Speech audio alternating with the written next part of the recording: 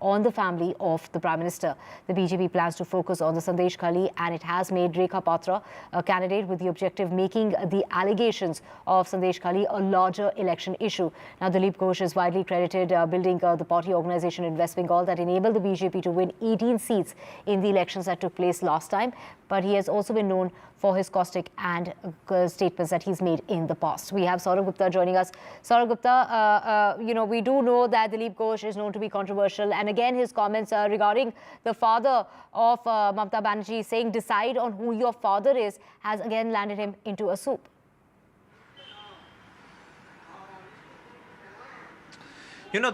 Of course, Dilip Ghosh is known for his caustic and, controversial comments. He's made several comments in the past that have also been seen as controversial.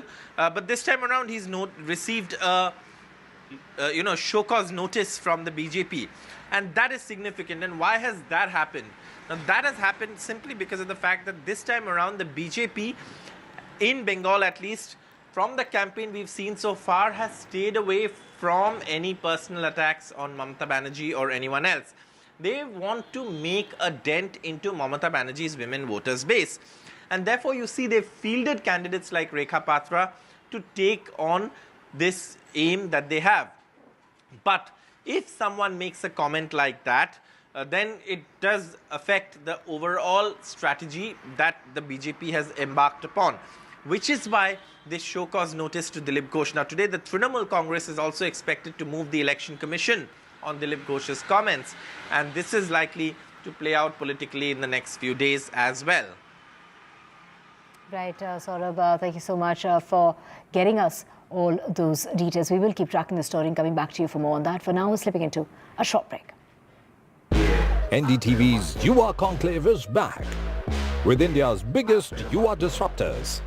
Politics, culture, comedy, music, future. Yuva, Youth for Change. 28th March, 12:30 p.m. onwards, only on NDTV Network.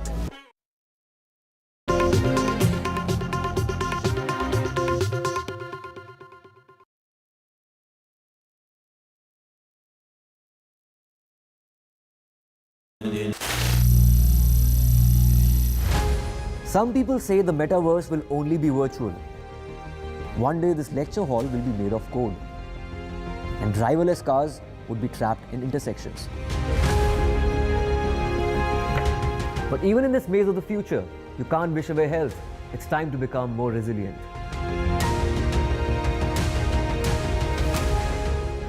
10 years of Banega Swasth India, we have grown and achieved so many milestones.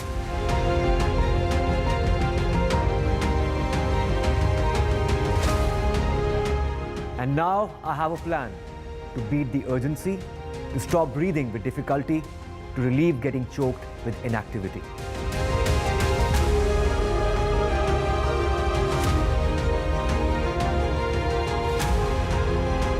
Energize our government, our environment, our society, and ourselves. Everyone, everywhere, every day.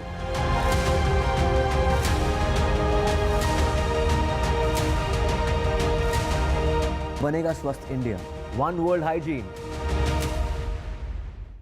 Chief Justice D.Y. Chandrachud, NDTV, big exclusive. We provide justice to common citizens, and there is no case which is too small even for the highest court of the nation. CGI का काम करने का अलग अंदाज. Sometimes I get emails even in the middle of the night, and I'm always available to answer those emails. 25 crore final judgments and orders. This data is available online. As on 29th February 2024, 3.09 crore cases have been heard on video conferencing mode. Chief Justice Chandrachud से जुड़ी अनसुनी बातें. 3:30 बजे सुबह मेरा दिन शुरू हो जाता है. My best friend, who is my wife, Kalpana, both of us are vegans. खबरों में आपका भरोसा. NDTV.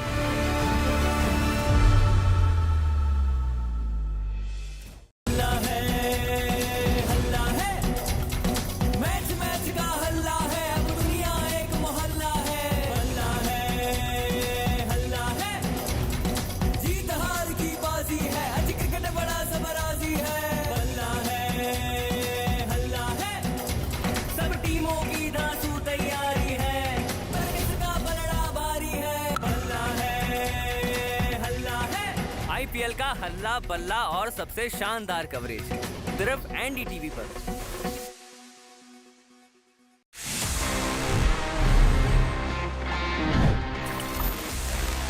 Friends, it's time now for my favorite section about this episode because हम हमेशा जब Q&A की बात करते हैं so ask TG is the thing जो मुझे बहुत पसंद आती है because I get to answer all your questions. So let's see इस हफ्ते हमारे पास में क्या-क्या questions हैं.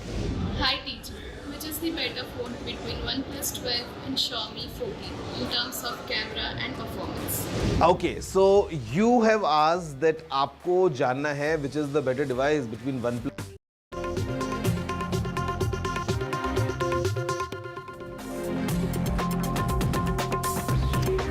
Kejriwal's bail plea to come up in the High Court today at 10:30 this morning, challenging the arrest of the Chief Minister, and the Aam Aadmi Party's legal wing will protest in Delhi's district courts. To remember, yesterday they were stopped in their tracks from carrying on their protest, and the United States has stepped into the row saying encourage a fair and transparent and legal process that needs to be timely.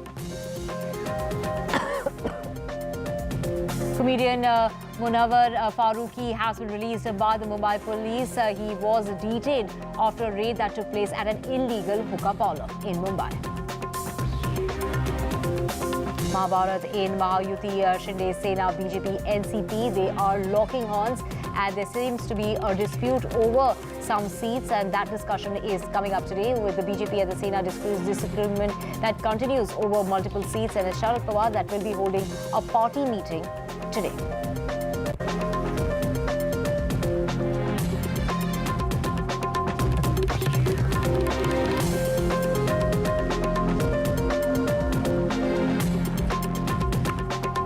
The Mahagathbandhan tug of war that continues as far as the state of Bihar is concerned. There is a discord on 5 seats, and that will be resolved. A meeting taking place in the national capital amongst the leaders.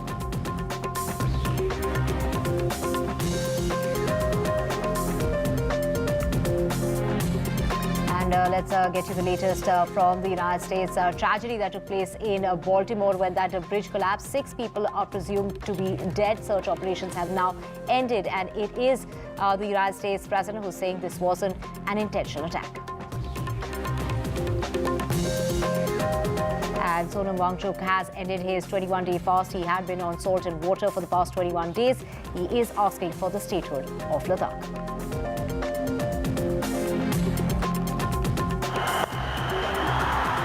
And here, Chennai beat Gujarat by 63 runs in that IPL match. And it was Rachin Ravindra as well as Shivam Dubey who were the star performers for Chennai Super Kings.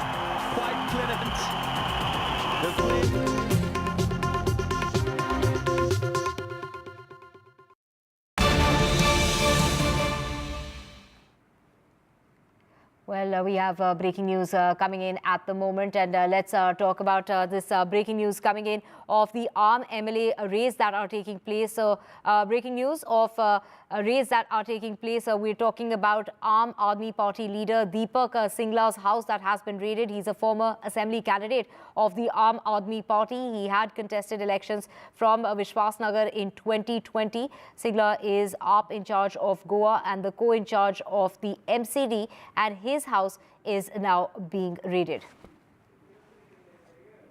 We have Aishwarya joining us to get us more on this. Aishwarya, what is this in connection with when we talk about Deepak Singla's house that is being raided? Is it in connection with the Delhi liquor scam? Well, details are yet to be revealed as far as what's the connection likely between Deepak Singla and the raids. But what we know is that Deepak Singla is up in charge of Goa and co-in charge of the MCD as well. Remember the entire money trail that Enforcement Directorate earlier had presented in front of the judge, which relates to the money and kickbacks received by the leadership of Aam Aadmi Party, which was routed ultimately to Goa, approximately around 45 crore rupees. And at that point of time, Deepak Singla was Aam Aadmi Party in charge for the Goa elections as well. But Enforcement Directorate currently is raiding Aam Aadmi Party leader Deepak Singla's house, who is a former candidate, assembly candidate of Aam Aadmi Party as well. Remember, he had contested from Vishwas Nagar in 2020 as well. So he had connections with the top leaders and of the Aam Aadmi Party. Certainly, it remains to be seen that what is this connection all about, because enforcement directorate has not yet been revealed. But in ED, members are at the residence of Deepak Singla currently raiding, and all the mobile phones had been completely seized as of now of Deepak Singla and his family members. Right. What needs to be seen is why is he being raided? Is this in connection with the Delhi liquor scam, or is this an altogether different case? We will keep tracking the story and coming back to you for more on that. Thank you, Aishwarya. Moving on to Telangana now, and it's Kishan Reddy who has demanded a judicial probe into the phone tapping case, which is under investigation. Kishan Reddy has said that the phones of the BJP leaders, their sympathizers, besides the party office staff, were tapped during the PRS rule. KCR is solely responsible. He is holding KCR responsible as far as the cabinet colleagues are concerned.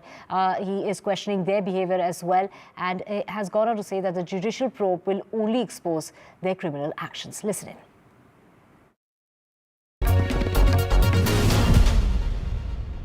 Election से अगर हमारा हम bank से पैसे उठाए, वो पैसे के लिए भी फ़ोन टैपिंग करके ऑफिशियल मनी को भी ये लोग फ़ोन टैपिंग करके, जैसा इंटरनेशनल टेररिस्ट को अरेस्ट करते ऐसा फ़ोन पूरा गाड़ी को रोककर ग्लास तोड़कर पैसे उठा के ले गए लोग। इतना जोर ज़बरदस्ती इस फ़ोन टैपिंग में तेलंगाना में हुआ है, इसलिए मैं ये स्मॉल इशू नहीं है, बहुत बड़ा इशू है।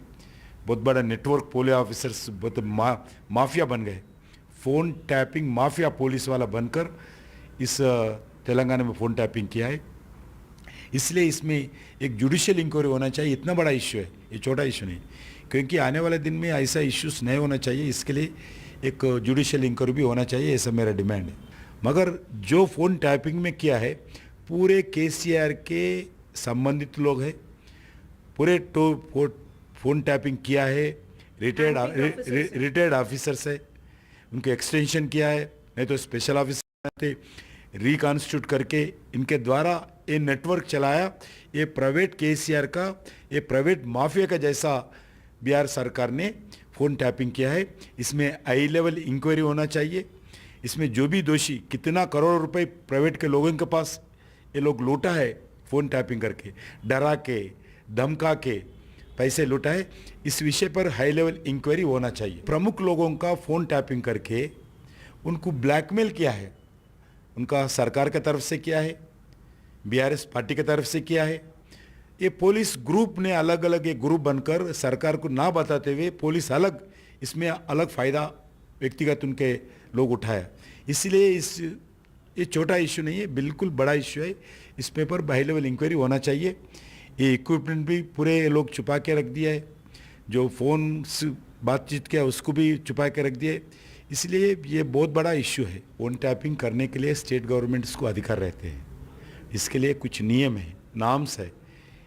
ओनली टेररिस्ट विषयों पर, नेशनल सिक्योरिटी के विषय पर, एंटी नेशनल के विषय पर ये फ़ोन टैपिंग कर सकते हैं। जो मन माने, उनके मन माने, जो चाहिए उनको फ़ोन टैपिंग करना, उनको ब्लैकमेल करना, उनसे पैसे वसूल करना, ये अलग अलग प्रांतों में एक माफिया रहते थे। ऐसा पुलिस खुद माफिया बनकर तेलंगाना में एक माहौल पैदा किया है।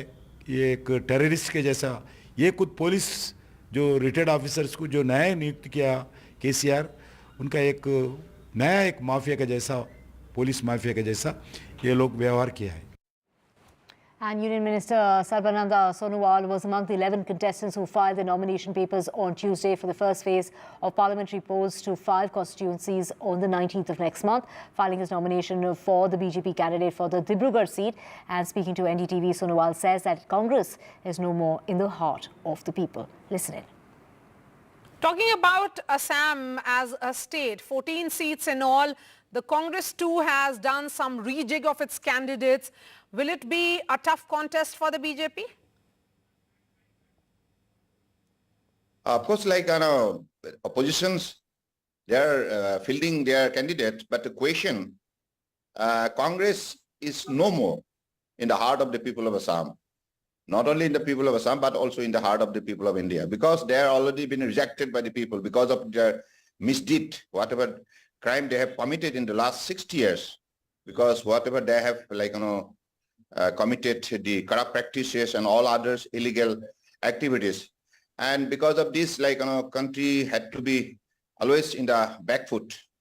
But now, whatever exemplary transformation brought by Honorable Prime Minister Narendra Modi just in the small span of time, that is 10 years. So that's proved the quality of government, quality of governance, quality of the policy program implementation, so quality of living in the country. So that's why this is the transformation Honorable Prime Minister has brought.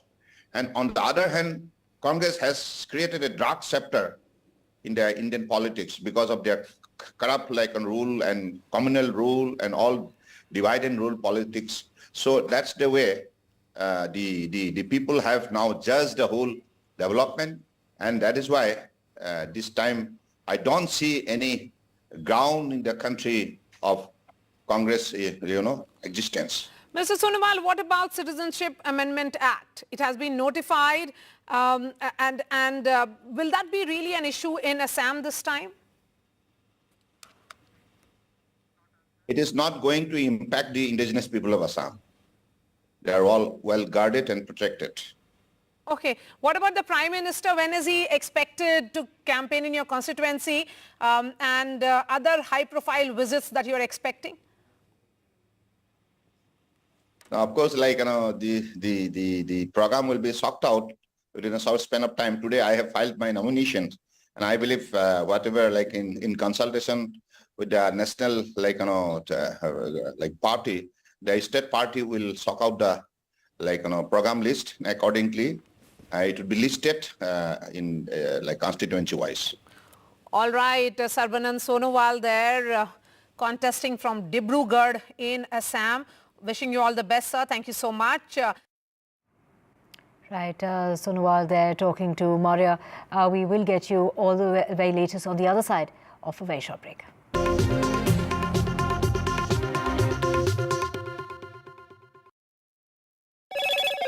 Hello, Moto.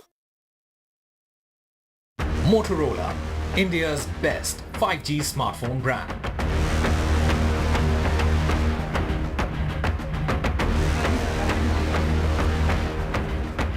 The bail plea to be heard in Delhi's High Court today at 10:30, and the Aam Aadmi Party's legal wing to protest in Delhi's district courts, with the United States stepping up into that row, saying that they need to encourage a fair, transparent and legal process that needs to be timely.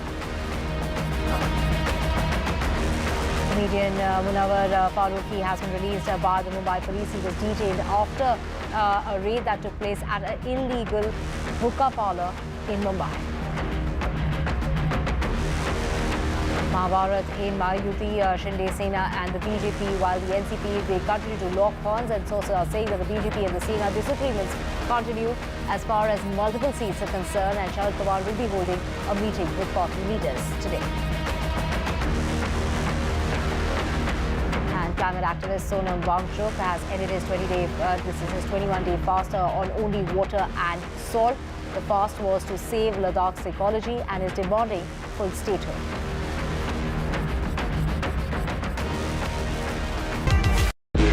I bet on myself. Yeah, I bet on myself. Yeah, I bet on myself. Yeah, I bet on myself. Yeah, I bet on myself.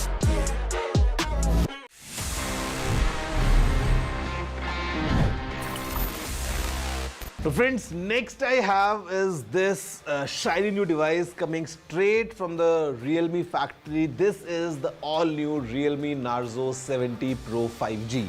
और मैं shiny क्यों बोल रहा हूँ? Because see, of course it's shiny, मतलब the way it looks, even the frame is very shiny. At the same time, this phone really shines bright जब हम इसके features को देखते हैं. Because यहाँ पे काफी interesting चीज़ें Realme has packed. What we have is a Sony IMX 890 sensor के साथ आने वाला 50 megapixels wala primary camera that has OIS. At the same time, inside the phone is really packed with features. In fact, हम यहाँ पे अभी इस phone में gestures से इसको कंट्रोल कर सकते हैं because this has got something that Realme calls air gestures. So अगर आप देखो इसको and have a closer look about how this Realme Narzo 70 Pro really is, I would say a very interesting mid-range smartphone coming straight from Realme.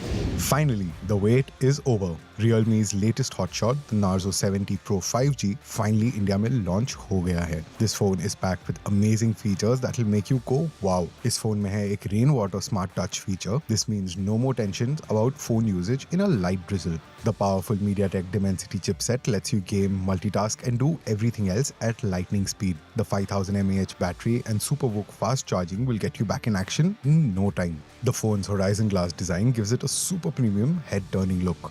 Realme has kept it affordable. Narzo 70 Pro 5G starts at just Rs 18,999. You can grab it in stylish glass green and glass gold colors from March 22nd on Amazon and the Realme website. With its awesome display, camera and overall performance, the Realme Narzo 70 Pro 5G is a total paisa vasool deal. If you're looking for a smartphone that's powerful, stylish and affordable, this is it.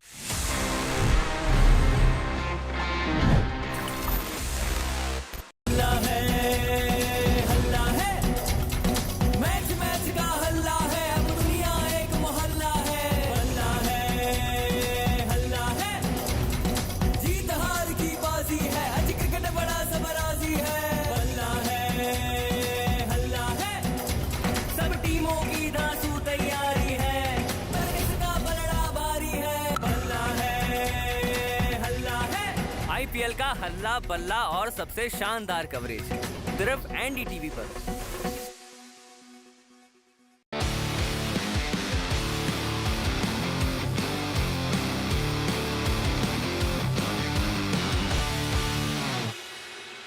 Welcome to NDTV Auto. I'm here in Jaipur for Volkswagen brand conference and they have made a slew of announcements here. Let's talk more about them with Mr. Ashish Gupta, brand director, Volkswagen India. You know, you have again changed the lineup of Taygun. What was the purpose behind it, and will that make things simpler for people? No, I think, the endeavor has been, and if I take you back 2 years when we introduced the Taygun, we introduced it on 2 lines.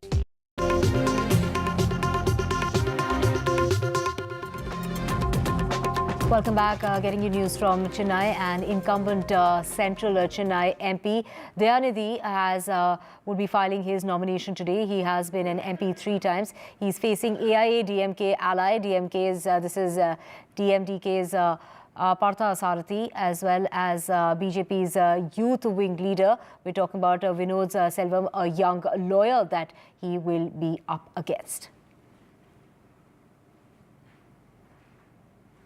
We have my colleague Sam joining us. Sam, the cousin of Tamil Nadu's Chief Minister, 57-year-old Dayanidhi, had won from Chennai Central constituency in 2004, 2009 and in 2019, and now is seeking a 4th term. That's right, Divya. He's trying for a 4th term from the Chennai Central constituency, which was earlier represented by his father, late Murasali Maran. And this time, the ruling DMK has managed to retain its 2019 alliance, which swept the poll. It's hoping to repeat that kind of a performance this time. The DMK has largely taken up the issue of what it calls the BJP's onslaught against federalism and financial discrimination against southern states. That's the key focus by the DMK, and they hope it will work this time. On the other hand, you have AIADMK ally DMDK's Partha Sarathi, again fighting from Central Chennai constituency. He is a former MLA, and the AIADMK looks at this particular election as a referendum on the ruling DMK's government in the state over the last few years. This is the first election for the AIADMK after it parted ways with the BJP, and the first election under the singular leadership of Edappadi Palliswamy. For DMDK, which in a sense went on a dormant mode for quite some time, the death of its founder, actor Vijay Gandhi, and the kind of revival they saw among the cadre, they look at this as a kind of an opportunity for them to revive their party, and they hope they'll be able to make a splash and win some seats this time. From the BJP, they have fielded their firebrand youth wing leader Vinoj P. Selvam, who unsuccessfully contested in the assembly elections earlier. And the BJP does not have any major allies except the PMK, which has some strong presence in the northern part of Tamil Nadu. And they are taking on the ruling DMK on the issue of corruption and family politics. And they hope that the Prime Minister's frequent visits to Tamil Nadu and the impact by their state leader Annamalai through his Padayatra over the last 7 months could actually help them to win these seats. So it's technically a four-cornered contest, but the key fight could be between the DMK's Dayanidhi Maran and the DMDK's Parthasarathi Divya. Right, Sam, thank you so much for getting us all those details. Moving on now to the tragic news coming in from the United States regarding the collapse that took place in Baltimore. Now, the Coast Guard has ended the search and rescue operations for the 6 people who were on the Francis Scott Key Bridge in Baltimore when it collapsed. The governor there has said that it was a heartbreaking conclusion after the Coast Guard ended the operations there for the 6 people who were on the bridge when it collapsed. The collapse occurred after a massive container ship lost power early on Tuesday and crashed into the bridge, sending people and vehicles into the river. Maryland's governor said ahead of the collision it was the Mayday call that helped save lives. And so this evening at about 7:30, we are going to suspend the active search and rescue efforts. Coast Guard's not going away. None of our partners are going away, but we're just going to transition to a different phase. And U.S. President Joe Biden has said that this wasn't an intentional attack, ruling out the act of terror. Everything so far indicates that this was a terrible accident. At this time, we have no other indication, no other reason to believe there's any intentional act here. Personnel on board the ship were able to alert the Maryland Department of Transportation that they had lost control of their vessel, as you all know and reported.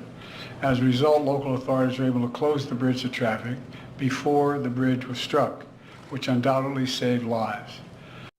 Now, the Indian Embassy in the United States has put out a tweet saying that our heartfelt condolence to all affected by the unfortunate accident at the Francis Scott Key Bridge in Baltimore. For any Indian citizens that may be affected or require assistance, the Embassy of India has created a dedicated hotline. Please reach us on +1 202 717 1996 is the message that the Indian Embassy in the United States has put out on X.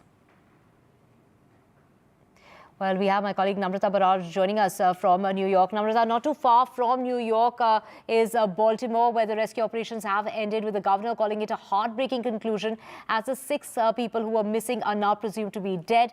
Were they all construction workers? Is going to be the story of the heroes, those 6 people who actually managed to save hundreds of lives by responding to Delhi's call for Mayday and then stopping the traffic from coming into this heavily commuted bridge. Obviously, the timing of this at 1:30 a.m. Was actually a little bit of a silver lining, because this was not peak hours. They're usually this bridge, which is 1.1 miles long, stretches about an 11-mile blue-collar worker heartline of Baltimore and connects the entire Northeast corridor. So repercussions would have been humongous, to say the least. But these 6 people being honored as heroes here in the United States, really giving up their lives, that fall from 185 feet into 8 degrees Celsius waters, and then hours and hours of the search and rescue effort, which resulted in sad news. But let me also touch base, Divya, on information that NDTV has gathered. We have managed to speak to the owners of this vessel, owned by the Grace Ocean Company. We managed to speak to their spokespersons, and they have confirmed an important bit of information. Now, we have extensively reported that all 22 crew members who are Indian are safe. They are safe and sound. They've been talking to the U.S. Coastal Guard right now, and that questioning about how that mechanical failure of such proportions has taken place. But the 2 pilots who were navigating this ship were indeed Americans. They are specialist experts, in fact, the best of the mariners whose job is to steer and navigate these complex, humongous vessels in and out of the port. So these were the two pilots who were in control. I have also spoken to the Grace Ocean Company, which assures that all protocol was followed, all standard procedures were followed. These pilots were under complete control till the mechanical issue of a complete blackout occurred in the Dali vessel. So just confirming, NDTV confirms 22 crew members, all Indian, safe and sound. 2 pilots who are from the Baltimore port, also safe and sound. However, they were in control when this accident occurred. And I've driven on this bridge, in fact, as recently as last few weeks. I can tell you the extent of damage that can take place because it sets off a chain of complex insurance and reinsurance complaints. We talked about supply chain logistics problems, as this is one of the largest ports on the Northeast American coast. This will trigger off a complex web of claims and counterclaims from workers' insurance to ship vessels to obviously delays that we are witnessing immediately here in the United States. Right. We also have Emily Opillo of Baltimore Sun joining us to get us more on this. Emily, 6 people are unfortunately presumed to be dead, but 2 people were rescued. Get us their health update. Most Baltimoreans woke up this morning to the news that the Francis Scott Key Bridge, which is a major artery here in Baltimore since the 1970s, had collapsed around 1:30 this morning. The bridge was struck by a massive container ship. The impact was very loud. It could be heard from the shores on either side of the Patapsco River, which is the waterway that feeds Baltimore's harbor. And the first crews on the scene pulled 2 people from the harbor, one who walked away without injury and refused any kind of medical treatment, and another who was taken to an area hospital with very serious injuries, were how they were described. And then throughout the day, Tuesday, rescue crews searched the waters around the collapse site in search of about 6 more people who they believed to be missing. Those people are believed to be employees of a construction company that was working on the span when it collapsed. They were doing concrete work.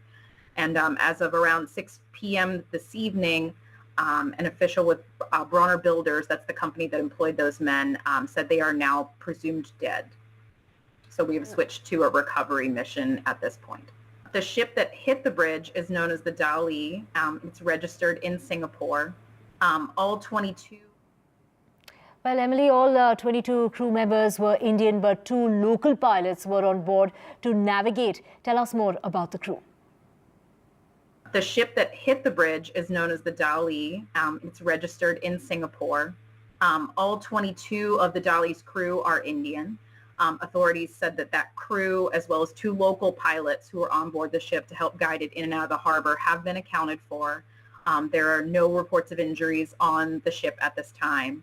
And we interviewed some local residents today who spent the weekend with some of those crew members, actually, while they were docked in Baltimore. A local church ministry meets with crew members on a lot of these large ships and helps them get around town. And they took the members shopping to Walmart. And they were stocking up, is what those officials said, for a long trip that the crew had ahead. The ship is headed to Sri Lanka next, or was to be headed to Sri Lanka, which is a 28-day voyage from Baltimore.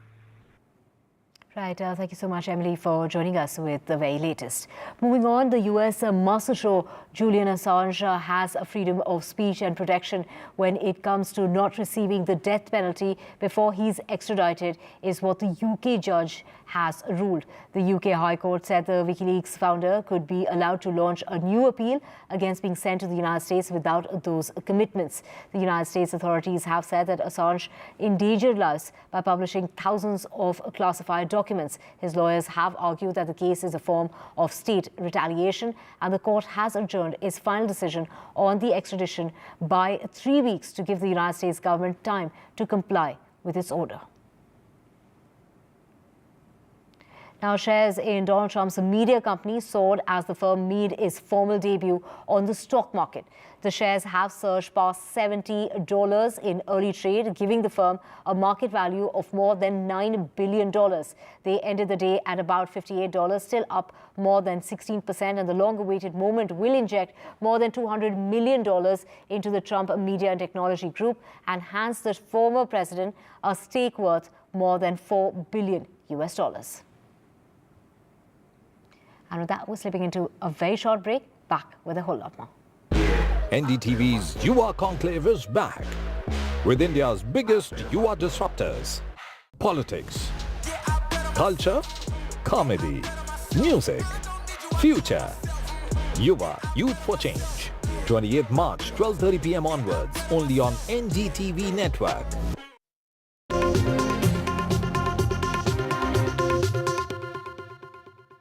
This show isn't just about news from the southern states. It's one that looks at the rest of India and the world from a diverse South India point of view, because NDTV has always taken the southern view seriously. The Southern View with Veera Raghav, only on NDTV 24/7.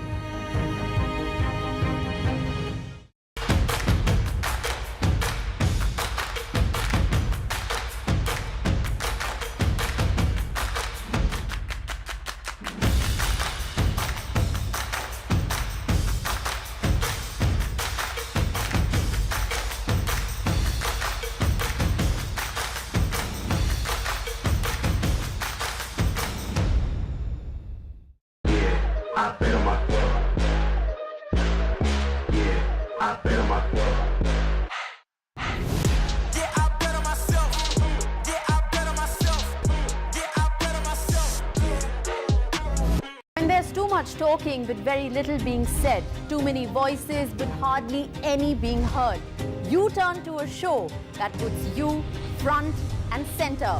A show that headlines the stories of the people, by the people, for the people.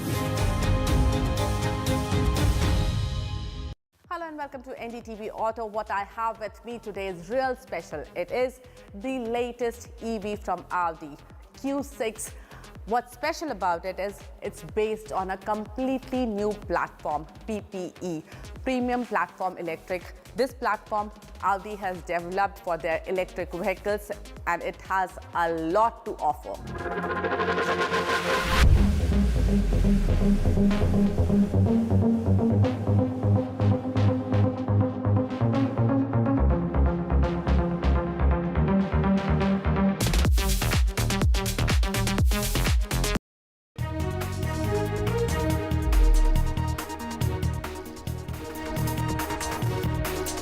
Arvind Kejriwal's bail plea to be heard in Delhi's High Court today at about 10:30, half an hour from now, is when Arvind Kejriwal's bail plea will be coming up, and the Aam Aadmi Party's legal wing to protest in Delhi's district courts, and the United States stepping into the row, saying encourage for a fair, transparent and a legal process that's timely.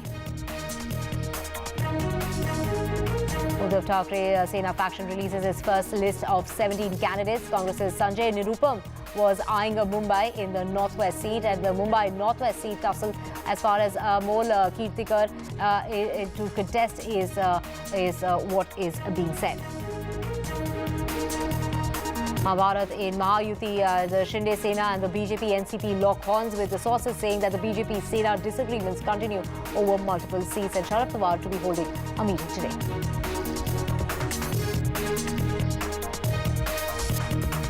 And tug of war as far as Bihar is concerned over that Mahagathbandhan.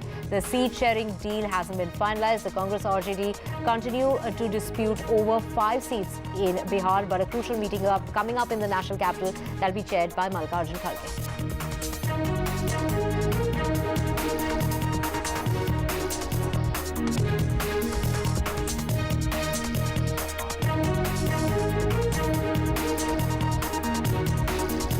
Six presumed dead after that bridge collapse in Baltimore. Search operations have been suspended with the ship that was guided by local pilots when it crashed with 22 crew members on ship who were Indian.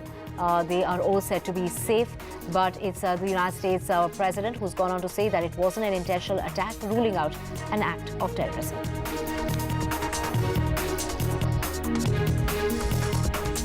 Climate activist Sonam Wangchuk has ended his 21-day fast on only water and salt, fasting in order to save the ecology of Ladakh and also demanding full statehood.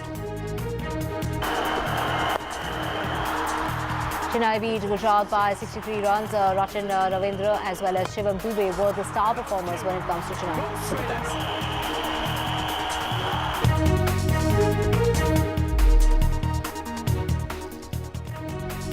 A very good morning. You're watching NDTV 24x7. I'm Divya Vadva. We get you the latest from Delhi, and it is Arvind Kejriwal's plea that's going to be coming up in the High Court, the Delhi High Court, at about 10:30 this morning. So in half an hour's time is when Arvind Kejriwal will be challenging his arrest by the Enforcement Directorate in Delhi's High Court in that money laundering case linked to the alleged excise policy scam. The scam pertains to the alleged corruption and money laundering in formulating and executing the Delhi's government's excise policy for 21-22 that was later scrapped, and with the Aam Aadmi Party leaders, do remember, Manish Sisodia and Sanjay Singh are in judicial custody even now.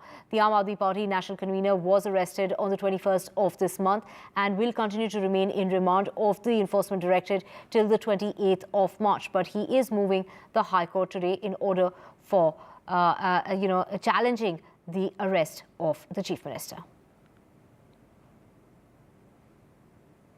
Aishwarya joining us to get us more on this. Aishwarya, in half an hour's time, we can expect the High Court to be taking up that bail plea of Arvind Kejriwal. Last week he had also tried to get, the court to listen to his plea, but they were shut on account of the festival of Holi.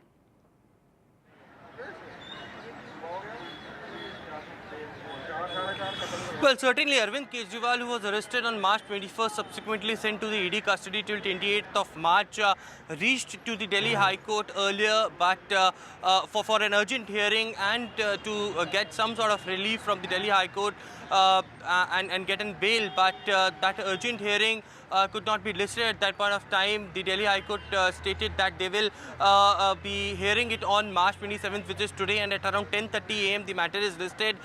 It would be Arvind Kejriwal who had been seeking a bail from the Enforcement Directorate, calling this arrest as illegal and unconstitutional. Clearly, it is Delhi High Court which will be pronouncing the order and will be hearing both the sides. As far as the Aam Aadmi Party is concerned, Aam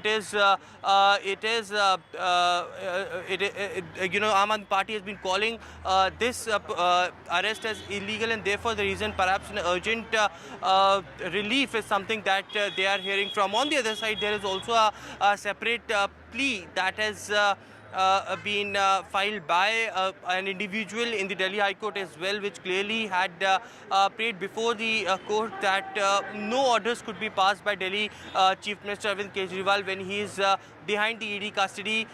It is Arvind Kejriwal who has passed two subsequent orders, one related to the Jewel Board, one related to the Health Department, and the Aam Aadmi Party is adamant that Delhi Chief Minister will continue to be the Chief Minister and will not resign from his post, whether he is behind the bars or whether he is outside. But today, when at around 10:30 a.m. Delhi High Court will be hearing this matter, it remains to be seen that whether Arvind Kejriwal will get some sort of relief, or what we have been told by our sources in the ED that tomorrow as well, when Arvind Kejriwal will be appearing before the Sessions Court, ED will be seeking further custody of Arvind Kejriwal. Whether that happens tomorrow or whether today he will get some sort of relief is something that remains to be seen. Aishwarya, this also comes, at a time where the United States has taken stock of the situation in terms of, asking for, a timely, probe into the matter as far as the legal process is concerned, asking it for it to be fair, transparent, and timely.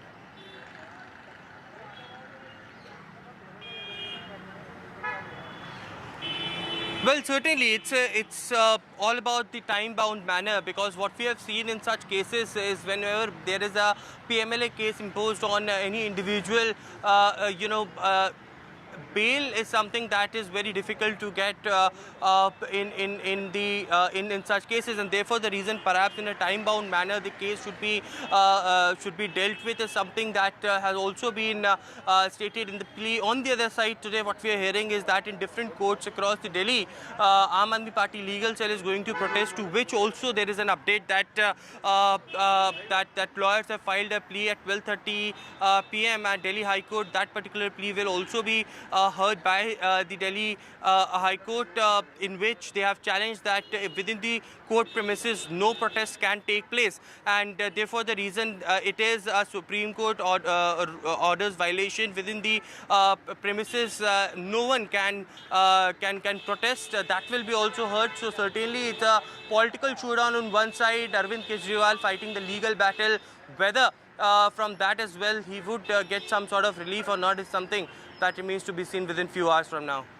The Aam Aadmi Party legal wing to protest in Delhi's district courts is what is being said, of course, with no permission given. And do remember that yesterday's protest was also stopped in its tracks, with the Aam Aadmi Party leaders wanting to carry on a march towards the Prime Minister's residence. They were whisked away and taken away in buses while the BJP continued its protest. Now, staying with news from the Aam Aadmi Party and, of course, also the Enforcement Directorate. The Enforcement Directorate now has raided Aam Aadmi Party leader's house, and we're talking about Deepak Singla's house that was raided. He is a former assembly candidate of the Aam Aadmi Party who had contested elections from the Vishwasnagar area in 2020. Singla is Aam Aadmi Party in charge of Goa and also the co-in charge of the MCD, and his house has been raided.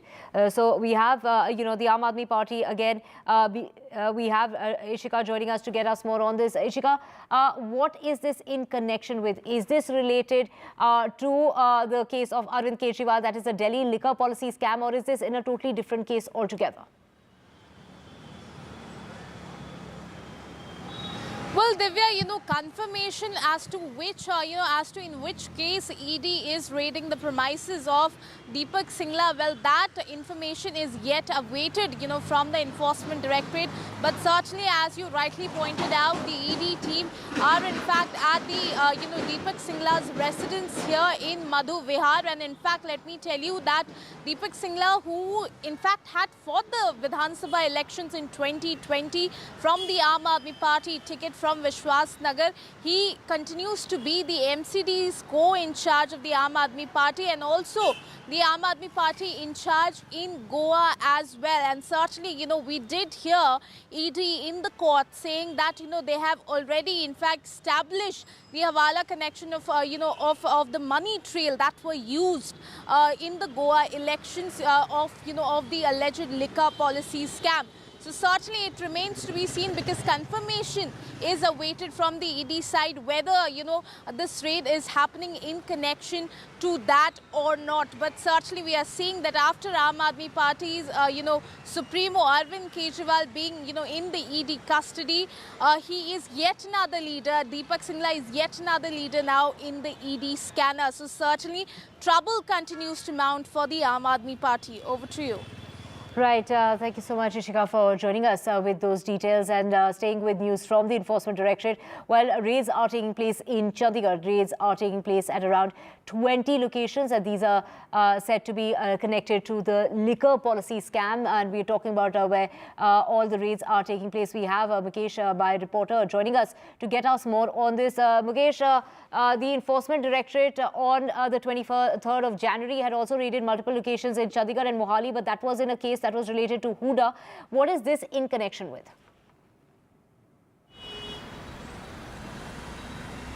टीमें हैं वो चंडीगढ़ और पंजाब में करीब 20 location पर red कर रही हैं। जो पंजाब के एक्साइज कमिश्नर हैं उनके घर पर, उनके जो दफ्तर है वहाँ पर भी रेड जारी है। करीब 24 ऐसे लोग हैं जिनके ठिकानों पर ईडी की रेड चल रही है, और अब तक की जानकारी के मुताबिक ये जो रेड है इसका कनेक्शन जो दिल्ली सरकार की जो शराब पॉलिसी है, लिकर पॉलिसी है, उसको लेकर ये रेड हो सकती है, क्योंकि जो पंजाब के एक्साइज कमिश्नर हैं उनके घर पर भी रेड की जा रही है। तो ईडी की पंजाब और चंडीगढ़ में ये बहुत बड़ी कार्रवाई है, जिसमें करीब 20 से ज़्यादा लोकेशन पर ईडी की टीमें आज सुबह से छापेमारी कर रही हैं। हालांकि अब तक ये कंफर्म नहीं है कि ये रेड किस केस को लेकर है, लेकिन जो ईडी सोर्सेज के हवाले से जानकारी मिली है कि ये रेड जो है ये दिल्ली सरकार की लिकर पॉलिसी को लेकर हो सकती है, क्योंकि जो पॉलिसी बनी थी उसमें पंजाब के कई बड़े शराब कारोबारी थे जो कि लिकर पॉलिसी को बनवाने में शामिल थे और वो दिल्ली में शराब के धंधे में शामिल थे। तो अब तक की जानकारी के मुताबिक इस रेड का कनेक्शन जो है दिल्ली सरकार की लिकर पॉलिसी से हो सकता है। पंजाब में कई बड़े शराब कारोबारियों और जो बिचौलिए हैं और जो एक्साइज कमिश्नर है पंजाब के, उनके ठिकानों पर ये रेड चल रही है और अब तक रेड में क्या कुछ मिला है ये साफ नहीं है। लेकिन आज सुबह से ईडी की 20 से ज़्यादा टीमें अलग अलग जगहों पर, जिसमें चंडीगढ़ है, पंजाब है, वहाँ पर अलग अलग ठिकानों पर रेड कर रही हैं और कुछ देर में इसके डिटेल और शायद ईडी शेयर कर पाएगी। लेकिन फिलहाल ये छापेमारी जारी है और कहा जा रहा है कि दिल्ली सरकार की लिकर पॉलिसी को लेकर ये छापेमारी पंजाब और चंडीगढ़ में 20 से ज़्यादा लोकेशन पर हो रही है। Right, thank you so much for joining us with those details. We will keep tracking that story and coming back to you for more on that.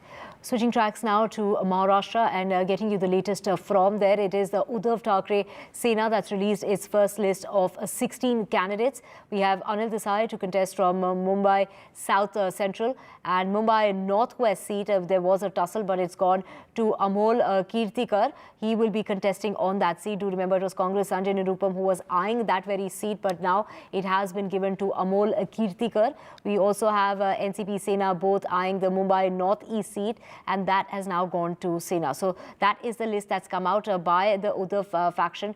So some sort of announcement coming about. Do remember that we have Radhika joining us to get us more on this. Radhika, take us through, that list of 16 candidates that has been named by the Uddhav faction. You know, after much deliberations, meetings and discussions, finally a list has been released by Uddhav Sena. Now, to take you through the list, of course, 17 names have been released because Sanjay Raut had given a list of 16 names, but in addition, he added one more name. So, 17 names released by UBT Sena at this point. First list by UBT Sena, which includes 17 names. We believe that there could be 3-4 more names that could be included because NCP is yet to release its first list of names. Congress has released 11 names so far. There could be more from the side of Congress as well. Now, to take you through the list, there are a few seats which were under dispute either between the Congress and Sena or between the NCP and Sena. Now, Sangli was under dispute between Congress and Sena. We know for a fact that just yesterday, Bala Saheb Thorat of the Congress met Sharad Pawar to come with some sort of consensus as far as Sangli is concerned, because Congress had been staking claims saying that it has been their stronghold along with the seats like Bhiwandi and a few seats in Mumbai as well. However, looks like Congress couldn't secure the seat. Now it has gone to Chandrahar Patil of Sena. Now, Mumbai Northwest was also under dispute between Congress and Sena, but now it has been taken by Amol Kirtikar. Amol Kirtikar, we know for a fact, just this morning we broke the story, he's been summoned by ED in connection with Khichdi scam. Now, he's also been fielded by Sena. Mumbai Northeast, in fact, was also under dispute between NCP and Sena. Now, that has also been taken by Sena's Sanjay Patil. So, 4 seats in Mumbai has been announced by Sena. Remember, there was a tug of war between Congress and Sena over several seats in Mumbai itself, but 4 of 6 seats going to Sena. Now, existing MPs have also been retained by UBT Sena, which includes Rajan Vichare from Thane, Arvind Sawant from South Bombay, Vinayak Raut from Sindhudurg, Nimbalkar from Dharashiv. So, these are existing MPs who've been once again retained by the party. Now to take you through the names within Mumbai, the 4 names that I've been talking about. Sanjay Patil from Mumbai Northeast, which was under dispute. Mumbai South, Arvind Sawant was under dispute for quite some time, but Uddhav Thackeray did, announce his name a few weeks back. It was quite predictable. Now Mumbai Northwest, Amol Kirtikar, as I mentioned, that was also under dispute between Congress and Sena. Mumbai South Central, Anil Desai. Now there are a few MPs, leaders, MPs who had lost in the last elections who were also been given ticket. Chandrakant Khaire had lost in Aurangabad but has been given ticket. Anand Gite from Raigad was defeated by Sunil Tatkare. In fact, he will once again be contesting against Sunil Tatkare. In fact, Tatkare's name was announced by Ajit Pawar of Mahayuti faction yesterday, and Shirdi ex-MP has also been given a ticket. So yes, all in all, some of the names are obviously expected But as far as the disputes within MVA is concerned, in many of these seats, Congress had been vying hard, but looks like most of it has gone to Sena. How the Congress reacts to it, that remains to be seen. In most likelihood, it may have been done after possible agreements among all the allies. But now, of course, the NCP list to be out, and the remaining list of the Congress is also awaited. Sena may release a few more names in the next few days. Right, stay with us, Radhika, as Nitin Gadkari has filed his nomination, and this is from the Nagpur seat. He was seen performing a puja before filing his nomination, and we also saw Devendra Fadnavis and Praful Patel there in the presence marking that occasion while, Nitin Gadkari was filing his nomination. Radhika, just, take us through the significance of that seat.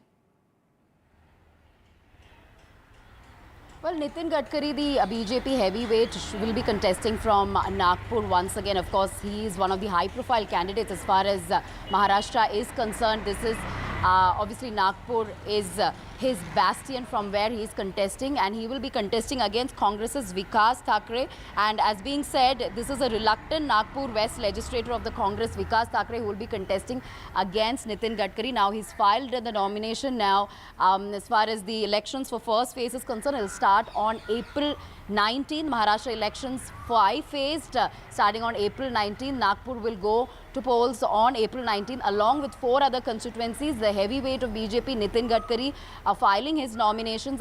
He was obviously accompanied by several other leaders of Mahayuti as well. In fact, just a few days back, in his speech, he had said that he will win by a record margin of 5 lakh votes. That is something he said. And also speaking about the development work he has done for Nagpur over the last few years. So, high-profile seat, of course, Nitin Gadkari filing his nomination from Nagpur.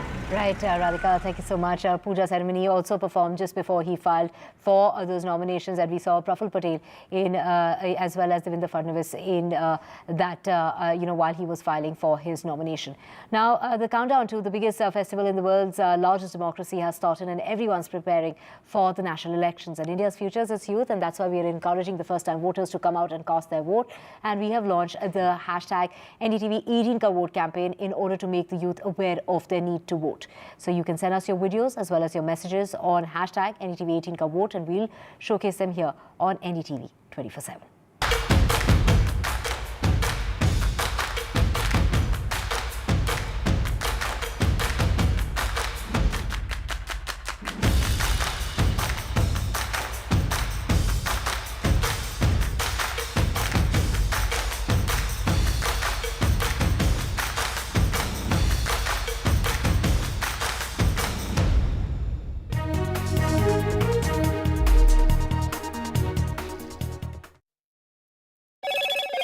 Hello, Moto. Motorola, India's best 5G smartphone brand.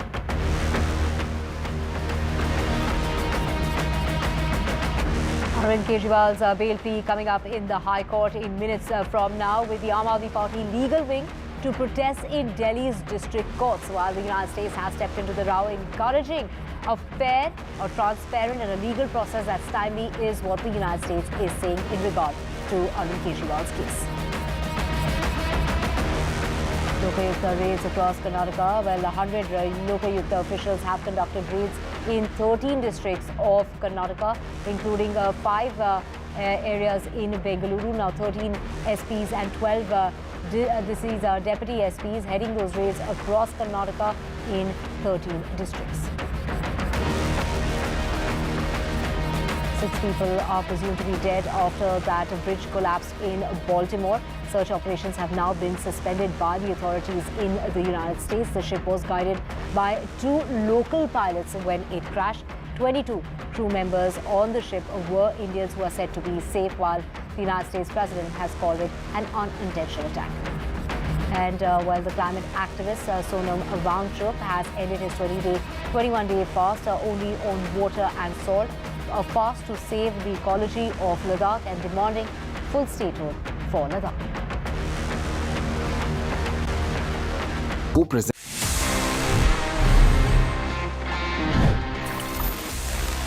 Tracking की बात से in fact याद आया, guys, did you know कि आप अब track कर सकते हैं about your contribution towards a healthier environment. Because अगर आप ऊबर यूज करते हैं तो आई एम श्योर आपको अभी पता होगा कि उसमें देयर इज एन ऑप्शन कि आप इलेक्ट्रिक व्हीकल्स को बुक कर सकते हैं if you prefer going sustainable. लेकिन अब यहाँ पे एक ऑप्शन आ गया है जहाँ पे आपको ऊबर दिखाता है कि आप क्या सेव कर रहे हैं कंपेयर टू अगर आप एक नॉर्मल व्हीकल में जाते हैं तो आप कितने कार्बन एमिशंस होने से रोक रहे हैं, और वो आपको दिखाता है in form of trees being planted.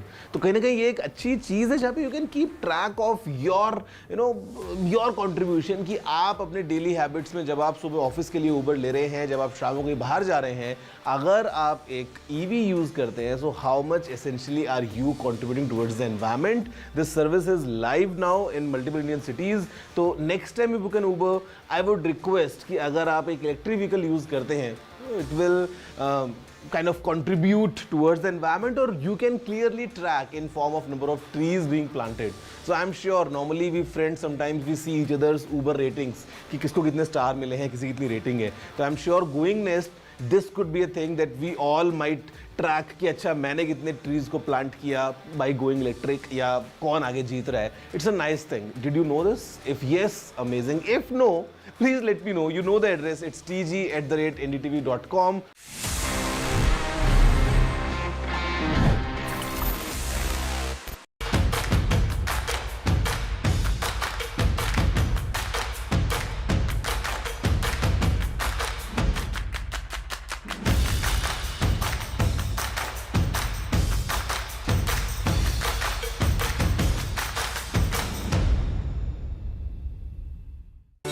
Stay informed and entertained with the new and updated NDTV News app.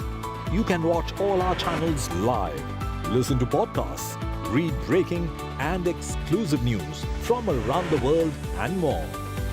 Download the NDTV app today and get access to the best journalism and storytelling on your smartphone or tablet. The NDTV app. News that matters to you.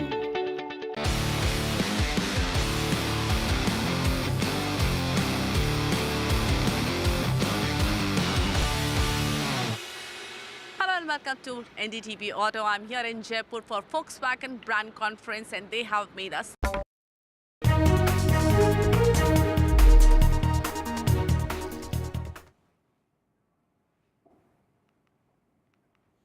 Let's get you the latest from Bihar, and a discord continues as far as the state is concerned over 5 seats. So a meeting is going to be taking place in Delhi today with Akhilesh Yadav coming to Delhi to meet with Mallikarjun Kharge as well as the Gandhi. So Sonia Gandhi and Rahul Gandhi are expected to be at that meeting that's going to be taking place. Let's go across to Manish. Manish, from what our sources are telling us is the RJD to contest on 26 seats with the Congress getting 9. Take us through those 5 seats which are being disputed. See, the 5 seats are going to the left party as of now. But of course, Congress wants one more seat of Purnia because they have got former MP Pappu Yadav in the party. Pappu Yadav has merged his party in the Congress party in the hope that he will get the ticket from Purnia.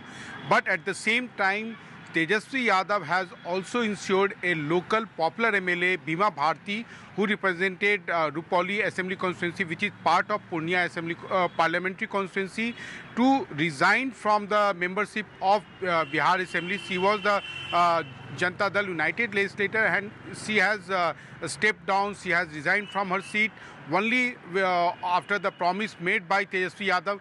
So the seat of Purnia is becoming quite tricky and prestigious for both Congress as well as RJD. But the leaders of both the parties are confident and hopeful that when they have concluded, they have no intention to contest going solo in this elections. So they will work out some kind of deal on Purnia seat also. Divya. We also know that Tejasvi Yadav will be meeting with Mallikarjun Kharge in Delhi today. Yes, of course. If the talks are these seat negotiations are concluded, So, of course, he is going to call on the Congress top brass, which includes the Congress President Mallikarjun Kharge. But as of now, to and fro, negotiation is going on, and it is not yet clear that when he will meet Mr. Kharge. But it's clear, it was made clear that the final announcement on seat sharing will be made in Patna. In a joint meeting, in a joint press conference by all the, allies of Mahagathbandhan in Bihar. Divya. Right, all eyes on that crucial meeting that's going to help, finalize that deal. We will keep coming back to you for more on that. Switching tracks now, and news coming in from Karnataka, and raids have taken place across 13 districts. We're talking about raids that are being conducted by 100 Lokayukta officials who are carrying out simultaneous raids at 60 locations in Karnataka in 13 districts. 5 locations are being raided in Bengaluru. The search is being headed by 13 superintendents of police and 12 deputy superintendents of police, and this comes on the heels of the Lokayukta police conducting search and operations against 10 government officials after registering disproportionate assets. And this was a case that was, these raids had taken place earlier this year. So now the Lokayukta 100 officials have conducted raids from early this morning, and it includes Bengaluru's BBMP chief engineer Ranganatha's house that is being raided as well. And with that, we're slipping into a short break. Back with a whole lot more. NDTV's Yuva Conclave is back with India's biggest Yuva disruptors. Politics, culture, comedy, music, future. Yuva, Youth for Change.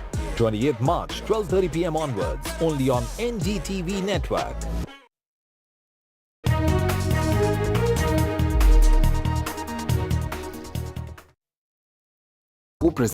A debate has many facets, perhaps no one right answer.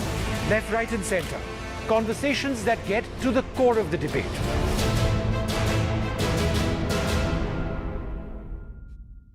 Hello and welcome to NDTV Auto. What I have with me today is real special. It is the latest EV from Audi, Q6. What's special about it is it's based on a completely new platform, PPE, Premium Platform Electric. This platform Audi has developed for their electric vehicles, and it has a lot to offer.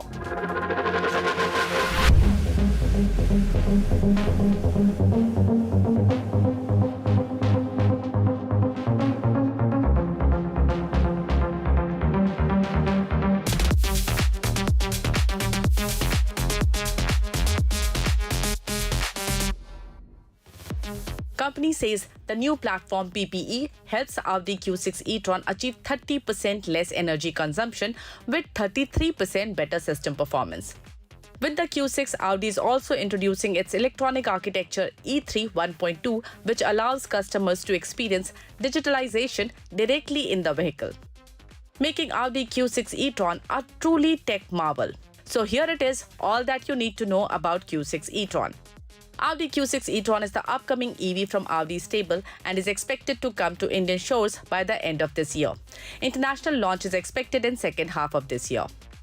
It is a 4.7-meter SUV which will occupy the space between Q4 and Q8 e-tron. It will come in two variants, Q6 e-tron Quattro and the more powerful SQ6 e-tron. What we have today with us is the S variant. What I want to show you, the first in the look of Audi Q6 are these DRLs. They are matrix LED DRLs with active signature. That means you can change the pattern that gets projected from these DRLs, and they also move while the car is on the move. That means you can actually have an active DRL.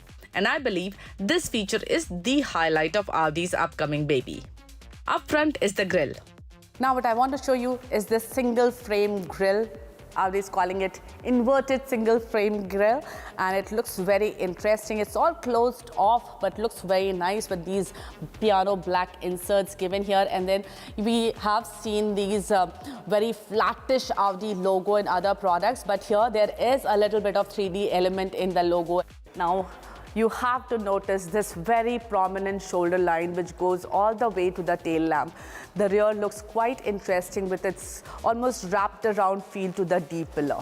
And the most interesting part of the rear are these OLED tail lamps. These are second generation digital LED tail lamps with 6 OLED panels. These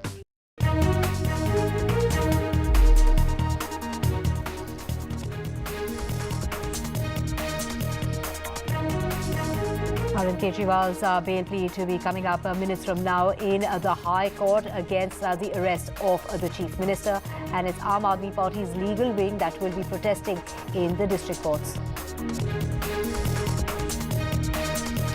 And it is Uddhav Thackeray's faction that has come up with its first list of 17 candidates. Congress's Sanjay Nirupam was eyeing the Mumbai Northwest seat.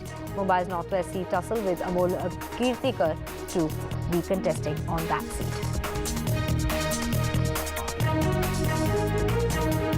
And when we talk about the Mahabharat in the Maha UP, it is Shinde BJP and the NCP locking horns, and the BJP Sena disagreements as far as multiple seats are concerned.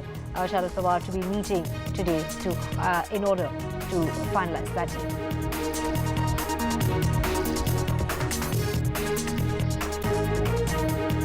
They are tug of war over seat sharing, and the Congress RJD discord over 5 seats continues. Tejasvi Yadav will be in Delhi meeting with Gandhis and Mallikarjun Kharge in order to take that final call.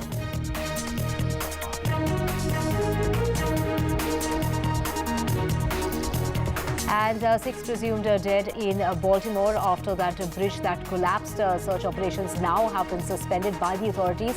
The ship was guided by local pilots when it crashed. 22 crew members on the ship were Indians, and they are said to be safe, while the United States President has said that this wasn't an intentional attack. Climate activist Sonam Wangchuk has ended his 21-day fast. He was only on water and salt. The fast was to save the ecology of Ladakh as well as demand for a full statehood.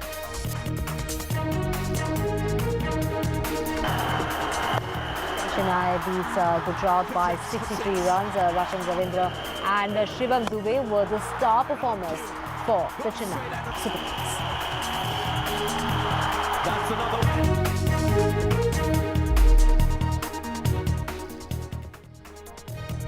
Let's get you our top story, and that's the Delhi High Court that will be taking up the petition by Delhi's Chief Minister Arvind Kejriwal challenging his arrest by the Enforcement Directorate in a money laundering case linked to the alleged Delhi liquor policy scam. We're talking about the case pertaining to alleged corruption and money laundering in formulating and executing the Delhi government's excise policy for 21-22 that was later scrapped. Do remember that Aam Aadmi Party leaders Manish Sisodia and Sanjay Singh are in judicial custody, and the convener of the party was arrested this month on the 21st and will be in the remand and the custody of the Enforcement Directorate till the 28th. But Arvind Kejriwal has moved the High Court in order to challenge the arrest of the Chief Minister.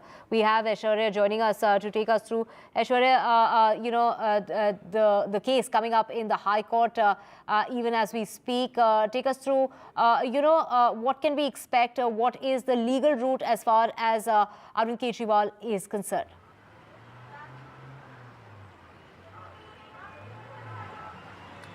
Well, Arvind Kejriwal, who was arrested on March 21st by the Enforcement Directorate, subsequently sent to the ED custody till March 28th. Arvind Kejriwal later reached to the Delhi High Court to seek urgent relief, and it was the Delhi High Court who stated that because of holy holidays, they will only hear the matter on March 27th, which is today.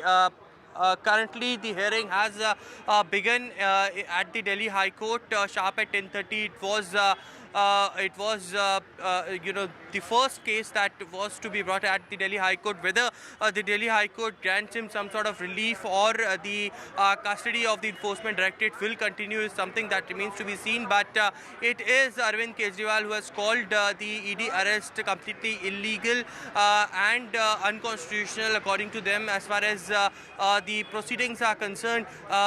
Remember, the entire case was already sub judice, and in between that, after the Delhi High Court rejected any sort of interim relief to Arvind Kejriwal. It was Enforcement Directorate team who reached at Arvind Kejriwal's residence with a search warrant and later arrested him, to which it was 7 days of ED custody that was granted of Arvind Kejriwal. Now, on the other side, it is a massive political showdown what we are witnessing currently between the Aam Aadmi Party and the BJP. Aam Aadmi Party on a daily basis protesting against this arrest, launching campaigns like Maybe Kejriwal. Today, in fact, in different courts across the Delhi, it is Aam Aadmi Party legal cell who had stated that they will protest against Aam Aadmi Party's Supremo Arvind Kejriwal's arrest by the ED, to which another plea has been filed in the Delhi High Court that it is a Supreme Court violation and no one within the premises of the courts can protest. Whether that will also take place in some time or from now or not, but certainly what we are witnessing outside the courts over here in Delhi and at the Delhi High Court as well, that heavy police deployment can be seen as far as the Delhi High Court is concerned, because the protest has been planned by the lawyers and Aam Aadmi Party legal cell inside the court premises, which the permission subsequently had not been given. But the hearing, all-important hearing of the bail plea that has been filed by Arvind Kejriwal has begun in the Delhi High Court, and it will be Arvind Kejriwal's counsels which will call it completely illegal arrest. Whether they will get some sort of relief from the Delhi High Court or not is something that remains to be seen. Right. Aishwarya, the Aam Aadmi Party legal wing is also going to be protesting in the district courts against the arrest of the Chief Minister. Well, certainly looking at that, as I mentioned, that heavy police deployment outside different courts in Delhi had been deployed, and the permission altogether has not been given by the bar associations, and separate plea has also been filed challenging that protest, that it is Supreme Court violations. Nobody can protest within the premises, but it is Aam Aadmi Party legal cell who had stated that they will protest today in the court premises, as legal battle of Arvind Kejriwal is already taking place, just not in the Delhi High Court but also in the Sessions Court and Supreme Court as well. Tomorrow, remember, Arvind Kejriwal's custody is ending and he will be produced before the Rouse Avenue Court. The highly placed sources in the Enforcement Directorate clearly telling us that Enforcement Directorate will seek further custody of Arvind Kejriwal, saying that more interrogation, more confrontation needs to be take place, and therefore the reason perhaps the arrests that have been made recently, those people needs to be confronted with Arvind Kejriwal, as well as the Enforcement Directorate had called Arvind Kejriwal as the kingmaker and kingpin and the main conspirator in the entire alleged Delhi liquor policy case. So today, when Delhi High Court will be hearing this plea, the bail plea of Arvind Kejriwal, whether that will be granted or not, it's something remains to be seen. But in a short while from now as well, Aam Aadmi Party legal cell all set to protest at the court premises in different courts across the national capital. Well, so Aishwarya, what we're hearing is that the Enforcement Directorate is asking for a time of 3 weeks in order to respond to this plea of Arvind Kejriwal.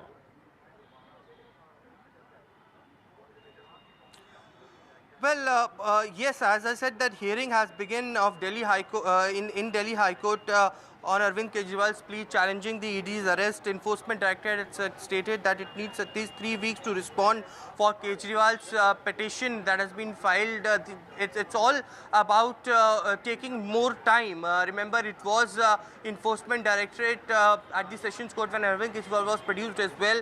It is the ED who stated that because there had been several evidences that has been that the Enforcement Directorate had taken into their custody, digital evidences, a lot of data has been dumped by the Enforcement Directorate, and senior Aam Aadmi Party leaders who had been earlier arrested in the same case, including K. Kavita of the BRS, who was also arrested.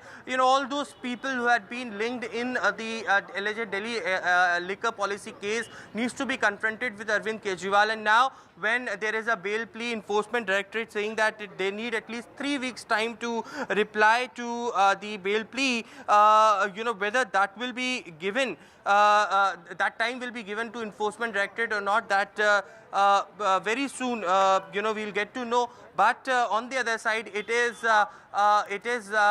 tomorrow when the custody of the enforcement directorate ends, and he will be produced before the Rouse Avenue court as well. Tomorrow, we've been told that enforcement directorate again and most likely will be seeking more time and more custody of Arvind Kejriwal, so that investigation can take place in a proper time-bound manner. Right. The United States government is also monitoring the reports of Arvind Kejriwal's arrest and is asking for a very fair and transparent legal process that needs to be timely.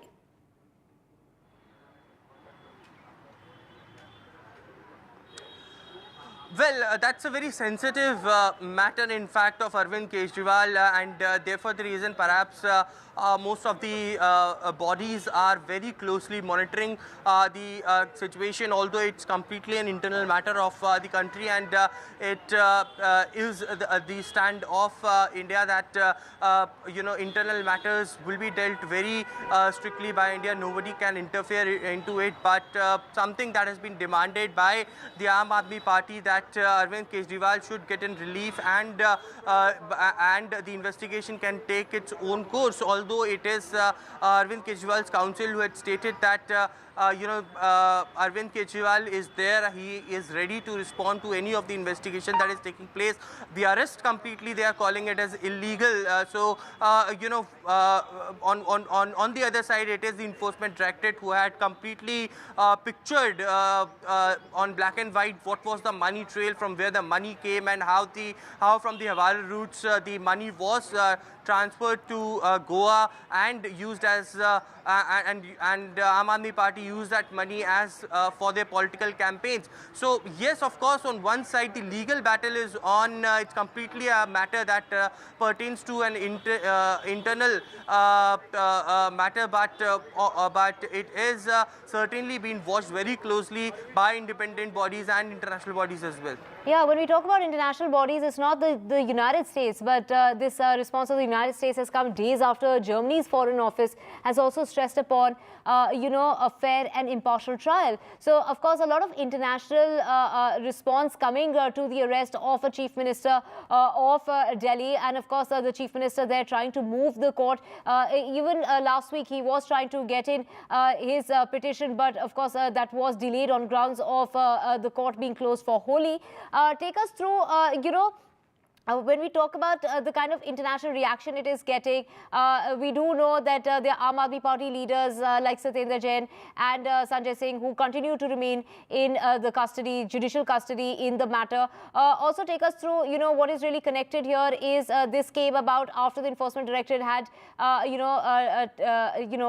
questioned K. Kavita and taken her into their custody. And close on the heels of that is when Arvind Kejriwal was also arrested.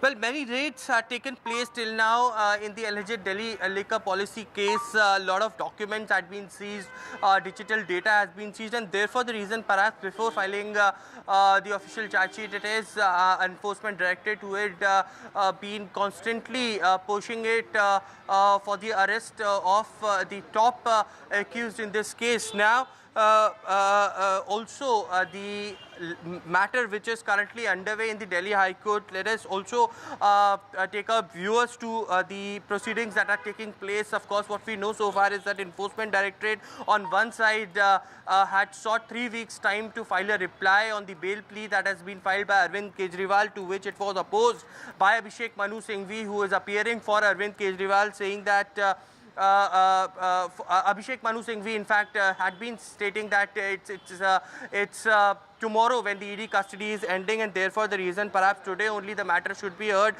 It is the court who stated that yes, we are looking to give appropriate time to the Enforcement Directorate to reply to this plea, and they had opposed this the matter has been passed over for so many days. Tomorrow, Enforcement Directorate will seek further custody into this case as well, and Delhi High Court should intervene at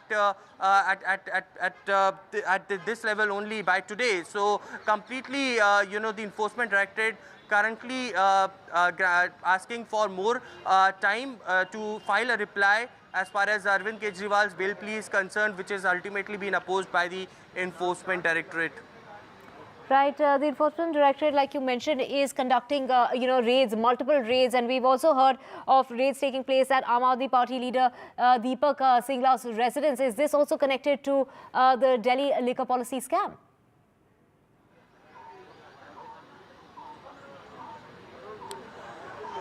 Well, the official statement has not come out from the Enforcement Directorate that what are these raids all about at Deepak Singhla's residence. But what we know so far is that, yes, of course, Deepak Singla was up in charge of Goa, and in the entire money trail which has come out, the money that has been passed through Havara channels to Goa and used for political campaigns of Aam Aadmi Party, that money had certain relations with Deepak Singla, and therefore the reason perhaps ED currently is reading at Deepak Singhla's residence.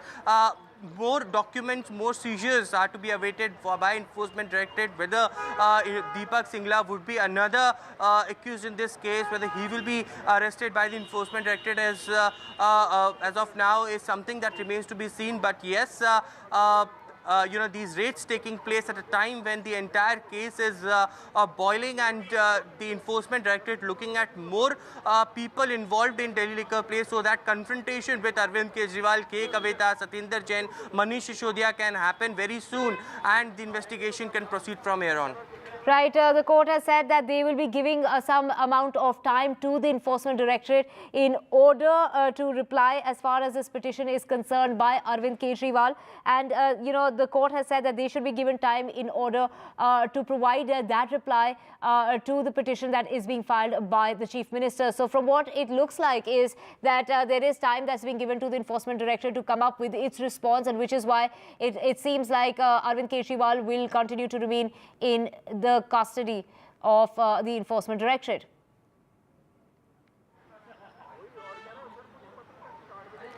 Right. We also, we mentioned about the raids that are taking place at various locations that we've heard in connection with the Aam Aadmi Party. And the latest is the leader of the Aam Aadmi Party, Deepak Singhla's house, that was raided this morning.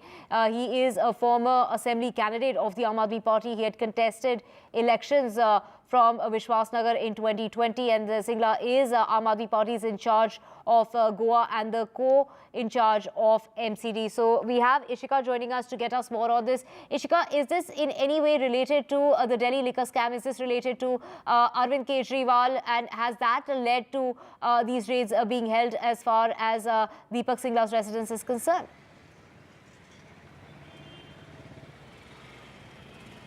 Well, Divya, that confirmation is still awaited from the Enforcement Directorate. In fact, let me tell you that, as you rightly pointed out, that the ED team, in fact, have, are at the premises of Deepak Singla. Now, remember that Deepak Singla, who is, in fact, currently the Goa in charge for the Aam Aadmi Party, is also, in fact, the co-in charge in the MCD. But, we did see how the ED has said that the money trail as to how, the money was used in the Goa election, that has been established by the ED, is what ED had said in the court. So it is, it is likely that that would have happened, but certainly no confirmation from ED has been given on that matter. Now, let me tell you that Deepak Singla is, in fact, a leader who had, contested the 2020 Vidhan Sabha elections from Vishwasnagar on the Aam Aadmi Party ticket. And even, even now he continues to hold strong, a strong position in Aam Aadmi Party, like being the Goa in charge for the Aam Aadmi Party. But certainly confirmation is still awaited from the ED side as to in which case is he being investigated. But, we are seeing that the trouble continues to mount, because after Kejriwal's arrest, this is, yet another leader of the Aam Aadmi Party who has now come under the ED scanner. Over to you. Right, Ishika, thank you so much for getting us those details. And staying with news of the Enforcement Directorate, raids are also taking place at 20 different locations, and we're talking about Punjab, and they are likely to be connected to the Punjab liquor policy case. There are raids that have been taken, that are taking place since early this morning in 20 locations in Chandigarh. The Enforcement Directorate raids that are taking place at the Commissioner's house as well. This is the Excise Commissioner's house, where ED raids are taking place in Punjab. So here we're talking about the Enforcement Directorate again, holding raids, the raids that are underway since early this morning in connection with the Punjab liquor policy scam. Let's just go across to Delhi's High Court, and outside the lawyer of is speaking on behalf of the case. Sir, what was the opinion of the court regarding your grievances that you mentioned in your letter? The court said that no one can organize protest in the court premises. No one, अगर कोई कर भी रहा है तो वो उनके अपने risk पे है. Or if we get the knowledge that litigants are suffering from the protest, then we are going to take a stern action. वैभव जी, हिंदी में आज जो आपने एप्लीकेशन दी थी, शिकायत की थी जो स्ट्राइक को लेकर, उसमें क्या कुछ कहा है? मैंने इसको वर्बली मेंशन किया एक्टिंग चीफ जस्टिस के सामने. उन्होंने कहा कि कोर्ट प्रेमाइसेस के अंदर प्रोटेस्ट ऑर्गेनाइज नहीं किया जा सकता, और अगर कोई प्रोटेस्ट को ऑर्गेनाइज करता है तो वो उनके अपने ओन रिस्क पे है, और हमें अगर पता चलेगा कि उनके प्रोटेस्ट से कोई लिटिगेंट सफर कर रहा है तो we are going to take stern action. Sir, bar council का रूल क्या कहता है sir? Bar council of rule in judgments of supreme court says that no lawyer can organise protest in the court premises. तो रोक भी लगाई है कुछ ऐसा? तो आज 12 बजे जो प्रोटेस्ट होने वाला है वो होगा क्या? I don't think so कि वो होना चाहिए, because there is a judgment. The court also said no one can organize protest in the court premises. क्या रोप वगैरह भी लगाई है या सिर्फ? The court said it is already there कि no one can organize protest in the court premises. Court said it is already there. Whether if the protest takes place, whether there would be some action that would take place. That is what the court said. कि if litigant is going to suffer, then and it comes to the knowledge of the court, then we are going to take instant action against the protesting people.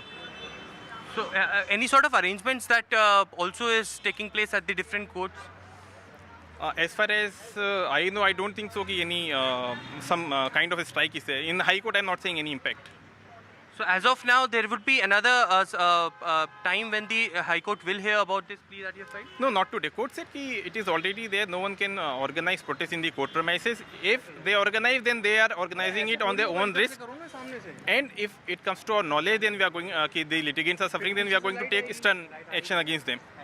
So that was Vaibhav Singh, the lawyer who has filed the petition, in which he is clearly stating that the Delhi High Court had heard him, and if there would be any protest by any legal team of Aam Aadmi Party or the lawyers within the court premises, then stern action will be taken against those lawyers who will be protesting. If litigants are being affected because of this protest as well, then as well the action would be taken by the Delhi High Court as well. So clearly no permission has been given. Supreme Court rules clearly states that no protest can take place within the premises, but it's a call made by the Aam Aadmi Party legal cell that they would be protesting against the arrest of Arvind Kejriwal. The matter was heard today in the Delhi High Court as well, stopping them from protesting within the premises of different courts across the national capital. But now an ultimate warning had been given.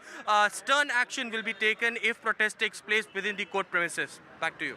You know, when we talk about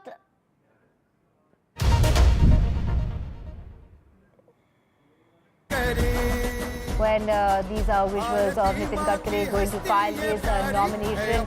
There we can see Devendra Fadnavis accompanying him, for the filing of his nomination. He is filing his nomination from the Nagpur seat. Nitin Gadkari there, in Maharashtra's Nagpur, there filing his nomination for his seat of Nagpur. So Nitin Gadkari accompanied by Devendra Fadnavis for the filing of the nomination. Do remember he had conducted a puja just before filing his nomination. So he's been accompanied by Praful Patel and Devendra Fadnavis.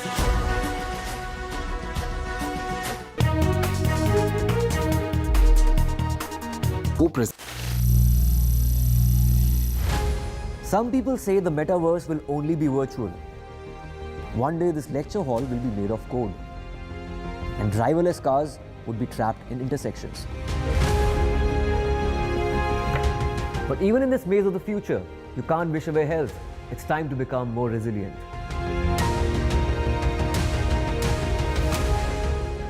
"10 years of Banega Swasth India, we have grown and achieved so many milestones.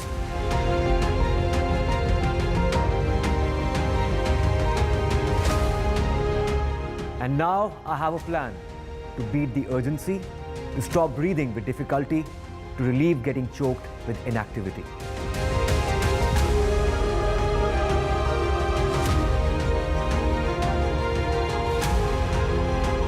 Energize our government, our environment, our society, and ourselves.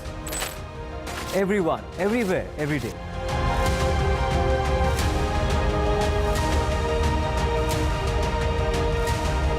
Banega Swasth India. One world hygiene. Chief Justice D.Y. Chandrachud, NDTV, big exclusive. We provide justice to common citizens, and there is no case which is too small even for the highest court of the nation. CGI का काम करने का अलग अंदाज. Sometimes I get emails even in the middle of the night, and I'm always available to answer those emails. 25 crore final judgments and orders. This data is available online. As on 29 February 2024, 3.09 crore cases have been heard on video conferencing mode. Chief Justice Chandrachud से जुड़ी अनसुनी बातें. 3:30 बजे सुबह मेरा दिन शुरू हो जाता है. My best friend, who is my wife, Kalpana, both of us are vegans. खबरों में आपका भरोसा. NDTV.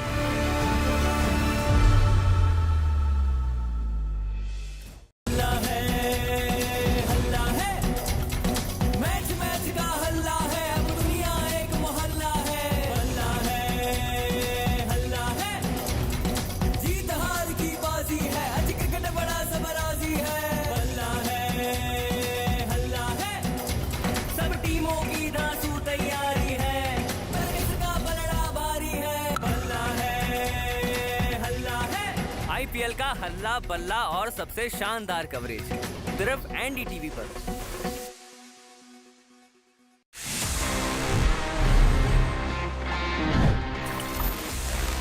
Friends, it's time now for my favorite section about this episode because हम हमेशा जब Q&A की बात करते हैं so ask TG is the thing जो मुझे बहुत पसंद आती है because I get to answer all your questions. So let's see इस हफ्ते हमारे पास में क्या-क्या questions हैं. Hi TG, which is the better phone between OnePlus 12 and Xiaomi 14 in terms of camera and performance? Okay, so you have asked that आपको जानना है which is the better device between OnePlus 12 and Xiaomi 14 in terms of camera and performance. So let me get this straight. In terms of camera, Xiaomi might jump slightly ahead of the OnePlus 12. Not by a huge margin, but like let's say slightly ahead. But if I were to recommend you an overall good product in terms of camera, performance, software, you know, like everything combined, I would recommend OnePlus 12 over the Xiaomi. Considering Xiaomi doesn't have that kind of brand value in that premium segment. OnePlus, you know, has been there for a long time now, or OnePlus 12 is an amazing smartphone overall. If you combine especially the clean experience of Oxygen OS, yeah, even the camera is fantastic. Xiaomi 14 थोड़ा आगे निकल जाता है, but overall, I would say OnePlus 12 would be a better pick.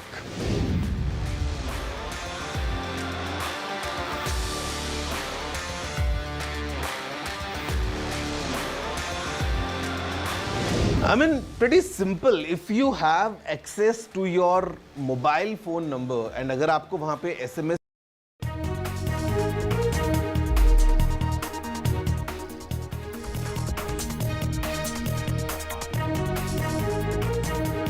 Hello and welcome. You're watching NDTV. I'm Gargi Rawat. Coming up ahead, BJP leader Nitin Gadkari files his nomination. Also, Arvind Kejriwal's plea in the High Court. Let's take a look at the headlines.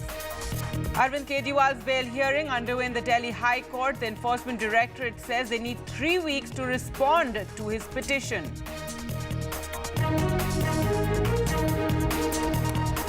According to sources, Enforcement Directorate raids are taking place at 20 locations in Chandigarh, and these are connected to the Punjab liquor policy.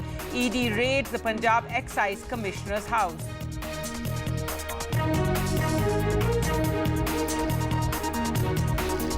ED action also against UBT leaders. The ED summons Amol Kirtikar, a UBT candidate from Mumbai Northwest. Sanjay Raut hits out, says he was summoned as soon as the list was announced. So the Thackeray Sena releases the first list of 16 candidates. The NCP Sena both were eyeing the Mumbai Northeast seat. It now goes to the Sena. Congress's Sanjay Nirupam to address a press conference after being denied a ticket from Mumbai Northeast. In Karnataka, Lokayukta raids are taking place. Across Karnataka, 100 officials are conducting raids across 60 locations. A BBMP chief engineer Ranganath's house is raided.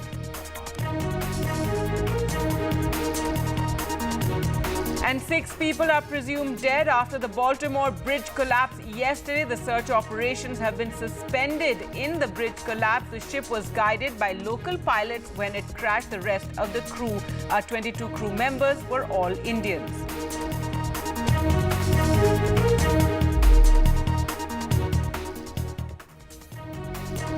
Our top story, the Enforcement Directorate has told the Delhi High Court that it needs 3 weeks to respond to Delhi Chief Minister Arvind Kejriwal's petition against his arrest. The Delhi High Court is hearing the petition by the Delhi Chief Minister challenging his arrest by the Enforcement Directorate in a money laundering case linked to the alleged excise policy scam.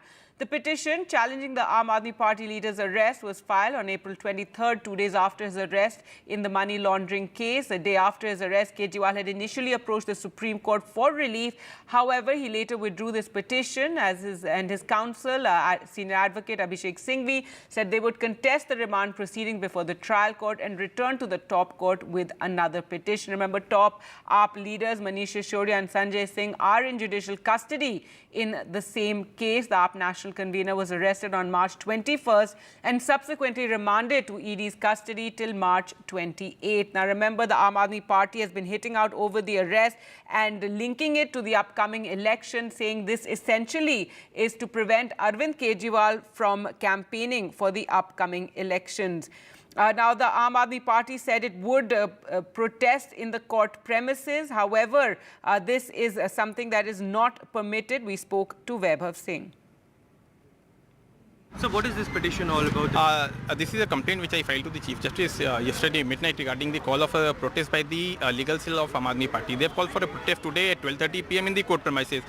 So that is the violation of catena of judgments of the Supreme Court, and that is also the violation of Bar Council of India rules. You cannot protest in the court premises. You cannot call for a lawyer to protest in a attire of an advocate. So the entire in different parts of Delhi, in different courts of Delhi, yes. The protest is happening. Have you written a letter as well? I have written the letter to the Chief Justice along with the letter to the Bar Council of India and Bar Council of Delhi. That this is the violation of judgments of the Supreme Court. This is also the violation of the rules of Bar Council of India. So within the court premises, protest is not allowed. And outside, outside, it is your constitutional right. You can, of course, but you can do a peaceful protest. But you need to remove your band. You need to remove your gown. So is this a separate application or prayer that? No, same. It's the same. All right, so that was pertaining to the call for a protest on the court premises. But let's now go across for the very latest, and we're joined by Aishwarya and Ishika. Ishika joins us on how raids are taking place against another AAP leader. Aishwarya, first to you, what is the latest from the Delhi High Court? Well, big update coming in from Delhi High Court as it is said on the bail plea filed by Arvind Kejriwal that an urgent hearing is needed today because tomorrow the Enforcement Directorate custody is ending. The remand that has been sought by Enforcement Directorate was given for 7 days and that's ending tomorrow. Therefore, the reason perhaps in that crucial hearing it was stated by the Enforcement Directorate that they wanted to reply to to the bail plea of Arvind Kejriwal. 3 weeks time was sought by the enforcement directorate to reply, to which it was opposed by Abhishek Manu Singhvi, who is Arvind Kejriwal's lawyer, and stated that that an urgent hearing is needed. 3 weeks time is something that is very just to delay the entire proceedings. It is a delay tactics stated by Abhishek Manu Singhvi. So it is the Delhi High Court ultimately which stated that they will hear this matter, but after several of the supplementary lists that has come forward and the other cases as well that Delhi High Court needs to hear.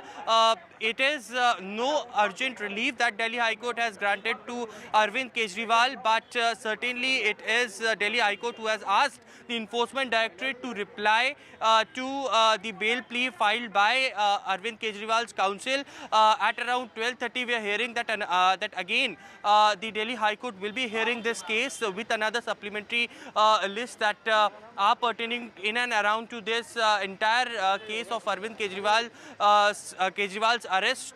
So we are just waiting for Delhi High Court to hear what happens next, because it is Enforcement Directorate who has stated that they wanted to reply on this bail application, but they needed more time to reply on that.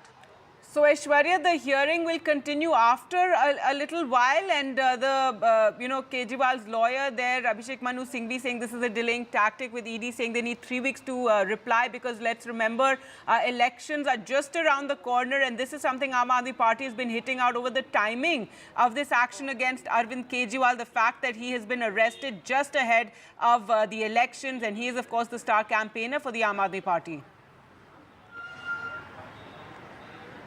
Well, on one side, elections are around the corner, but tomorrow, remember, Enforcement Directorate custody ends, and highly placed sources in the Enforcement Directorate also stating that ED will seek for further custody of Arvind Kejriwal, because more interrogation and more confrontation with other accused needs to be done with Arvind Kejriwal, and therefore the reason perhaps more time is something that Enforcement Directorate is seeking. Today, when Arvind Kejriwal's bail plea was heard by Delhi High Court, it was clearly stated that 3 weeks time is something that Enforcement Directorate sought for replying on bail application, to which it was opposed by Abhishek Manu Singhvi, clearly stating that this is just delay tactics. Tomorrow, when ED custody is already ending, it would be Arvind Kejriwal who will be again produced in the court. ED will seek further custody. So why not today, when the entire matter should be heard, and why the Enforcement Directorate seeking more time? At the end, it was Delhi High Court who stated that we will continue hearing this, but after some time, because a lot of supplementary list is also something that Delhi High Court needs to be here, and after those hearings, Delhi High Court will resume that. Post that, it would be also a very important plea that has been filed by an individual lawyer, Vaibhav Singh, who stated that on one side, Aam Aadmi Party legal cell is going to protest in different court premises. So that would be also something which will be heard. Delhi High Court, in an initial observation, stated that stern action will be taken against those who will be protesting within the premises. If litigants are affected because of this, then action will be taken, because this is completely against the Supreme Court rules. One more update coming in from the Delhi High Court as well, that a plea was filed against Arvind Kejriwal, who was passing orders and running this government from behind the ED custody. So a plea was filed to stop Arvind Kejriwal for doing so. Whether that will be also taken at 12:30 is something that remains to be seen. All right. Thanks so much, Aishwarya, for joining us with all those details of the Arvind Kejriwal's plea to be taken up later. But let's now go across to Ishika, as there's more trouble for the Aam Aadmi Party. And Ishika, ED raids now taking place against another Aam Aadmi Party leader. And these are raids against Deepak Singla. His house is currently being raided, and he's the former assembly candidate of Aam Aadmi Party. It contested elections from Vishwasnagar.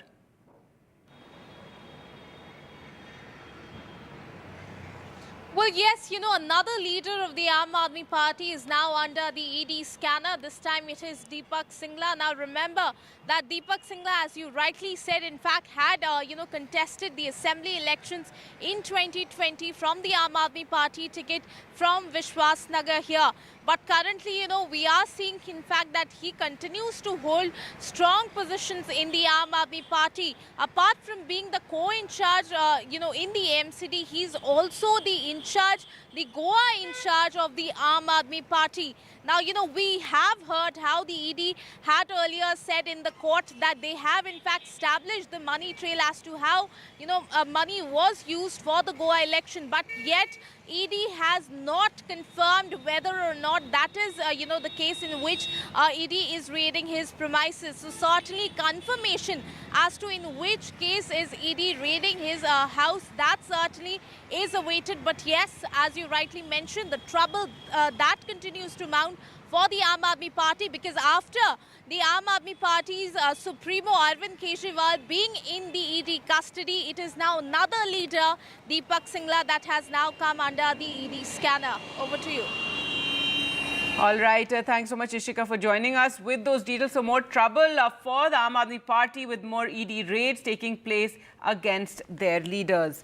Well, moving on to news now from Maharashtra, and the Uddhav Thackeray Shiv Sena released its first list of 16 candidates, and the UBT Sena releasing that list of candidates today. However, in more ED trouble for the Shiv Sena, the UBT Shiv Sena, is that one of its leaders has also been summoned by the Enforcement Directorate for questioning. Let's listen into what Sanjay Raut had to say.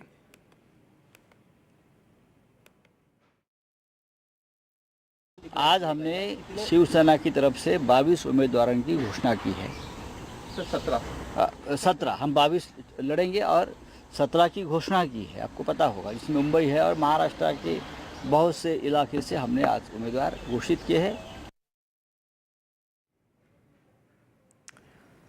All right, Sanjay Raut there hitting out. Now the Enforcement Directorate has summoned Amol Kirtikar. He is the Uddhav Thackeray's Shiv Sena candidate from Mumbai Northwest. Sanjay Raut there hitting out and saying that he has been summoned as soon as the list has been announced. So Shiv Sena releasing its first list of 16 candidates and one of its leaders now being summoned by the Enforcement Directorate. Meanwhile, if we talk about the Mahayuti, that's the NDA in Maharashtra, conflict continues in that alliance with a tussle taking place over several seats.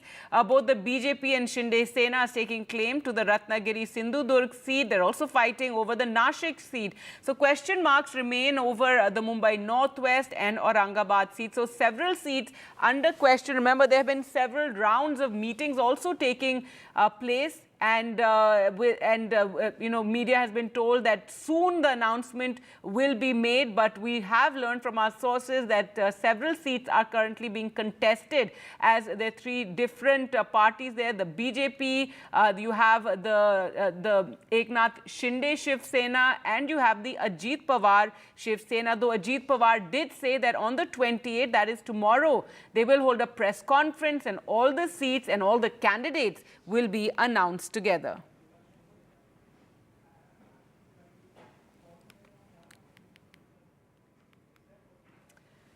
With that, time for us to slip into a short break. Remember, we're counting down to elections and we want all of you to come out and exercise your right and send us any messages, any videos that you have on NDTV 18 ka vote, as we want the youngsters to come out and cast their votes. We'll show them right here on NDTV.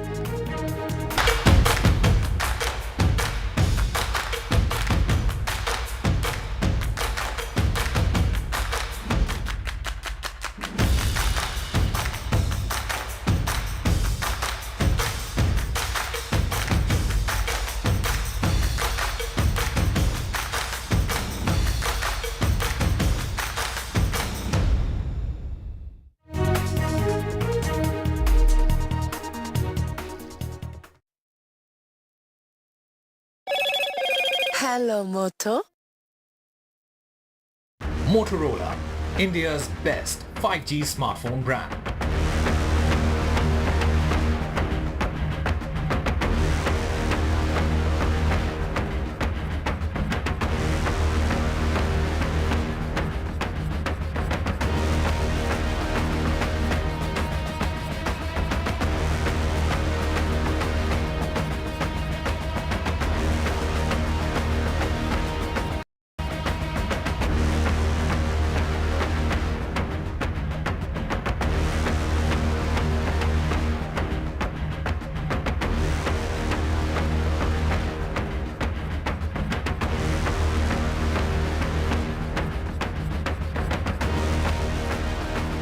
Co-present. I bet on my club. Yeah, I bet on my club. Yeah, I bet on myself. Yeah, I bet on myself. Yeah, I bet on myself.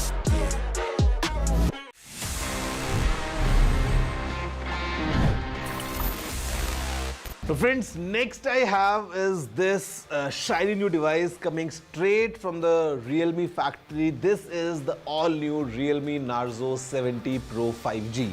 और मैं shiny क्यों बोल रहा हूँ? Because see, of course it's shiny, मतलब the way it looks, even the frame is very shiny. At the same time, this phone really shines bright जब हम इसके features को देखते हैं. Because यहाँ पे काफी interesting चीज़ें Realme has packed. What we have is a Sony IMX890 sensor के साथ आने वाला 50 megapixels वाला primary camera that has OIS. At the same time, inside the phone is really packed with features. In fact, हम यहाँ पे अभी इस फोन में gestures से इसको कंट्रोल कर सकते हैं because this has got something that Realme calls air gestures. So अगर आप देखो इसको and have a closer look about how this Realme Narzo 70 Pro really is, I would say a very interesting mid-range smartphone coming straight from Realme. Finally, the wait is over. Realme's latest hotshot, the Narzo 70 Pro 5G, finally India में launch हो गया है. This phone is packed with amazing features that will make you go wow. इस phone में है एक rainwater smart touch feature. This means no more tensions about phone usage in a light drizzle. The powerful MediaTek Dimensity chipset lets you game, multitask and do everything else at lightning speed. The 5000 mAh battery and SuperVOOC fast charging will get you back in action in no time. The phone's horizon glass design gives it a super premium head-turning look. Realme has kept it affordable. Narzo 70 Pro 5G starts at just Rs 18,999. You can grab it in stylish glass green and glass gold colors from March 22nd on Amazon and the Realme website. With its awesome display, camera and overall performance, the Realme Narzo 70 Pro 5G is a total paisa vasool deal. If you're looking for a smartphone that's powerful, stylish and affordable, this is it.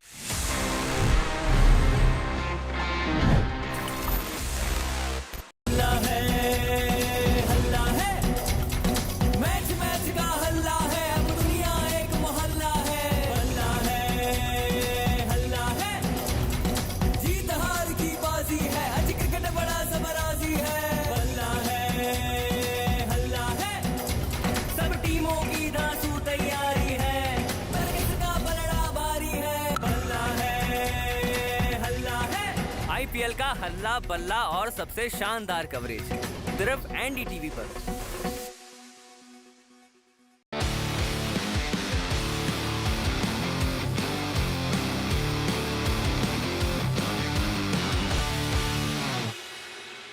Welcome to NDTV Auto. I'm here in Jaipur for Volkswagen brand conference and they have made a slew of announcements here. Let's talk more about them with Mr. Ashish Gupta, brand director, Volkswagen India. You know, you have again changed the lineup of Taygun. What was the purpose behind it and will that make things simpler for people? No, I think, you know,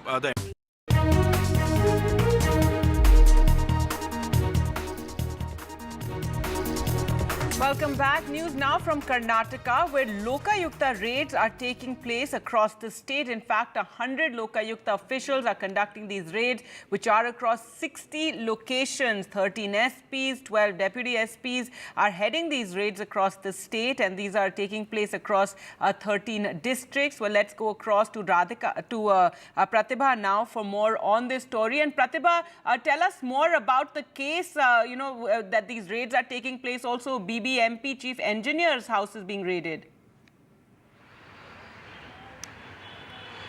That's right. In fact, the raid started early this morning, and a lot of them, from assistant engineers to the chief engineer of the BBMP in Bengaluru, all of them, and those belonging to the Public Works Department, all of them are being raided at this point in time as we speak. And this is related to a corruption case, is what we are told by sources from the Lokayukta. And whether or not this is related to the raids that took place around a month ago, that was to do with the disproportionate assets case involving some of the officials. Whether or not this is related is something that needs to be confirmed yet. But at this point in time, we hear that a lot of officials to do with engineering as well as other departments of the BBMP as well as other civic body departments are all being raided at this point in time. Like you mentioned, yes, 13 districts that are under survey of the Lokayukta and 60 locations that are being raided. All of their assets, including the documents as well as other electronic devices, are also being seized and as well as scanned as we speak. And more information would be revealed once the process is over, the search is over, as well as the documents collected are examined. All right. Thanks so much for joining us, Pratibha, on that. And do stay with us for more news from Karnataka, and news coming in that NI raids are taking place in both Karnataka and Tamil Nadu. And these are related to the Rameshwaram cafe blast case from Bengaluru. Let's go back to Pratibha for more on that. And Pratibha, what is the latest here as the NI is trying to crack this case? In fact, yes, like you mentioned, these raids are connected to the Rameshwaram Cafe blast. Remember, the blast took place on March 1st, and no concrete arrests that have been made in terms of who the suspect could be, the person who really planted the bomb at the cafe. In fact, connected with this, two of them who seems to have been accomplices of the suspect have been interrogated just recently by the NIA. More information would be revealed once these locations are raided, as well as the documents and other belongings are seized as well as checked. Whether this is to do with the accomplices or not is also yet to be confirmed. And we also hear that one of the locations is a key location like Titahalli, and that is precisely where some of the recce's were done, including the ones that involved the Mangalore blast that took place in 2022 as well as the Shimoga blast. All right. Thanks, Pratibha, for joining us with all those developments. Well, election news now, and from Maharashtra, and Union Minister Nitin Gadkari has filed his nomination with a show of strength. He filed his nomination from Nagpur, and first a roadshow was taken out, and you can see several top leaders, even the Fadnavis also present, Praful Patel also present with Nitin Gadkari, who initially offered prayers at his home before he headed out on this roadshow to file his nomination. Well, let's go across to Radhika now for more. And Radhika, so now, things really heating up, and the bigwigs filing their nominations, and today Nitin Gadkari filing his nomination from Nagpur. Certainly, Nitin Gadkari filing his nomination from Nagpur. This is a high-profile seat, of course, and BJP heavyweight Nitin Gadkari, a two-time parliamentarian as well as the longest-serving minister for road transport highways. In fact, filing his nominations today. In fact, he had performed prayers at his residence before this. Now he's conducting his road show, following which, of course, he will be filing nominations. In attendance are BJP bigwigs and Mahayuti leaders as well, including Devendra Fadnavis and NCP leader Praful Patel also present. Of course, as far as Nagpur seat is concerned, Congress has fielded Vikas Thakre, who is Nagpur West legislator, who's been called a reluctant candidate from there, and he's the one who's contesting against Nitin Gadkari from Nagpur. Now, in fact, the Union Minister had defeated Nana Patole, and now we know for a fact that Nagpur is going to polls in the first phase, which is April 19, along with other 4 seats in the East Vidarbha region. Earlier, of course, when Nitin Gadkari was speaking, was addressing people of Nagpur, he had in fact mentioned that he will win this election by more than 5 lakh votes. In fact, he had also spoken of the development work done there. He said in the past 10 years, he's done a development work worth rupees 1 lakh crore. in Nagpur, and that this is just a newsreel and the real movie is yet to start, and that he promised the people of Nagpur that he will make the city the best cities, among the best cities in the world. So yes, this is obviously a high-profile seat, which is Nagpur, and BJP heavyweight there contesting once again. He's a two-time parliamentarian. Of course, when Nitin Gadkari's name did not feature in BJP's first list, there were a lot of controversy surrounding it. In fact, Uddhav Thackeray had invited him to join his party and contest from his party. Of course, Nitin Gadkari's name was part of BJP's second list.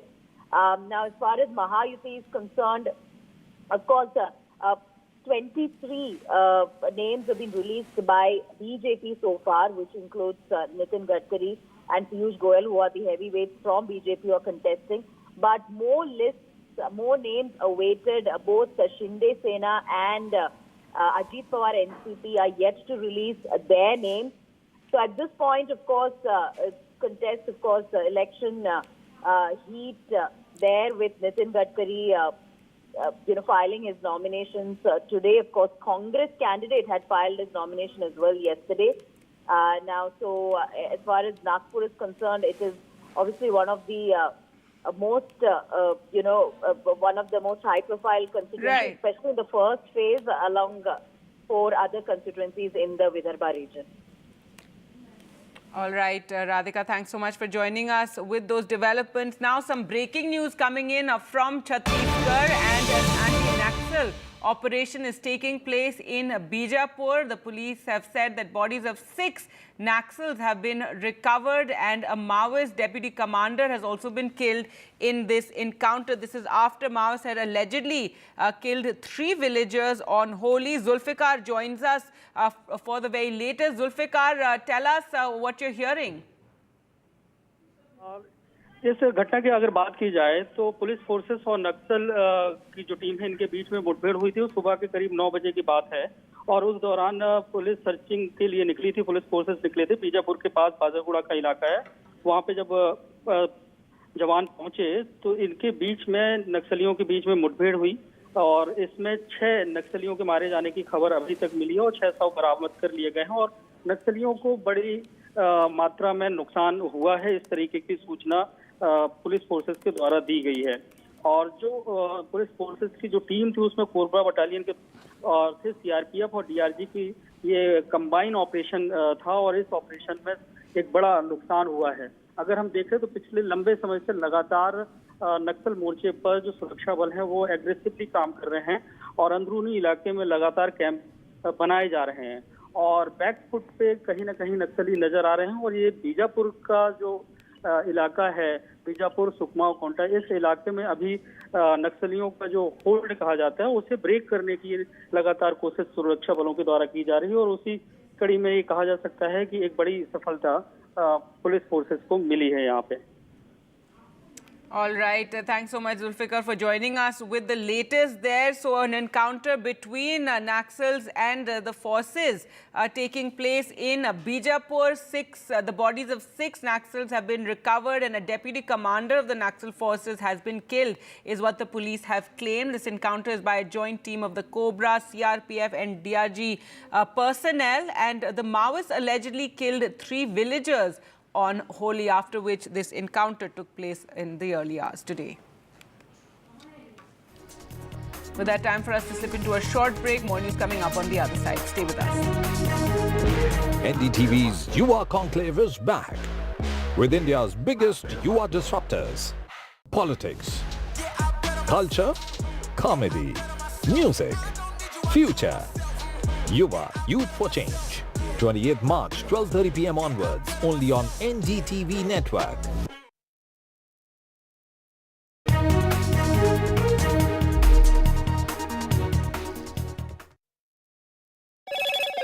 Hello, Moto.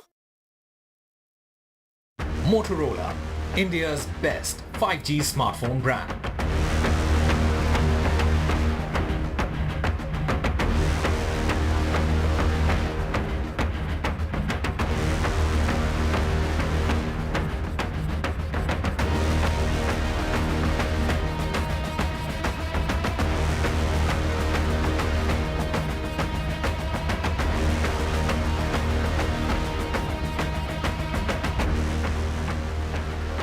This show isn't just about news from the southern states. It's one that looks at the rest of India and the world from a diverse South India point of view. Because NDTV has always taken the southern view seriously.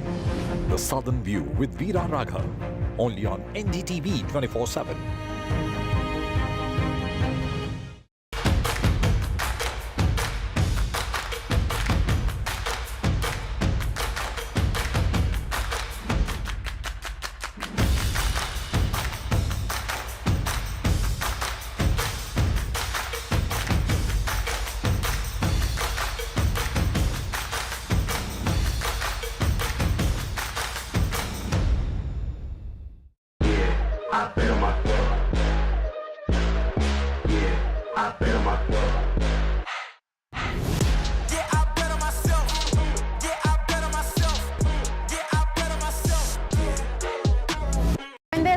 Talking but very little being said, too many voices but hardly any being heard. You turn to a show that puts you front and center, a show that headlines the stories of the people, by the people, for the people. Hello and welcome to NDTV Auto. What I have with me today is real special. It is the latest EV from Audi, Q6. What's special about it is it's based on a completely new platform, PPE, Premium Platform Electric. This platform Audi has developed for their electric vehicles and it has a lot to offer.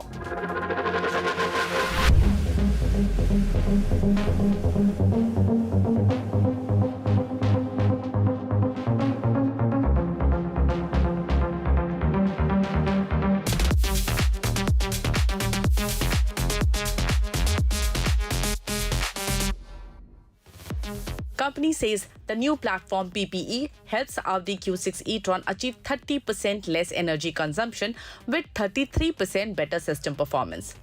With the Q6, Audi is also introducing its electronic architecture E3 1.2, which allows customers to experience digitalization directly in the vehicle, making Audi Q6 e-tron a truly tech marvel. So here it is, all that you need to know about Q6 e-tron. Audi Q6 e-tron is the upcoming EV from Audi's stable and is expected to come to Indian shores by the end of this year. International launch is expected in second half of this year. It is a 4.7-meter SUV which will occupy the space between Q4 and Q8 e-tron. It will come in two variants, Q6 e-tron Quattro and the more powerful SQ6 e-tron. What we have today with us is the S variant. What I want to show you, the first in the look of Audi Q6 are these DRLs. They are matrix LED DRLs with active signature. That means you can change the pattern that gets projected from these DRLs, and they also move while the car is on the move. That means you can actually have an active DRL. And I believe this feature is the highlight of Audi's upcoming baby. Up front is the grille. Now what I want to show you is this single frame grille. Audi is calling it inverted single frame grille, and it looks very interesting. It's all closed off but looks very nice with these piano black inserts given here, and then we have seen these very flattish Audi logo in other products, but here there is a little bit of 3D element in the logo. Now you have to notice this very prominent shoulder line which goes all the way to the tail lamp. The rear looks quite interesting with its almost wrapped around feel to the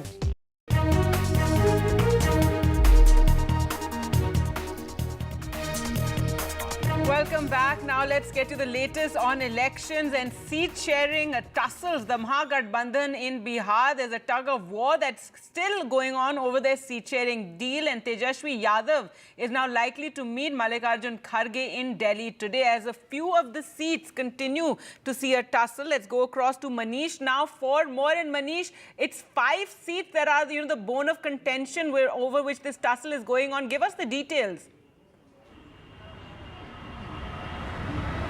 Gargi, actually on the seat sharing formula, almost all the parties including Congress and left are in agreement over the seats offered to them by Rashtriya Janata Dal, which is playing the role of big brother. So Gargi, they have RJD has come out with a formula where they have given 9 seats to Congress and 5 seats to left parties, and remaining 26 seats will be contested by RJD. Out of those 5 seats for left parties, it is clear that CPIML, which has got 12 MLAs in Bihar Assembly, will get 3 seats, but Congress party has no problem with the numbers because the same number was given to them last time also, but somewhere they are keen on contesting some of the seats which has been taken by RJD. Like there is a example of Purnia seat where they have got Pappu Yadav to merge his party in Congress, but somewhere RJD top leadership, especially Lalu Yadav and Tejasvi Yadav, are miffed with Pappu Yadav's candidature over betrayal. He promised to merge his party in RJD and next day he went and merged his party in Congress. And that is why Tejasvi Yadav has got a local MLA from JDU, Miss Bhima Bharti, to resign from her membership of assembly, and now she has been promised a ticket by Tejasvi Yadav. So somewhere this Purnia seat has become a bone of contention, and of course there are some seats which has been given to Congress like Gopalganj or Betia, which they are not very keen. But of course they are saying that last minute parleys are going on, there is some negotiation is going on, and they are very hopeful that some kind of settlement will be done by the late evening today. Kargi. That it could be resolved by today. And just briefly, Manish, what about Kanhaiya Kumar? There was said to be some kind of dispute over his candidature as well. See, there is no, there is no dispute over his candidature. As you know that Tejasvi Yadav and Kanhaiya Kumar, they don't share a very, good cordial relationship. There are some issues between them for last 6-7 years, and that is why RJD is been, really very generous to the left parties, and that seat Begusarai, from where Kanhaiya contested last time, has been given to CPI this time, and CPI has already announced that they are going to fill one of their local MLAs from that seat. So it seems that there are not very bright chances for Kanhaiya to contest in this time from Bihar. Gargi. All right, Manish, we'll leave it there. Thank you so much for joining us. And Tejasvi Yadav meeting with Mallikarjun Kharge today, and hopefully this seat sharing will be resolved. News now from Telangana on the snooping scandal, and Union Minister from Telangana, Kishan Reddy, has demanded a judicial probe into this phone tapping case, which is under investigation, which has exploded with more and more information emerging every day. Kishan Reddy said that the phones of BJP leaders and their sympathizers, besides the party office staff, were tapped during the BRS rule, and KCR solely responsible for these crimes. He said he and his cabinet colleagues have behaved in a heinous manner, is what Kishan Reddy said in an interview to NDTV. Election से अगर हमारा हम bank से पैसे उठाए, वो पैसे के लिए भी फ़ोन टैपिंग करके ऑफिशियल मनी को भी ये लोग फ़ोन टैपिंग करके, जैसा इंटरनेशनल टेररिस्ट को अरेस्ट करते ऐसा फ़ोन पूरा गाड़ी को रोककर ग्लास तोड़कर पैसे उठा के ले गए लोग। इतना जोर ज़बरदस्ती इस फ़ोन टैपिंग में तेलंगाना में हुआ है, इसलिए मैं ये स्मॉल इशू नहीं है, बहुत बड़ा इशू है, बहुत बड़ा नेटवर्क पुलिस ऑफिसर्स बहुत माफिया बन गए, फ़ोन टैपिंग माफिया पुलिस वाला बनकर इस तेलंगाना में फ़ोन टैपिंग किया है। इसलिए इसमें एक जुडिशियल इंक्वायरी होना चाहिए। इतना बड़ा इशू है, ये छोटा इशू नहीं, क्योंकि आने वाले दिन में ऐसा इश्यूज नहीं होना चाहिए, इसके लिए एक जुडिशियल इंक्वायरी भी होना चाहिए, ऐसा मेरा डिमांड है। मगर जो फ़ोन टैपिंग में किया है पूरे केसीआर के संबंधित लोग हैं, पूरे फ़ोन टैपिंग किया है रिटायर्ड ऑफिसर्स है, उनको एक्सटेंशन किया है, नहीं तो स्पेशल ऑफिसर का नाते रिकॉन्स्टिट्यूट करके इनके द्वारा ये नेटवर्क चलाया। ये प्राइवेट केसीआर का, ये प्राइवेट माफिया का जैसा बिहार सरकार ने फ़ोन टैपिंग किया है। इसमें हाई लेवल इंक्वायरी होना चाहिए।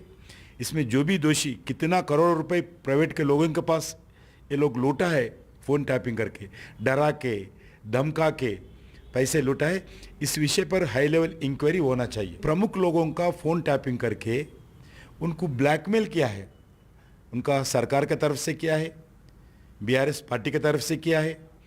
ये पुलिस ग्रुप ने अलग अलग एक ग्रुप बनकर सरकार को ना बताते हुए पुलिस अलग इसमें अलग फ़ायदा व्यक्तिगत उनके लोग उठाया। इसलिए ये छोटा इशू नहीं है, बिल्कुल बड़ा इशू है। इस पे पर हाई लेवल इंक्वायरी होना चाहिए। ये इक्विपमेंट भी पूरे लोग छुपा के रख दिया है, जो फ़ोन से बातचीत किया उसको भी छुपा के रख दिया है। इसलिए ये बहुत बड़ा इशू है। फ़ोन टैपिंग करने के लिए स्टेट गवर्नमेंट्स को अधिकार रहते हैं, इसके लिए कुछ नियम है, नाम्स है। ओनली टेररिस्ट विषयों पर, नेशनल सिक्योरिटी के विषय पर, एंटी नेशनल के विषय पर ये फ़ोन टैपिंग कर सकते हैं। जो मन माने उनके मन माने, जो चाहिए उनको फ़ोन टैपिंग करना, उनको ब्लैकमेल करना, उनसे पैसे वसूल करना, ये अलग अलग प्रांतों में एक माफिया रहते थे। ऐसा पुलिस खुद माफिया बनकर तेलंगाना में एक माहौल पैदा किया है। ये एक टेररिस्ट के जैसा, ये खुद पुलिस जो रिटायर्ड ऑफिसर्स को जो नया नियुक्त किया केसीआर, उनका एक नया एक माफिया का जैसा, पुलिस माफिया का जैसा ये लोग व्यवहार किया है।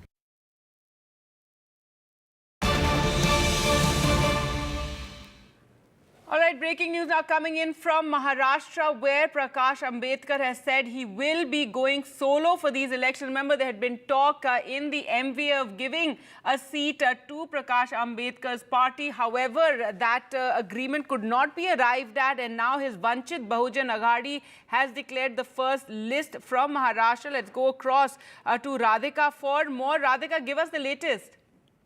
That's right. This is a big setback for MVA, which is negotiating hard with Prakash Ambedkar. Of course, Prakash Ambedkar had been putting pressure on MVA for maximum seats. In fact, MVA was ready to give almost 5 seats to Prakash Ambedkar, but looks like he has decided to not go for that offer and he's going to go solo. In fact, VBA has announced his candidates as well for Lok Sabha elections in Maharashtra. 8 candidates have been announced. Prakash Ambedkar will contest from Akola Lok Sabha seat. In fact, he will also be supporting Congress party candidate in Nagpur, and his party will also be supporting Bahujan Party's candidate in Sangli seat. And BBA will also be announcing Ramtek seat as well in the evening. So a list is announced. Prakash Ambedkar just took a press conference in which he's decided to go solo. Of course, negotiations with MVA had been going on for quite some time. There were multiple meetings that took place. In fact, Prakash Ambedkar had given a list of 27 seats from which they were ready to contest, which were, according to Mr. Ambedkar, winnable seats from the side of VBA. Of course, there were negotiations on both sides. Initially, Sena was ready to give 2 seats from their quota, and they increased it to 5. MVA was ready to give 5 seats to Prakash Ambedkar, which could have helped MVA in many seats. However, looks like, because the negotiations failed and he couldn't get what he wanted in terms of seats and candidates, he's decided to go solo, and he's announced a list of 8 candidates. He's declared first list of 8 candidates from his party, and he will be supporting the Congress candidate from Nagpur, and has also decided to support OBC Bahujan Party candidate from Sangli, and he himself will be contesting from Akola. So a big setback for NDA. All right, a setback for the MV, and Prakash Ambedkar has declared that his Vanchit Bahujan Aghadi is going to go it alone in these elections.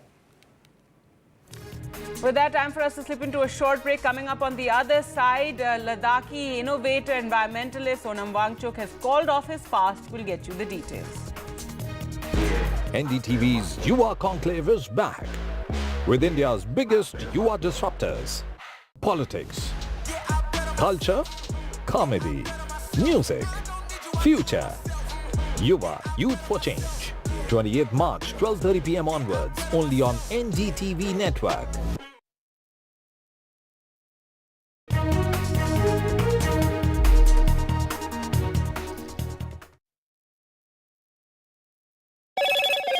Hello, Moto. Motorola, India's best 5G smartphone brand.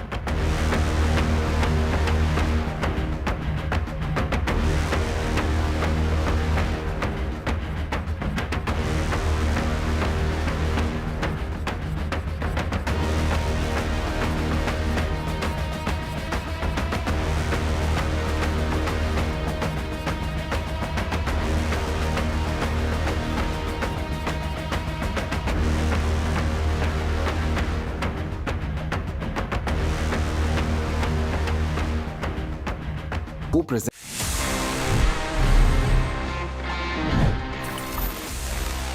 Tracking की बात से in fact याद आया, guys, did you know कि आप अब track कर सकते हैं about your contribution towards a healthier environment?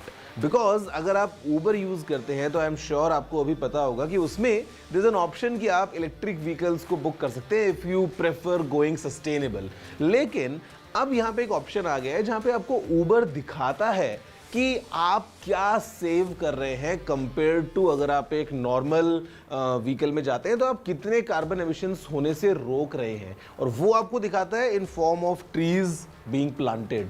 तो कहीं ना कहीं ये एक अच्छी चीज़ है जहाँ पे you can keep track of your your contribution, कि आप अपने डेली हैबिट्स में जब आप सुबह ऑफिस के लिए ऊबर ले रहे हैं, जब आप शाम को कहीं बाहर जा रहे हैं, अगर आप एक ईवी यूज करते हैं, so how much essentially are you contributing towards the environment. This service is live now in multiple Indian cities.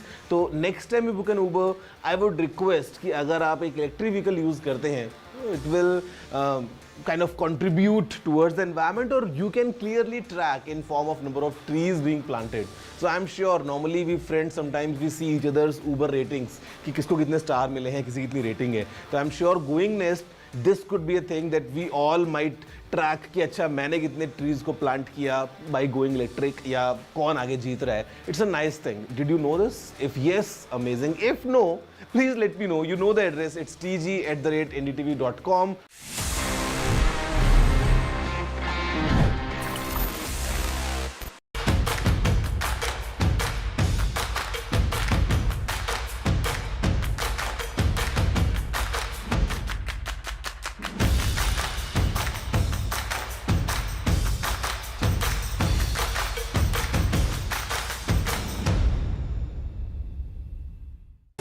Stay informed and entertained with the new and updated NDTV News app.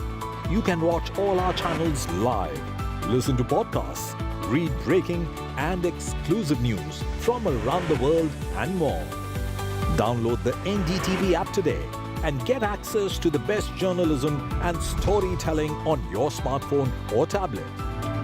The NDTV app. News that matters to you.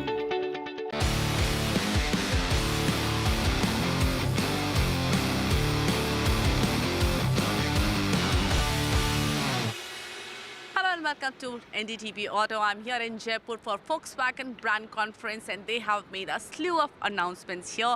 Let's talk more about them with Mr. Ashish Gupta, brand director, Volkswagen India. You know, you have again changed the lineup of Taigun. What was the purpose behind it, and will that make things simpler for people? No, I think, the endeavor has been, and if I take you back 2 years when we introduced the Taigun, we introduced it on two-line structure, the dynamic line, which was basically based on the 1 liter, and the performance line, which was based on the 1.5 liter. Over the period of time, what we have also realized is that customers are not differentiated by, engine types. Customers are more and more moving towards style differentiation. What kind of a style appeals to me, and what kind of a style does not appeal to me or appeals to another set of customers. So the endeavor this time has been to now put our line structure in place to appeal to style more than the differentiation by the engine line. So that's what we have done. So now we have the chrome line, which is more elegant, for the customers who like that kind of a design language, available both on the 1.5 and the 1 liter, and then the sporty look with more black themed exterior and interior elements, which appeals to customers who are looking for more sporty, rugged kind of an appeal that appeals to them. So that's why today we have launched the GT Plus Sport on the Taigun, and also the GT line, which actually brings the GT-ness of our car.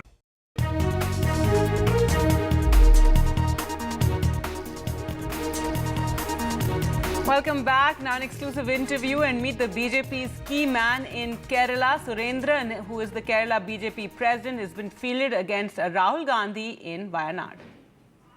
Mr. Surendran, the CPI has also fielded a candidate in Wayanad. So it's not really an India bloc candidate versus the BJP. What is your arithmetic? One point I would like to share with you that Madam Ani Raja is also a big leader. Lot of responsibility in all these states. She is traveling all over India.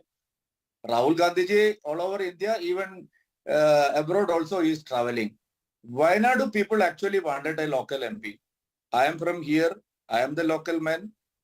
Both Rahul Gandhi ji and Ani Raja ji, they are in tourist visa. I have permanent visa in Wayanad. I will work for the people of Wayanad, will stay with them, will share their problems, will solve their problems, because I am the soldier of Narendra Modi. मैं मोदी की सिपाही हूँ. मोदी है तो मुमकिन है. I can do everything for the Wayanad people. So last time election, how much vote we got? Last time election, how much vote Rahul Gandhi got is not a question. Politics is different. See, Amethi constituency, how many decades Nehru family in their own hand, and what happened to Amethi now? So, Amethi के लोग पिछले बार जो किया, वही करेंगे वायनाड के लोग इस बार. This is my confidence, and the people of Wayanad is thinking like that.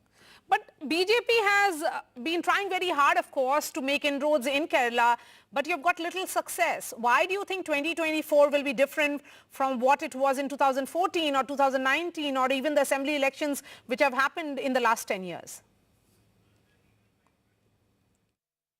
See, I lost in Manjeshwaram assembly for 89 votes, sirf 89 votes. I lost Pathanamthitta Lok Sabha seat for 40,000 votes. No, we are the third front in Kerala. But see, now the Narendra Modi ji's acceptance and approval is growing day by day in Kerala. You see the ground reality. Today, my launching day in Kalpetta. I just came today by 2 p.m. You see the crowd, how much crowd in Wayanadu were there to receive me. No, I am sure that this is not the crowd for me. It is the crowd for Narendra Modi. So people trust is growing day by day regarding Narendra Modi ji. People know that Modi guarantee will be the main election point in Kerala this time. We will win many seats this time. Wayanadu will be there, one of them in that seat. After surviving on salt and water for 21 days, noted climate activist, education reformer and innovator Sonam Wangchuk ended his hunger strike to press for statehood for the Ladakh and protection of the fragile Himalayan ecology, but insisted this was only the end of phase 1 and that his fight would continue. When he had begun his fast on the 6th of March, the reformer, whose life had inspired the character in the 2009 film Three Idiots, had said he would continue it for 21 days and that it could be extendable till death. नमस्कार और सलाम. आज मेरा 21वां दिन का अनशन खत्म हो रहा है और ये आंदोलन जारी रहेगा, मगर उम्मीद मेरी ज़्यादा ये है कि इतना सब हमें करने की ज़रूरत नहीं पड़ेगी और इससे पहले ही हम उम्मीद करते हैं और विनती करते हैं कि सरकार हमारी आवाज़ सुने, सरकार लोकतंत्र की आवाज़ सुने, क्योंकि 3 लाख लोगों में से अगर 60-70 हज़ार लोग पैदल चल के आते हैं तो वो जमहूरियत में तो सबसे बड़ी आवाज़ है. News now on the Baltimore bridge collapse, and the Coast Guard has ended the search and rescue operation for 6 people who were on the Francis Scott Key Bridge in Baltimore when it collapsed. The Maryland governor said that it was a heartbreaking conclusion after the Coast Guard ended the search and rescue operation for the 6 people who were missing. The collapse took place after a massive container ship lost power early on Tuesday and crashed into the bridge, sending people and vehicles into the river. Maryland's governor said ahead of the collision, the crew notified officials with a mayday call that allowed authorities to stop traffic before impact and likely saved numerous lives. And so this evening at about 7:30, we are going to suspend the active search and rescue efforts. Coast Guard's not going away. None of our partners are going away, but we're just going to transition to a different phase. U.S. President Joe Biden also spoke on the Baltimore accident, saying there's no indication that it was an intentional act. Everything so far indicates that this was a terrible accident. At this time, we have no other indication, no other reason to believe there's any intentional act here. Personnel on board the ship were able to alert the Maryland Department of Transportation that they had lost control of their vessel, as you all know and reported. As a result, local authorities were able to close the bridge to traffic before the bridge was struck, which undoubtedly saved lives. All right, let's go across to Vishal now for more. So Vishal, search and rescue has been called off and 6 people remain missing. Also, what of the Indian crew, the 22 member crew on board that ship was all Indian? That is right, Gargi. So 22 crew members, they were all Indians there. But the point to be noted here is that the 2 local pilots who guided the ship through the choppy waters, so they were not Indians, they were from Baltimore. They tried their best to take the ship out of the way of the bridge, but that could not happen because the bridge was out of power for a while. There was also a generator, they could not power that up. So in his speech, in his remarks, Biden has said that he sort of praised the Indian sailors. He said that because of the mayday issued by the Indian crew, the authorities on ground could close the bridge, and so the casualties are much less in number. I mean, the 6 bodies are yet to be found. 6 people are still missing. So it remains to be seen how long it takes before the bodies are found. As we speak, divers are searching for the bodies. The rescue operations have been called off, but in the next few hours, the authorities will conduct a thorough mapping of the whole area. Then we'll probably get to know about the location of the bodies. All right, Vishal, thanks so much for joining us with those details. And with that, we'll slip into a short break. More news and updates on the other side with Rishika. Stay tuned.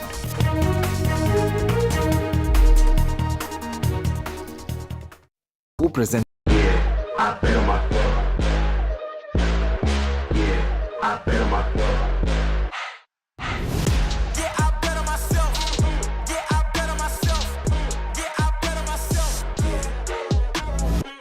A debate has many facets, perhaps no one right answer. Left, right and center. Conversations that get to the core of the debate.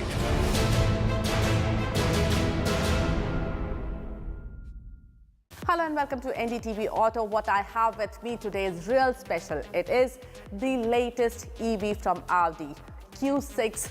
What's special about it is it's based on a completely new platform, PPE, Premium Platform Electric. This platform Audi has developed for their electric vehicles, and it has a lot to offer.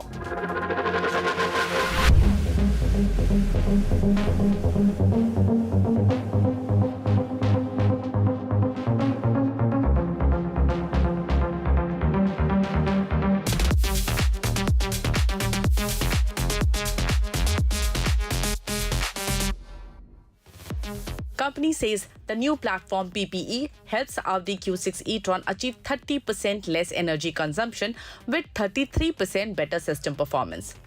With the Q6, Audi is also introducing its electronic architecture E3 1.2, which allows customers to experience digitalization directly in the vehicle, making Audi Q6 e-tron a truly tech marvel. So here it is, all that you need to know about Q6 e-tron. Audi Q6 e-tron is the upcoming EV from Audi's stable and is expected to come to Indian shores by the end of this year. International launch is expected in second half of this year. It is a 4.7-meter SUV which will occupy the space between Q4 and Q8 e-tron. It will come in 2 variants, Q6 e-tron Quattro and the more powerful SQ6 e-tron. What we have today with us is the S variant. What I want to show you, the first in the look of Audi Q6 are these DRLs. They are matrix LED DRLs with active signature. That means you can change the pattern that gets projected from these DRLs, and they also move while the car is on the move. That means you can actually have an active DRL. And I believe this feature is the highlight of Audi's upcoming baby. Up front is the grille. Now what I want to show you is this single frame grille.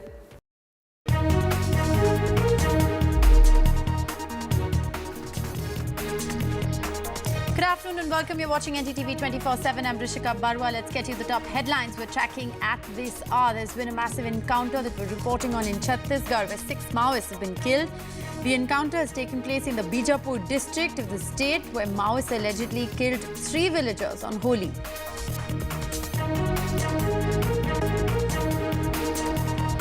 And well, the battle 2024 heating up. It's the last day of nominations for phase 1 of the Lok Sabha polls. Union Minister Nitin Gadkari filed his nomination from Nagpur amid a massive show of strength by roadshow. Tamil Nadu BJP President Annamalai filed nominations as well. DMK leader Dayanidhi Maran filed papers from Chennai.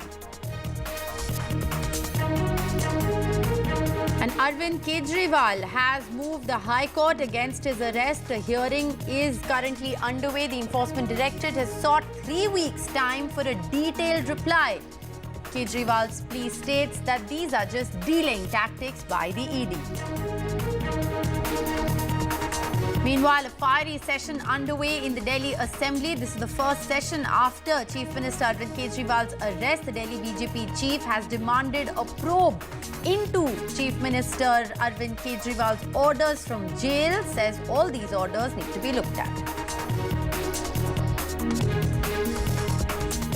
And in Maharashtra, Prakash Ambedkar has decided to go it solo in the elections. The VBA has declared its first list of candidates for the upcoming elections.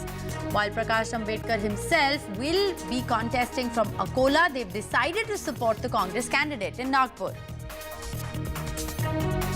NIA raids in Karnataka and Tamil Nadu in connection with the Bengaluru Rameshwaram Cafe blast case.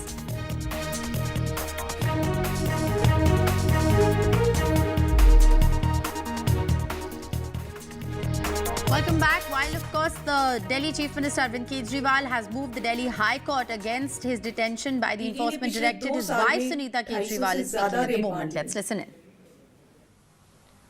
वो इस so called शराब घोटाले का पैसा ढूंढ रहे हैं।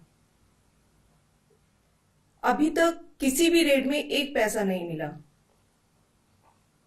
मनीष जी के यहाँ रेड मारी, संजय सिंह जी के यहाँ रेड मारी, सत्येंद्र जैन जी की यहाँ रेड मारी, 1 भी पैसा नहीं मिला। हमारे यहाँ रेड मारी, मात्र 73,000 रुपए मिले। तो वो इस सो कॉल्ड शराब घोटाले का पैसा है कहां? अरविंद जी ने कहा है कि इसका खुलासा वे 28 मार्च को कोर्ट के सामने करेंगे। सारे देश को सच सच बताएंगे कि इस सो कॉल्ड शराब घोटाले का पैसा है कहां, उसका सबूत भी देंगे। अरविंद जी बहुत सच्चे, देशभक्त, निडर और साहसी व्यक्ति हैं। उनकी लंबी आयु, सेहत और सफलता की कामना करना। उन्होंने कहा है, मेरा शरीर जेल में है, लेकिन आत्मा आप सबके बीच है। आंखें बंद करो, मुझे अपने आसपास महसूस करोगे। जय Hind.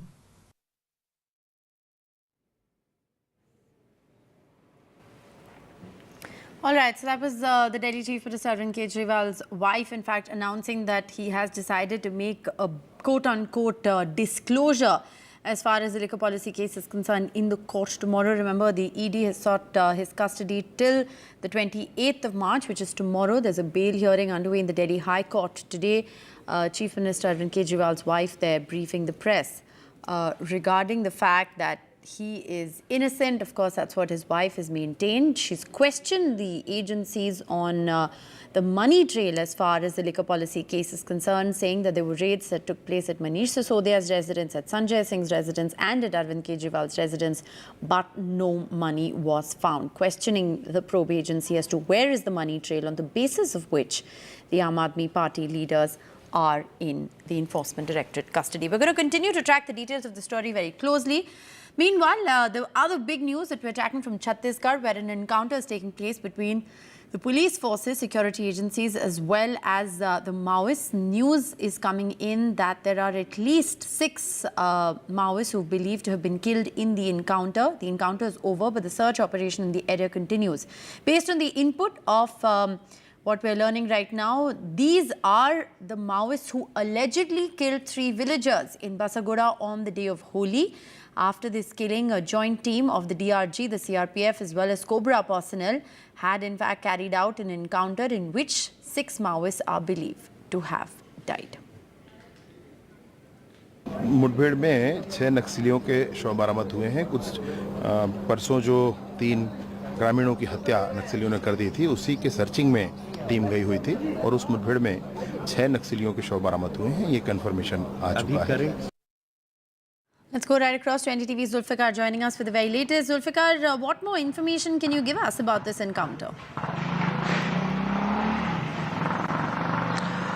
This encounter has been taken place at around 9 a.m. in the morning when the security forces advancing in Bijapur's Basagoda area. Meanwhile, fire occurred from the Maoist side and security forces retaliated and continuously firing from the security forces. So in this encounter, 6 Maoists has been killed till now, and security forces said that Deputy Commander Nagesh and his wife also has been killed in this encounter. And where the encounter took place, this place is where day before Holi, 3 villagers has been killed by the Maoist because of they were claimed they were informing the police of the Naxalites. So this incident took place in a Basagoda area, and police forces are saying that loss of the Maoist may increase, and we have to wait for that. After 6 dead bodies had recovered, and some Maoists had been seen in the ground zero wounded, and updated information may come after some time. All right, Zulfikar, thanks very much for joining us with that preliminary information. It's a big encounter in which the security forces have claimed that 6 Maoists have in fact been killed. These are the individuals believed to be behind the killing of those 3 villagers on Holi. Let's shift our focus now to more breaking news that is in fact coming in at the moment. Prime Minister Modi has in fact spoken with the BJP candidate Rajmata Amrita Roy. She is the candidate, remember, who is contesting against TMC's Mahua Moitra from the Krishnanagar constituency in West Bengal. The Prime Minister is believed to have spoken to the candidate personally, talking about how the BJP is committed to uprooting corruption. Strong message being sent out there. Vasudha joins us for the very latest. So, Vasudha, this is a very interesting piece of information coming in. Prime Minister Modi there personally phoning up the BJP's candidate who's taking on Mahua Moitra. Yes, Rishika. So, just a day after the Prime Minister called Rekha Patla, one of the Sandesh Khali victims, today he made a surprise call to Rajmata Amrita Roy.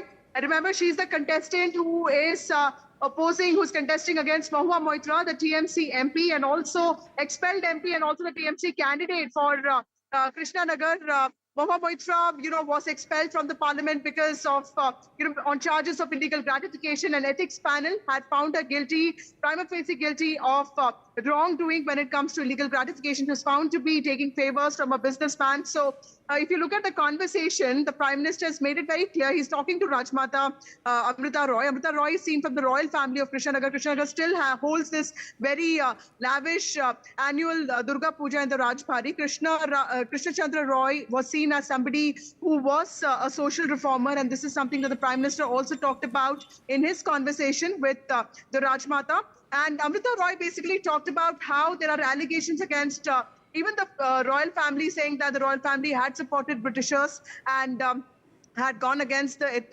against the sentiments of people of Bengal. But in that conversation, the Prime Minister is making Amrita Roy understand that, TMC as part of the opposition will continue doing that, and it is a duty to fight for the right. And he has actually a lot of respect for the royal family of Krishnanagar. All of this is very symbolic because yesterday the Prime Minister made two important calls. One to Professor Sarasir, who is fighting a very important and a difficult battle from the SC Reserve constituency of Alathur in Kerala, and also to Rekha Patra. So this is one way of motivating women of the BJP and also ensure that they put in their best efforts and that the party supports them in their endeavors. All right. And of course, Vasudha, very part of the carefully curated strategy of making these phone calls is also to make it publicly known that the Prime Minister has personally reached out to these candidates who are taking on heavyweights like Mahua Moitra, who is, of course, a sitting MP from Krishnanagar. Thanks very much for joining us with the very latest. We'll, of course, keep a close watch on all those political developments. Moving on, Arvind Kejriwal's case is in the Delhi High Court. He's, of course, appealed in the Delhi High Court against his arrest by the Enforcement Directorate. The Enforcement Directorate has, in fact, sought 3 weeks' time for a detailed reply. Kejriwal in his plea has called these delaying tactics. The hearing is underway in court. My colleague Aishwarya is joining us live from the Delhi High Court. He's been tracking closely the details of this story. So Aishwarya, break it down for us. What's the latest as far as the court hearing on Delhi Chief Minister's bail plea is concerned?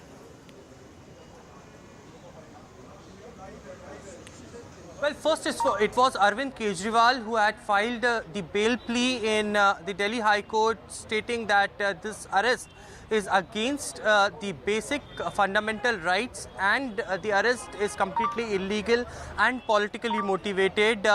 It was early in the morning when Delhi High Court stated that it should be both the sides, ED and Arvind Kejriwal's counsel, that should get an appropriate time to file in reply. The Enforcement Directorate sought at least 3 weeks' time to file a reply in the case, to which it was opposed by Arvind Kejriwal's counsel, who was represented by Abhishek Manu Singhvi, stating that why this delay tactics, just because tomorrow is the ED custody which is ending, and today only the Delhi High Court should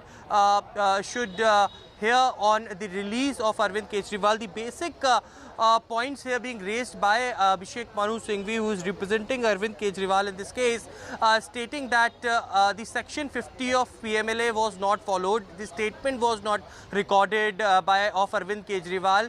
It was the direct arrest that was made, which is ultimately illegal according to the PMLA, and therefore the reason perhaps he should be granted urgent bail, to which it is the Enforcement Directorate who objected this, stating that all the compliances were done earlier before the arrest, and therefore the reason perhaps there were seizures of documents, and later the undersigned was the document was undersigned by Arvind Kejriwal, and all of the governing sections under which Arvind Kejriwal was arrested, he was informed prior to his arrest as well. It is Abhishek Manu Singhvi who has also stated in the court that without any statements being recorded, Arvind Kejriwal was arrested. This is for the first time when any sitting chief minister was arrested, completely politically motivated, and therefore the reason perhaps he needs to be heard. The hearing is currently underway. Whether Arvind Kejriwal's plea, which says that he should get urgent relief from the Delhi High Court on the arrest made by Enforcement Directorate, that happens or not, is something that remains to be seen. But hearing continues in the Delhi High Court. All right. The hearing there continues in the Delhi High Court, and while there is a hearing underway in the Delhi High Court, there's high drama on the floor of the Delhi Assembly. The session today is the first after Chief Minister Kejriwal's arrest. Ahead of the session, the BJP, of course, had demanded a probe into Chief Minister's orders from jail. The Assembly session went off to a very fiery start, after which it has, in fact, been adjourned till Monday, is what we are learning now. The ED, remember, meanwhile, in the Delhi High Court has sought 3 days' time, has sought 3 weeks' time to actually reply to that bail plea. Let's just listen in to the AAP leader Atishi and what she had to say during the session. आप एक एक करके विपक्ष के सारे नेताओं को jail में डाल दोगे, आप सबके बैंक अकाउंट फ्रीज कर दोगे, आप सबके पार्टी ऑफिस सील कर दोगे चुनाव की घोषणा के बाद। तो अगर आप विपक्ष पे इस तरह से हमला करेंगे तो विपक्ष चुनाव कैसे लड़ेगा? और अगर विपक्ष चुनाव नहीं लड़ सकता तो इस देश में लोकतंत्र कैसा बचा? देखिए ये क्या विडंबना है। इलेक्शन कमीशन जो एक नॉन पार्टिजन बॉडी होती है, विपक्ष के राज्यों में होम सेक्रेटरी बदल देती है, डीजीपी बदल देती है, सारे अफसरों को बदल देती है, लेकिन ईडी, सीबीआई और इनकम टैक्स के अध्यक्ष नहीं बदल सकती जब तक चुनाव नहीं होता है। क्यों इन इंस्टीट्यूशंस के, क्यों इन एजेंसीज के अध्यक्ष नहीं बदले जाते जब ये साफ है कि इनको राजनीतिक तौर पर इस्तेमाल किया जा रहा है? सीधा सा साफ है, हमारी मांग है कि अरविंद केजरीवाल भ्रष्टाचारी हैं, उन्होंने चोरी की है, दिल्ली को लूटा है, उन्हें इस्तीफा देना चाहिए। आम आदमी पार्टी चोरों को बचाने का काम कर रही है, ये बुनियादी फ़र्क है दोनों में। और हमारी जो लड़ाई है दिल्ली की जनता की लड़ाई है, दिल्ली की जनता को लूटने का काम अरविंद केजरीवाल ने किया है।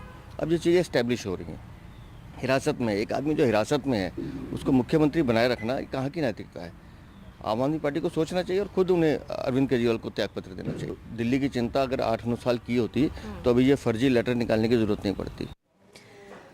All right, so the protest there continues with the Aam Aadmi Party leaders all dressed in yellow, in fact protesting outside the Delhi Assembly, and the BJP of course demanding a probe there into all of the orders that the Delhi Chief Minister is passing, sitting in jail. Remember, Arvind Kejriwal was arrested on the 21st of March in connection with the Delhi liquor policy case. His wife, addressing a press conference just a short while ago, has questioned where is the money on the basis of which the Delhi Chief Minister has in fact been arrested. This of course is the dramatic scenes at the Delhi Assembly while there is a hearing underway in the Delhi High Court on Arvind Kejriwal's bail petition. So far, the Enforcement Directorate has sought 3 weeks' time to file a detailed reply. And, the Arvind Kejriwal side, his lawyers, of course, have called this a delaying tactic. Let's go across to NDTV's Ishika. She's joining us live from outside of the Delhi Assembly. So, Ishika, what's happening where you are?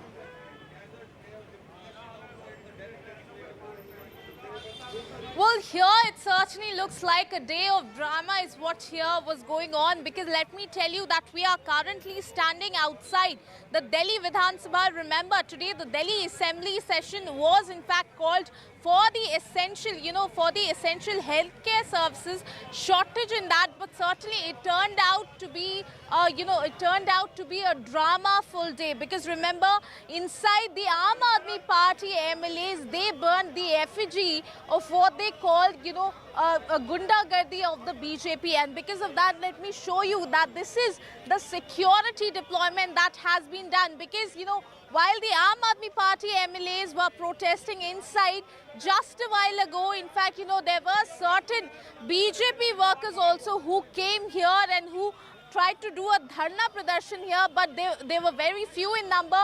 All of them were detained, but you can certainly see because of that, now the security arrangements here have been tightened, the barricades have been put up, and you can clearly, in fact, I'll ask my cameraman to pan around and show you the heavy police deployment that now has been done, in fact, just outside the Delhi Assembly. So certainly while the hearing continues, in the High Court for Arvind Kejriwal, whether or not will he get relief, that certainly remains to be seen.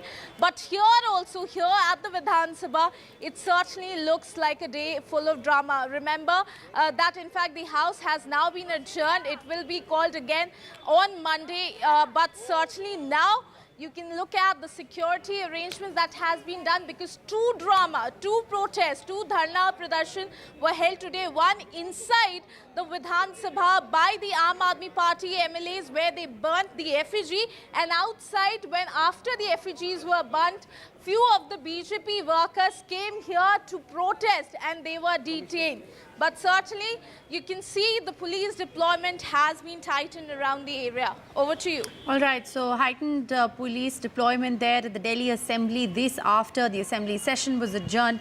And the protest versus protest rather continues with the Aam Aadmi Party MLAs. They're protesting Arvind Kejriwal's arrest outside the session, calling this a throttling of democracy ahead of the elections. And the BJP in turn lashing out at the Aam Aadmi Party, saying they will continue to protest, demanding the resignation of the Delhi Chief Minister, and that all of the orders that he's issuing as Chief Minister, continuing to issue as Chief Minister from jail, need to be closely analysed. So The battle between the Aam Aadmi Party and the BJP, they're only intensifying this, of course, as that bail hearing is underway in the High Court. We'll get you all the latest updates on this story and a lot more on the other side of what's going to be a short break. Stay with us.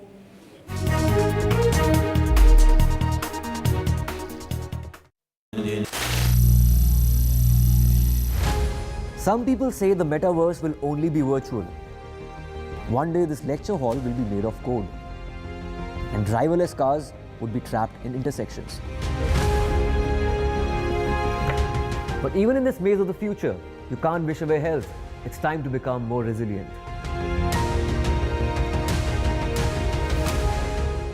"10 years of Banega Swasth India, we have grown and achieved so many milestones.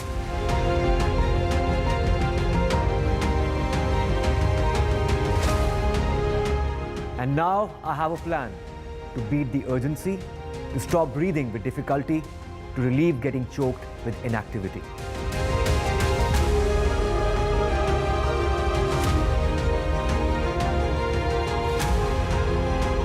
Energize our government, our environment, our society, and ourselves. Everyone, everywhere, every day.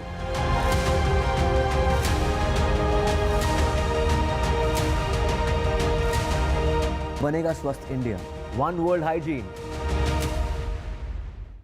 Chief Justice D.Y. Chandrachud, NDTV, big exclusive. We provide justice to common citizens, and there is no case which is too small even for the highest court of the nation. CGI का काम करने का अलग अंदाज. Sometimes I get emails even in the middle of the night, and I'm always available to answer those emails. 25 crore final judgments and orders. This data is available online. As on 29th February 2024, 3.09 crore cases have been heard on video conferencing mode. Chief Justice Chandrachud से जुड़ी अनसुनी बातें. 3:30 बजे सुबह मेरा दिन शुरू हो जाता है. My best friend, who is my wife, Kalpana, both of us are vegans. खबरों में आपका भरोसा.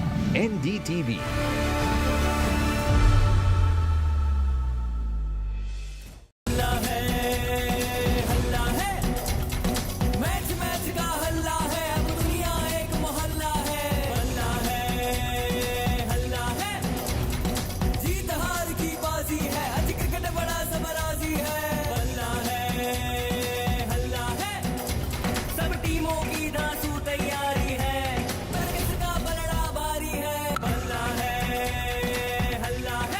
आईपीएल का हल्ला बल्ला और सबसे शानदार कवरेज सिर्फ एनडीटीवी पर।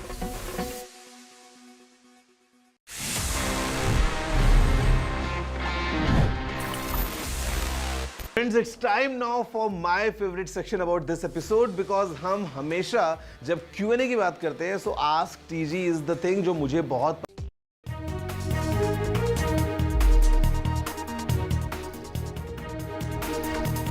Welcome back. The other big story that we're tracking for you today, it is the last day of nominations for phase 1 of the general elections, and we have high-profile candidates from all across the country who have in fact filed their nominations. Earlier today we got visuals of Nitin Gadkari offering prayers at his residence and then holding a massive roadshow in Nagpur when he filed his nomination. The Tamil Nadu BJP president Annamalai has filed his nomination papers from Coimbatore. DMK leader Dayanidhi Maran has also filed his nomination from Chennai, which is going to be an interesting battle between the AIA-DMK allies, the DMK as well as the BJP. Well, to break down the political developments, we have Sam Daniel joining us as well as Radhika joining us. Sam, to you first. So we saw Annamalai there filing his nominations, as did Dayanidhi Maran. You know, it's going to be really interesting to see this time. There's going to be a lot of focus on how South states are going to perform, given the kind of very coordinated, concerted effort by the BJP to make inroads in states where they don't necessarily have the numbers.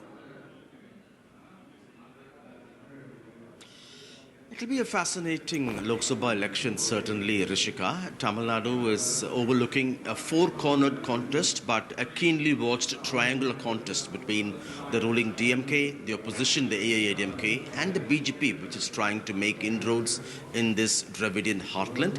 Today being the last day of the filing of nominations, we had a few high-profile nominations, including former telecom minister and sitting MP from Chennai Central constituency Dayanidhi Maran, and BJP State Chief Annamalai filing his nomination for the Coimbatore Lok Sabha constituency.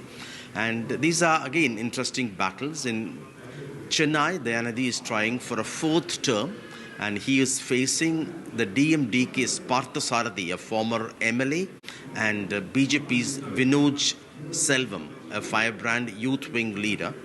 And increasingly, the battle has turned into a battle between the ruling DMK and the BJP, because both the ruling DMK and the opposition, the AIADMK, are opposing BJP. And technically, the DMK has retained its formidable alliance of the 2019 polls it swept, and it hopes it will be able to repeat. On the other hand, the AIADMK is hoping that this would be seen as a referendum on the performance of the ruling DMK in Tamil Nadu. It feels there is severe anti-incumbency which it will help, which will help for the party to win. And the BJP, which otherwise has a very negligible presence, tries to make a splash in this Dravidian heartland. Annamalai, the party's chief, who lost assembly polls last time, is now trying to make an entry to the parliament from the Coimbatore Lok Sabha seat, where comparatively the party has a stronger presence. The disadvantage for the BJP is that the AIADMK is no longer an ally, and it has only smaller allies like the PMK. But the party hopes Prime Minister Modi's frequent visits to Tamil Nadu and Annamalai's recent Padayatra will help them to expand their present negligible footprint and possibly win some seats in the state as well. But the key fight will be between the ruling DMK and the AIADMK. Rishika.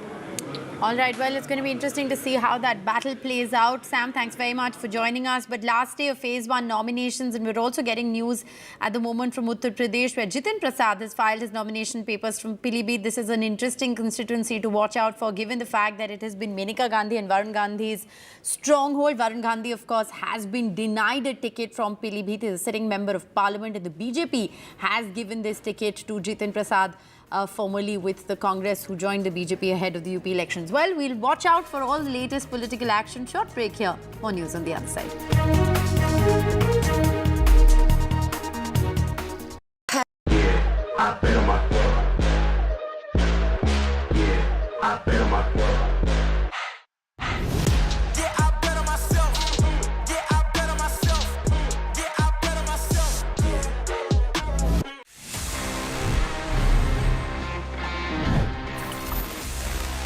So friends, next I have is this shiny new device coming straight from the Realme factory. This is the all new Realme Narzo 70 Pro 5G.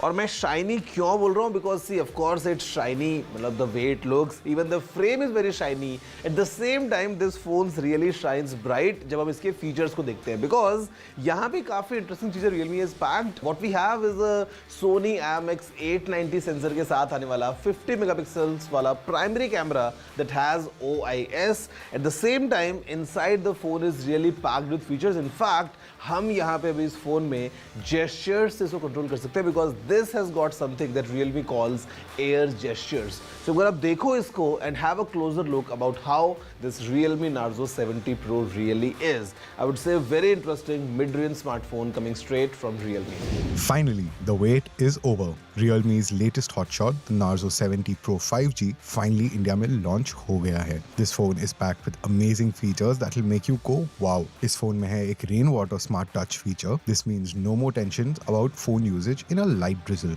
The powerful MediaTek Dimensity chipset lets you game, multitask and do everything else at lightning speed. The 5000 mAh battery and SuperVOOC fast charging will get you back in action in no time. The phone's horizon glass design gives it a super premium head-turning look.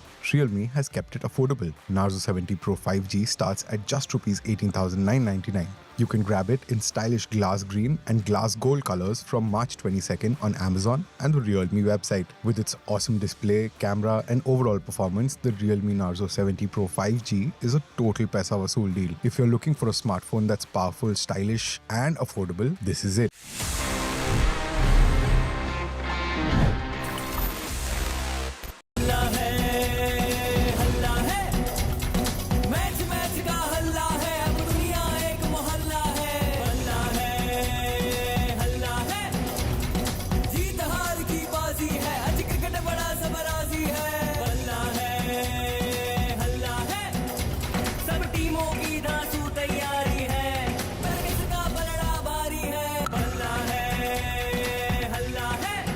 IPL का हल्ला बल्ला और सबसे शानदार coverage सिर्फ NDTV पर।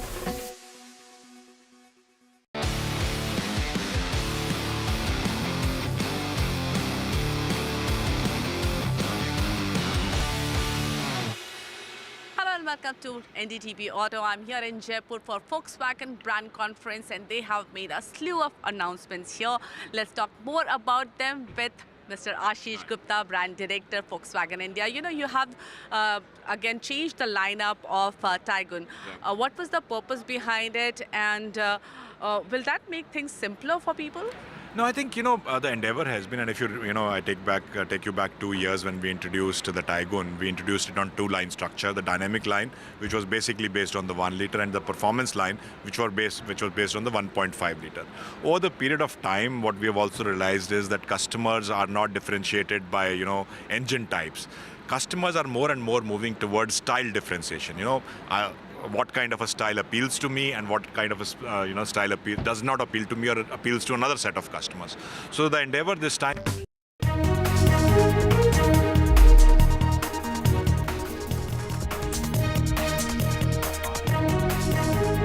Six Maoists have been killed in a police encounter in Chhattisgarh's Bijapur district. These are Maoists who allegedly killed 3 villagers on Holi. Last day of nominations for phase 1 of the Lok Sabha elections. Nitin Gadkari files his nomination from stronghold of Nagpur. Tamil Nadu BJP President Annamalai files his nomination from Coimbatore, part of the BJP South push. This as 3-time MP DMK leader Dayanidhi Maran files nomination papers from Chennai seeking a 4th term. Arvind Kejriwal has put in a bail plea in the Delhi High Court against his arrest by the Enforcement Directorate. This is the probe agency seeks 3 weeks' time for a detailed reply. Arvind Kejriwal calls this a delaying tactic. High drama in the Delhi Assembly. The session has been adjourned. It was the first session after Chief Minister Arvind Kejriwal's arrest. The Delhi BJP has protested, demanded a probe into Arvind Kejriwal's orders from jail. Big developments in Maharashtra as Prakash Ambedkar has decided to go it solo in the upcoming Lok Sabha elections as they declare the first list of candidates. Prakash Ambedkar will contest from Akola but will support the candidature of the Congress from Nagpur against Nitin Gadkari. NIA raids in Karnataka and Tamil Nadu in the Bengaluru blast case.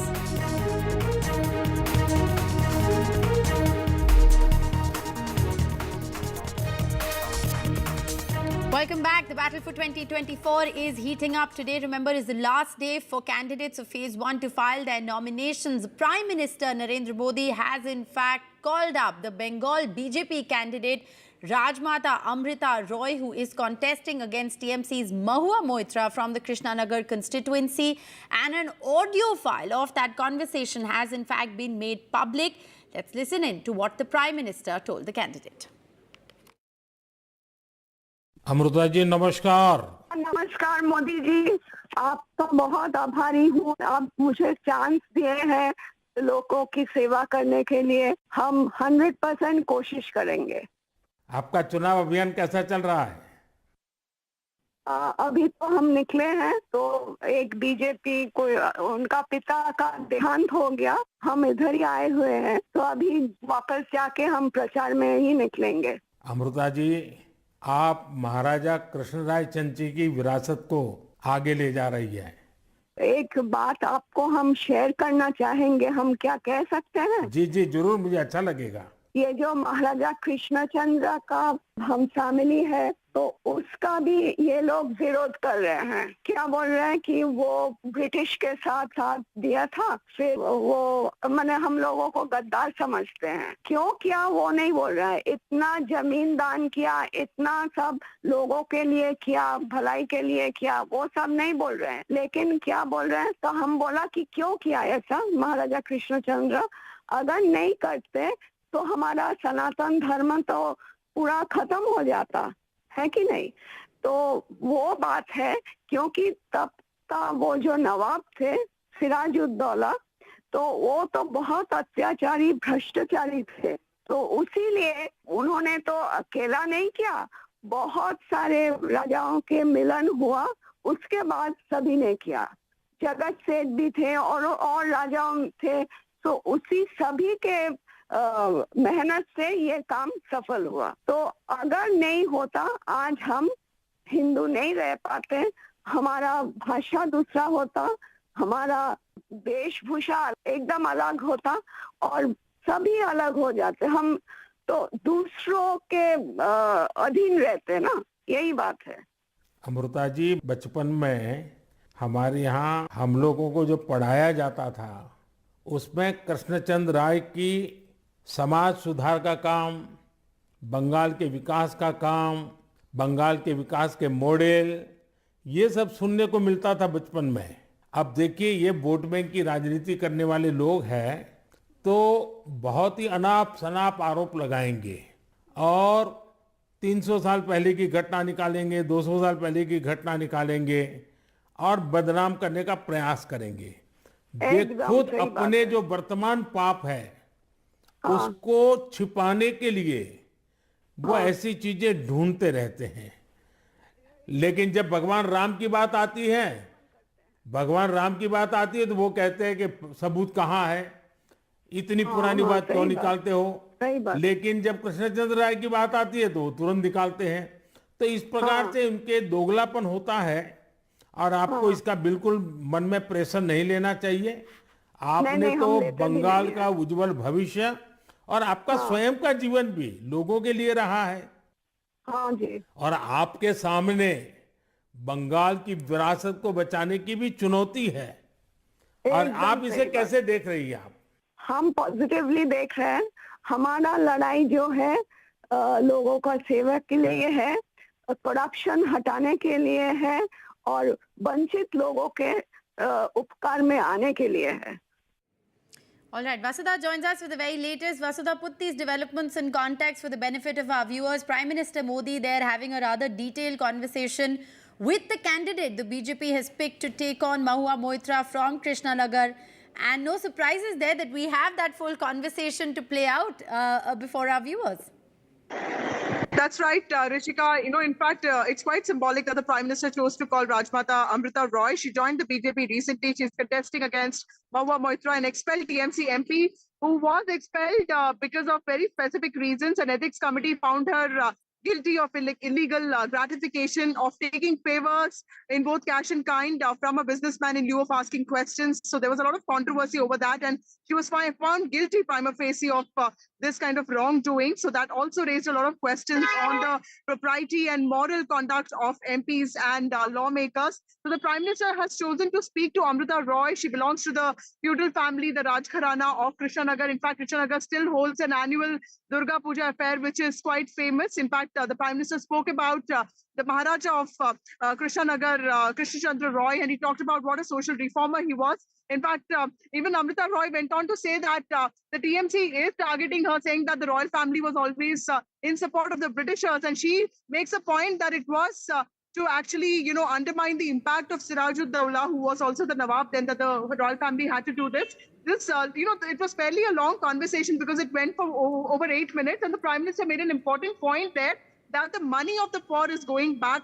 To the poor. Remember, West Bengal has also seen a lot of raids and scrutiny of investigating agencies. At least 3 to 4 leaders of TMC are also, behind bars. And more importantly, Rekha Patra was also called by the PM yesterday. She is a Sandesh Khali sexual assault victim survivor. Yes. And also Professor Sarasil, who's fighting a very difficult battle in Kerala. So clearly these are outsiders in the party. The Prime Minister's way of telling his own party members to be motivating of them and also to motivate them.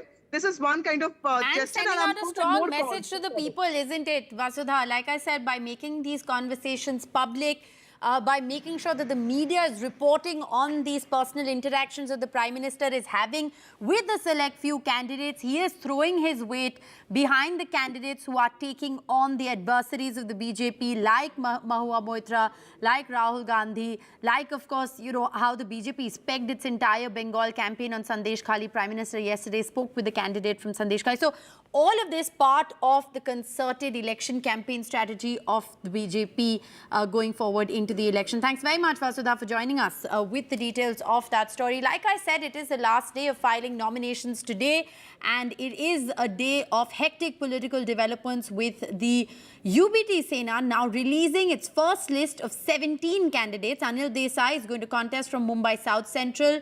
From Mumbai North West seat, this was a massive tussle between Amol Kiritkar, who's now been given the seat. But remember, it was Congress's Sanjay Nirupam who was eyeing the Mumbai Northwest seat. There was a huge NCP Sena battle also over the Mumbai Northeast seat, which has now been given to the Shiv Sena. So the UBT Sena essentially has announced candidates across Mumbai. Now this has indeed ruffled some feathers. Sanjay Nirupam, in fact, addressing a press conference as we speak, has questioned whether the Congress has kneeled down before the UBT Sena as far as this first list is concerned. They've also continued to retain several existing MPs. So, you know, the big question here is all really well within the Mahavikas Aghadi alliance, given the fact that only the UBT Sena has released its first list. We're still waiting to hear from the Sharad Pawar camp as well as the Congress camp. Let's first listen in to what Sanjay Raut has had to say.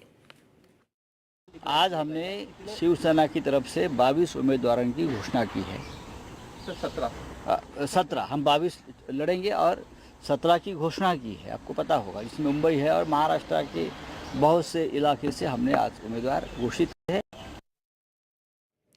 All right, Radhika joins us now with the very latest. Radhika, clearly this first list has ruffled many of feathers. We're getting in news flashes on what Sanjay Nirupam is in fact saying at that press conference. He's saying that he's urged the Congress leadership to intervene and break the alliance, given the fact that the UBT Sena has really come out and declared candidates for 17 seats and some of the key contest seats, which was 3 seats in Mumbai where there was a conflict with NCP and Congress, and also crucially that Sangli seat, which the Congress was eyeing. Absolutely clear conflict and tussle within MVA as UBT Sena releases its first list of 17 candidates. And as you mentioned, yes, this has ruffled some feathers within the Congress as well as within NCP itself. In fact, as far as Congress is concerned, it had been vying for Sangli. Sangli is the stronghold of Congress and they wanted that seat, which is why multiple meetings had taken place over Sangli as well as Bhiwandi. But despite that, today, UBT Sena going ahead and fielding its candidate from Sangli constituency. Now, apart from that, of course, as far as Mumbai is concerned, 4 seats being taken by Sena, and of those, of course, be it Northwest Mumbai or South Central Mumbai, both were being sort of eyed by the Congress, which is why Sanjay Nirupam taking that press conference, making it obvious or making it clear that he's unhappy with this arrangement, and also calling on Congress as well as Sena, and that Sena is all set to destroy Congress is something that he'd been saying time and again. And once again, he's taken that press conference because he had been eyeing a Northwest constituency. It was in fact his stronghold for quite some time until he lost elections last year. Now, those are 2 seats as far as the dispute between Congress and Sena is concerned, 3 including Sangli. And as far as the Mumbai Northwest seat goes, Mumbai Northeast, I beg your pardon, goes, the dispute is between NCP and Sena. We just saw some of the NCP workers here, in fact, protesting that this seat has gone to Sanjay Patil of the Sena. So clearly, some of the seats has, in fact, have ruffled. Radhika, we're going to interrupt you right there because Congress leader Sanjay Nirupam, who was denied that seat from Mumbai West, in fact, is addressing the media. Like I said, let's just dip in and listen in. गठबंधन धर्म पाळला नाही मी असा आरोप लावतो अभी काट निकल यही बात का अरे नहीं हो पाएगा मर जाएंगे. Well, we'll try and replay that conversation, but Sanjay Nirupam, remember, was eyeing the Mumbai Northwest seat. He'd made his ambition pretty clear. That seat has also gone to the Shiv Sena. There is now clear rumblings within the Mahavikas Aghadi after the Uddhav Thackeray Sena has announced its list of 17 candidates, announcing candidates across all seats in Mumbai, prompting Sanjay Nirupam, who was eyeing the Mumbai Northwest seat, to ask whether the Congress has been forced to quote-unquote kneel down. In that press conference that has just concluded, our team of reporters over there have in fact flagged that he said the Congress is making a mistake. Let's just try and listen into what he said. हाँ, तो आपने देखा होगा, मैंने प्रारंभ में ही कहा कि जिस तरीके से मुंबई की 6 में से 5 सीटें शिवसेना के हवाले कर दी गई, वो निश्चित तौर पर कांग्रेस पार्टी को मुंबई में पूरी तरह से दफन करने का एक कार्यक्रम है। एक जमाना था मुंबई में 5-5 एमपी कांग्रेस के हुआ करते थे, एक एनसीपी का हुआ करता था। एक जमाना था मुंबई से, और जमाना कोई बहुत पुराना नहीं, मैं ऐसा कोई हड़प्पा और मोहनजोदड़ो के जमाने की बात नहीं कर रहा हूं, आज 10 साल 12 साल पहले की बात है। तो कांग्रेस का एक बड़ा जबरदस्त जनाधार रहा है। ऐसे में दक्षिण मध्य मुंबई, उत्तर मध्य मुंबई और उत्तर पश्चिम मुंबई के लिए हमारा विशेष आग्रह था, दक्षिण मुंबई के लिए भी विशेष आग्रह था, लेकिन दक्षिण मुंबई में चूंकि जो वहां का शिवसेना का सांसद है वो उद्धव गुट के साथ है, इसलिए हमने वो आग्रह छोड़ दिया था। लेकिन हमारा शुरू से आग्रह था कि आप 50-50 करिए, 3 सीट हमारा 3 सीट आपका। लेकिन जिस तरीके से शिवसेना ने जोर जबरदस्ती की है और एक तरह से कांग्रेस पार्टी को अपने घुटने पे लाके दे दिया है, वह निश्चित तौर पर शिवसेना के पूरे नियत के ऊपर सवाल करने वाला है। जो कांग्रेस का वोटर है वो कहां जाएगा? कांग्रेस को जो वर्षों से लगातार वोट करते आए हैं, क्या वो शिवसेना के इस हरकत के बाद शिवसेना के पास जाएंगे, शिवसेना को वोट देंगे? मुझे इस बारे में संदेह है। सर, आपने कहा कि खिचड़ी चोर उम्मीदवार के लिए आप काम नहीं करेंगे, क्या कांग्रेस का कैडर भी जो नॉर्थ वेस्ट में है वो भी यही महसूस करता है कांग्रेस शिवसेना उम्मीदवार के लिए काम नहीं करेगी? बिल्कुल, जब मैं ये आह्वान कर रहा हूं तो निश्चित तौर पर कांग्रेस का जो कैडर है, जो मेरे से जुड़े हुए जो लोग हैं, वो सारे के सारे लोग शिवसेना के इस कैडर का, शिवसेना के इस उम्मीदवार का विरोध करेंगे। और सिर्फ कैडर ही नहीं, कांग्रेस के कार्यकर्ता नहीं, कांग्रेस को मानने वाले मतदाता भी इस खिचड़ी चोर के लिए काम नहीं करेंगे, उसको वोट नहीं देंगे, ऐसी मैं घोषणा कर रहा हूं। 2019 क्योंकि कांग्रेस का जो बड़ा वोट बैंक है वह माइग्रेंट लेबर वाला वोट बैंक है।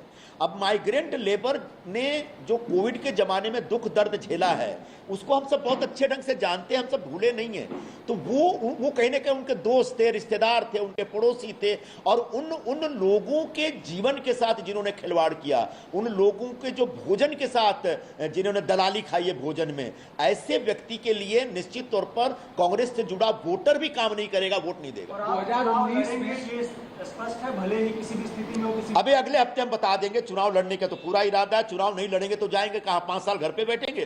2019 से क्या ये लगातार जो बार्गेनिंग है कांग्रेस की वो खत्म होते जा रही है क्या? 2019 में जब सरकार में भी आए तो कांग्रेस को तीसरे और दोयम दर्जे के सारे मंत्रालय और सीटें मिली, उसके बाद से लगातार कांग्रेस को इग्नोर किया जाने लगा, उसको खत्म करने की सोची समझी साजिश रची जाती रहेगी क्या? देखिए, अगर 2019 की बातें आपको याद हैं तो आपको ये बात भी याद होगी कि जब शिवसेना और कांग्रेस का अलायंस हो रहा था, सबसे पहले मैंने विरोध किया और बहुत खुल के विरोध किया था। और मैंने कहा था कि शिवसेना के साथ अलायंस करके, गठबंधन करके, युति करके आप अपने आप को खत्म कर रहे हैं। ये धीरे धीरे एक डी जनरेशन की प्रक्रिया शुरू होगी। आज 5 साल बाद बिल्कुल मुंबई में वही चीज दिख रहा है। हमने कहा था शिवसेना के साथ अलायंस नहीं होना चाहिए कांग्रेस का, आप हार गए, कोई दिक्कत नहीं, नए सिरे से मैदान में उतरिए और एक सशक्त विपक्ष की भूमिका निभाते हुए कांग्रेस को फिर से पूरे मुंबई में और महाराष्ट्र में खड़ा किया जा सकता है। लेकिन हमारे कुछ लोग ऐसे थे जिनको सत्ता की मलाई चाहिए थी, सत्ता को शेयर करना था, और इस वजह से वो चले गए और उसका नतीजा सामने। अभी इनका पूछने दो। बालासाहेब ये बोल रहे हैं कि उद्धव ठाकरे को रीथिंक करना चाहिए जो उन्होंने अनाउंसमेंट की है। आपको लगता है उद्धव ठाकरे ने जो अनाउंसमेंट की है वो कांग्रेस को कंसीडर करके की है या नहीं की है, या खुद ही? अगर बाला साहब थोराट जी खुद नेगोशिएशन करने वाली टीम के एक सदस्य थे और अगर वो कह रहे हैं रीथिंक करना चाहिए, मतलब उनकी बात भी नहीं सुनी गई। तो जो नेगोशिएशन करने वाली जो टीम थी, जब उनकी ही बात नहीं सुनी गई है तो निश्चित तौर पर हम सब फेल हो गए।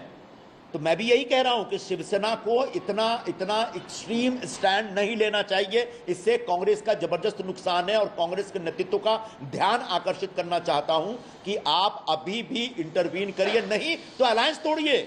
अगर पार्टी को बचाना है तो अलायंस तोड़िए और मैदान में उतरिए, लेकिन आप शिवसेना के साथ अलायंस करके अपने आप को हमेशा के लिए खत्म करने का जो फैसला कर रहे हैं वो बहुत ही आत्मघाती है पूरे कांग्रेस पार्टी के लिए, और इसका असर पूरे महाराष्ट्र में पड़ेगा, महाराष्ट्र से बाहर भी पड़ेगा। यह सवाल यह है कि अरविंद सावंत का बयान है जारी होने के बाद, उनसे आपके विरोध को लेकर पूछा गया तो उन्होंने कहा कि कौन लिखो मैं नहीं जानता, जिस तरह की भाषा लोग बोल रहे हैं, यानी कि शिवसेना उद्धव ठाकरे ग्रुप बोल रहा है, उसको किस तरह से देखते हैं? एक तरफ कांग्रेस के साथ गठबंधन में, वहाँ आप जैसे कद्दावर नेता तो वीडियो दरकिनार कर रहे हैं जिस इसमें संजय राउत जिस तरह का बयान देते हैं, क्या उन लोगों के बयानों का भी असर इस गठबंधन में, इस निवेश? अब एक एक व्यक्ति के बारे में मत पूछो, ठीक है, और हमने एक एक व्यक्ति के ऊपर कमेंट करने का देखिए, निश्चित तौर पर एक बार हो गया एक मिनट, हाँ बोलो। आप अशोक चौहान से मिले और उनसे मुलाकात हुई और बीजेपी में जाने के संकेत कुछ हैं आपके?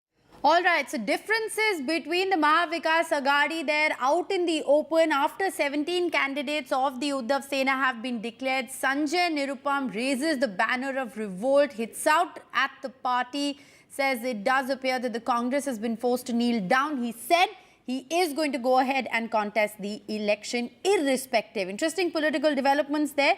We'll get you all the latest on the other side of what's going to be a short break.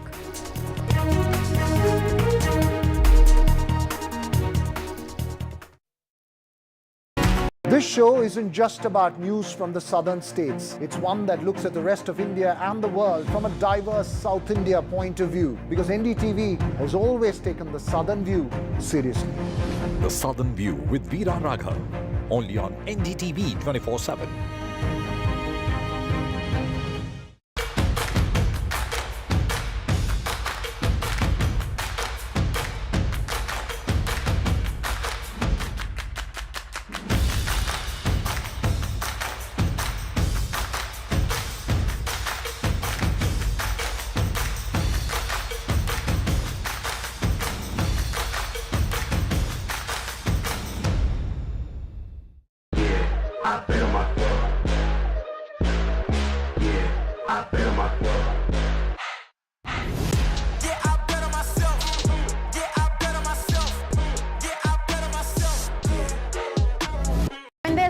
Talking but very little being said, too many voices but hardly any being heard. You turn to a show that puts you front and center, a show that headlines the stories of the people, by the people, for the people. Hello and welcome to NDTV Auto. What I have with me today is real special. It is the latest EV from Audi, Q6. What's special about it is it's based on a completely new platform, PPE, Premium Platform Electric. This platform Audi has developed for their electric vehicles, and it has a lot to offer.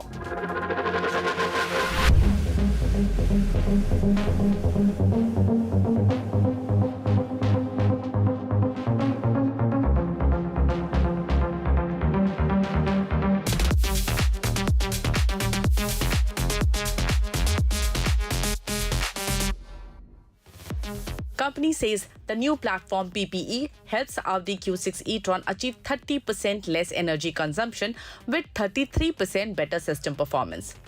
With the Q6, Audi is also introducing its electronic architecture E3 1.2, which allows customers to experience digitalization directly in the vehicle, making Audi Q6 e-tron a truly tech marvel.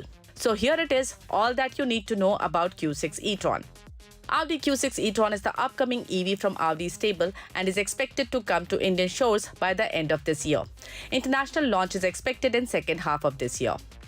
It is a 4.7-meter SUV which will occupy the space between Q4 and Q8 e-tron. It will come in two variants, Q6 e-tron Quattro and the more powerful SQ6 e-tron. What we have today with us is the S variant. What I want to show you, the first in the look of Audi Q6 are these DRLs. They are matrix LED DRLs with active signature. That means you can change the pattern that gets projected from these DRLs, and they also move while the car is on the move. That means you can actually have an active DRL. And I believe this feature is the highlight of Audi's upcoming baby. Up front is the grille. Now what I want to show you is this single frame grille. Audi is calling it inverted single frame grille, and it looks very interesting. It's all closed off but looks very nice with these piano black inserts given here, and then we have seen these very flattish Audi logo in other products, but here there is a little bit of 3D element in the logo. Now you have to notice this very prominent shoulder line which goes all the way to the tail lamp. The rear looks quite interesting with its almost wrapped around feel to the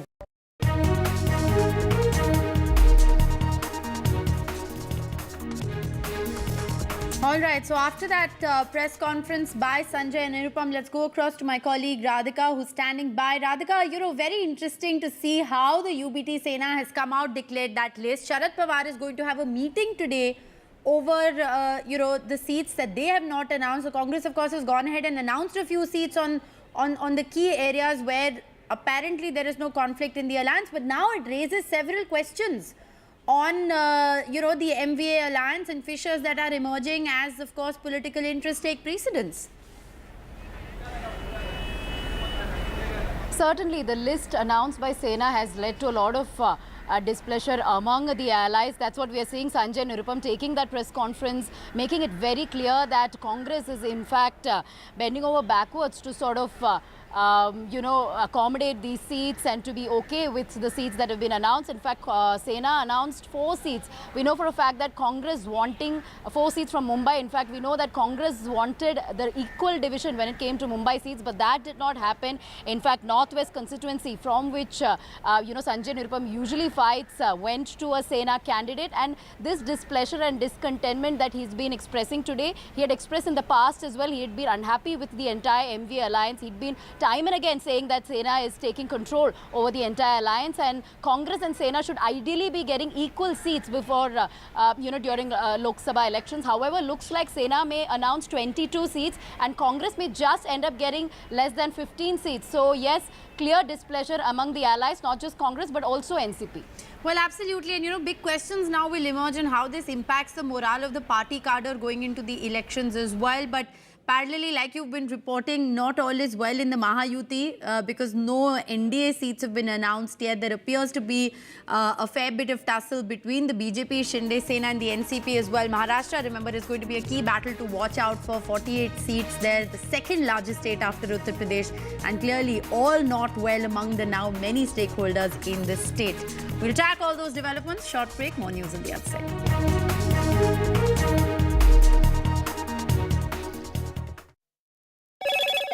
Hello, Moto. Motorola, India's best 5G smartphone brand.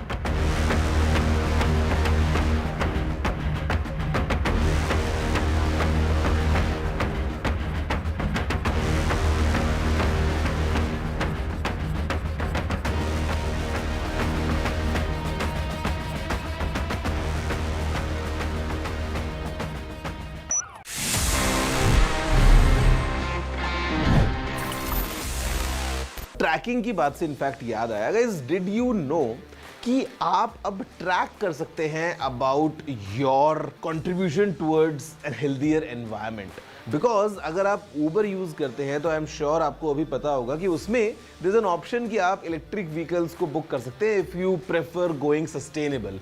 लेकिन अब यहाँ पे एक option आ गया है जहाँ पे आपको ऊबर दिखाता है कि आप क्या सेव कर रहे हैं कंपेयर टू अगर आप एक नॉर्मल व्हीकल में जाते हैं तो आप कितने कार्बन एमिशंस होने से रोक रहे हैं, और वो आपको दिखाता है in form of trees being planted. तो कहीं ना कहीं ये एक अच्छी चीज़ है जहाँ पे you can keep track of your your contribution, कि आप अपने डेली हैबिट्स में जब आप सुबह ऑफिस के लिए ऊबर ले रहे हैं, जब आप शाम को कहीं बाहर जा रहे हैं, अगर आप एक ईवी यूज़ करते हैं, so how much essentially are you contributing towards the environment. This service is live now in multiple Indian cities. तो next time you book an Uber, I would request कि अगर आप एक इलेक्ट्रिक व्हीकल यूज़ करते हैं, it will kind of contribute towards the environment, or you can clearly track in form of number of trees being planted. So I'm sure normally we friends sometimes we see each other's Uber ratings कि किसको कितने star मिले हैं, किसी की कितनी rating है। तो I'm sure going next this could be a thing that we all might track कि अच्छा मैंने कितने trees को plant किया by going electric, या कौन आगे जीत रहा है। It's a nice thing. Did you know this? If yes, amazing. If no, please let me know. You know the address. It's tg@ndtv.com.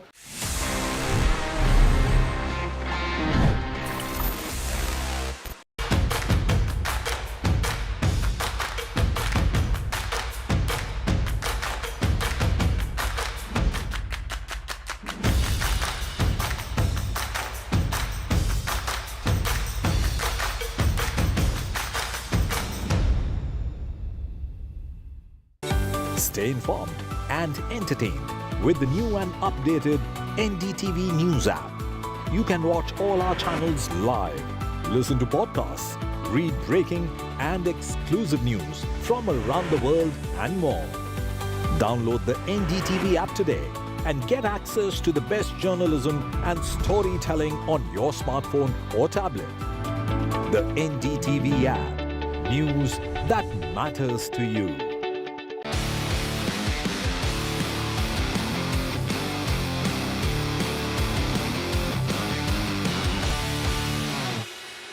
Hello and welcome to NDTV Auto. I'm here in Jaipur for Volkswagen brand conference and they have made us.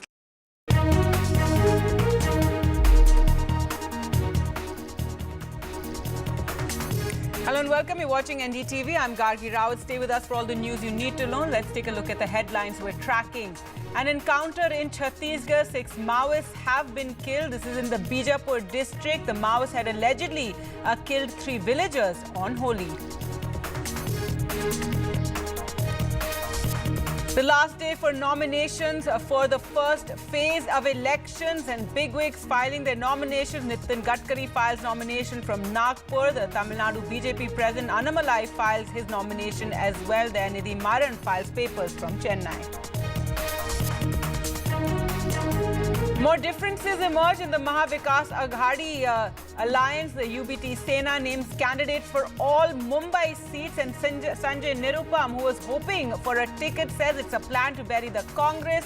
He appeals to the Congress break the alliance with the Sena.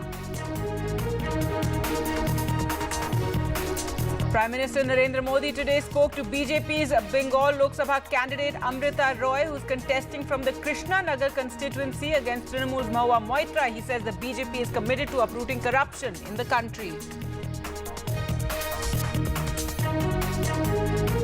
The Delhi Chief Minister's plea in the High Court against his arrest. The Enforcement Directorate seeks 3 weeks' time for a detailed reply. Kejriwal says it's a delaying tactic by the ED, while the Chief Minister's wife addresses a press conference, says raids in 250 locations, no money found. And Delhi Assembly session was adjourned. This is the first session after Chief Minister Arvind Kejriwal's arrest. Delhi BJP chief says probe Kejriwal and how he's giving orders from jail.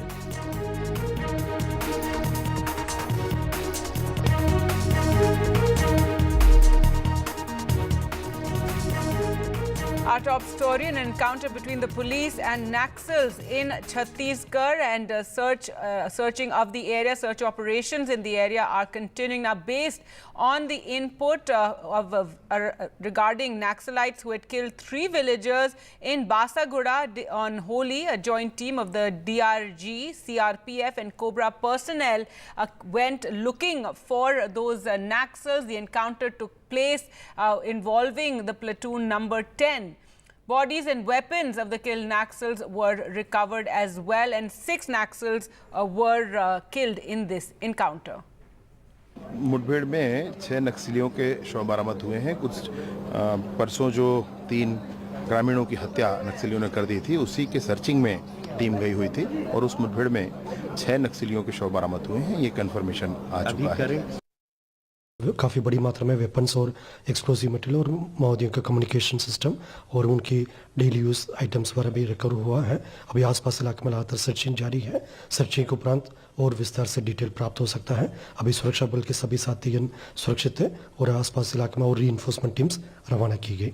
अभी dead bodies का शिनाख्ती कार्रवाई की जा रही है। संभवत उसमें area committee और माओवादियों का PLG प्लेटून नंबर 10 का कुछ कैडेट्स होने का संभावना है, लेकिन फाइनल कंफर्मेशन तब बॉडी का आइडेंटिफिकेशन पूरा कंप्लीट हो जाएगा, उसके बाद ही फिर बताना संभव होगा। All right, so that is the big news coming from Chhattisgarh, where 6 Naxals have been killed in this encounter. This comes after 3 villagers were killed by the same group of Naxals, is what the police have claimed, that 3 villagers were killed on Holi by the same group of Naxals, and an encounter took place earlier today on the banks of the Tal Peru River in the area, and search operations are still continuing post the encounter. The bodies of 6 Naxals have been recovered. Well, moving on now to election news, and the Prime Minister continuing with his series of phone conversations that he's having with various BJP candidates.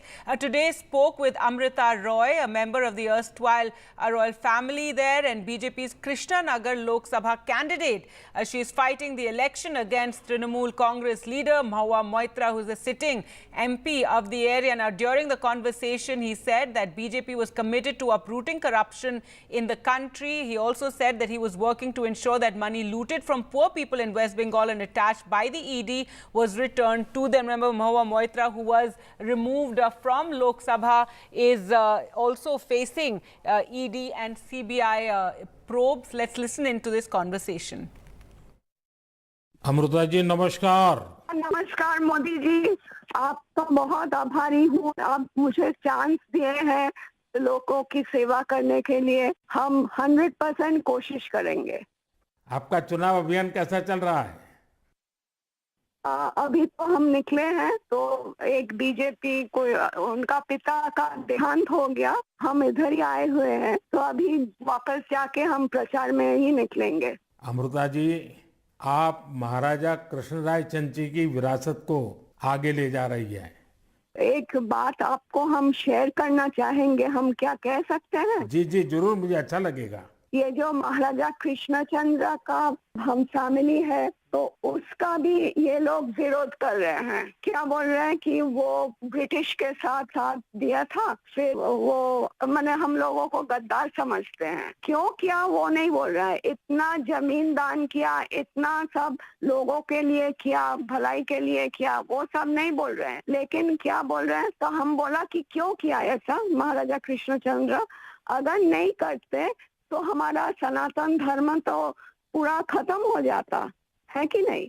तो वो बात है, क्योंकि तब का वो जो नवाब थे सिराजुद्दौला, तो वो तो बहुत अत्याचारी भ्रष्टाचारी थे।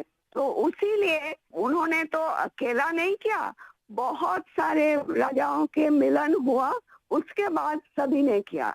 जगत सेठ भी थे और राजाओं थे, तो उसी सभी के मेहनत से ये काम सफल हुआ। तो अगर नहीं होता, आज हम हिंदू नहीं रह पाते, हमारा भाषा दूसरा होता, हमारा वेशभूषा एकदम अलग होता और सभी अलग हो जाते। हम तो दूसरों के अधीन रहते ना, यही बात है।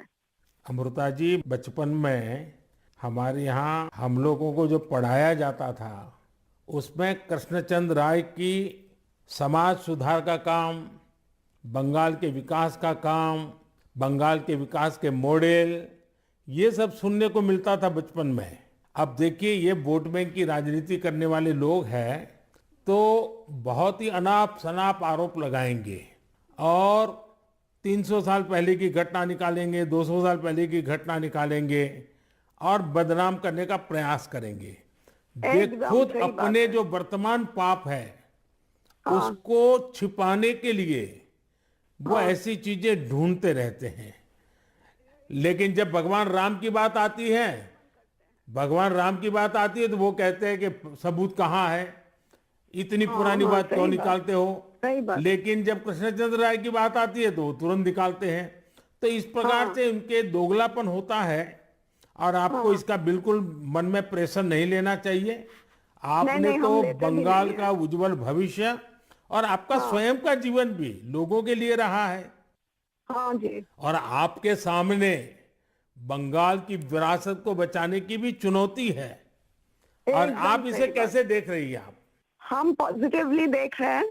हमारा लड़ाई जो है लोगों का सेवा के लिए है, करप्शन हटाने के लिए है और वंचित लोगों के उपकार में आने के लिए है। All right, so that is the latest conversation the Prime Minister has had with the BJP candidate. With that, we'll slip into a short break. On the other side, we'll bring you all the highlights as it's the last day to file nominations for the first phase of elections. Also, do remember, we're asking the youth to come out and cast their vote in the upcoming election. So do send us your videos, and you can send it a hashtag NDTV18 ka vote, and we'll showcase your videos right here.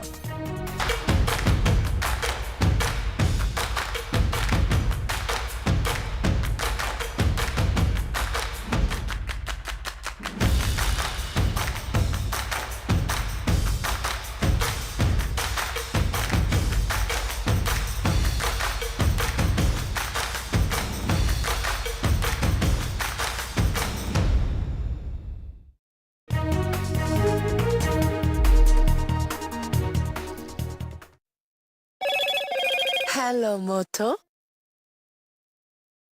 Motorola, India's best 5G smartphone brand.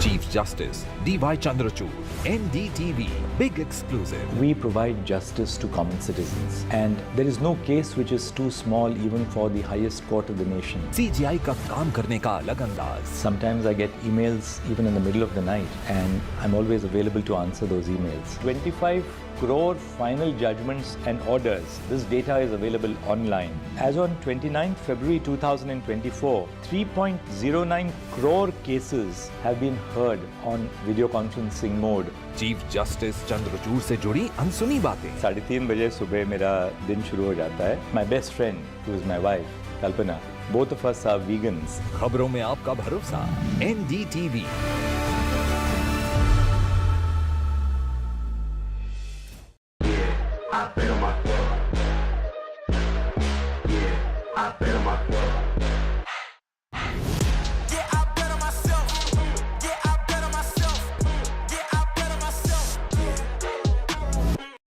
A debate has many facets, perhaps no one right answer. Left, right and center. Conversations that get to the core of the debate.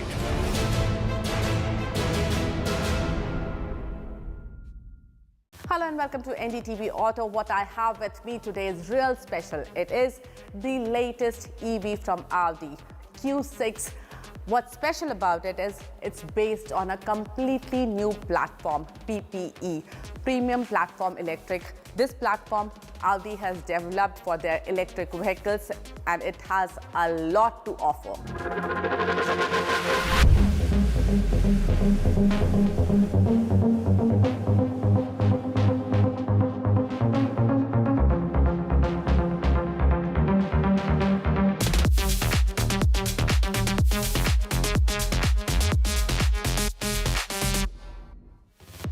Company says the new platform PPE helps Audi Q6 e-tron achieve 30% less energy consumption with 33% better system performance.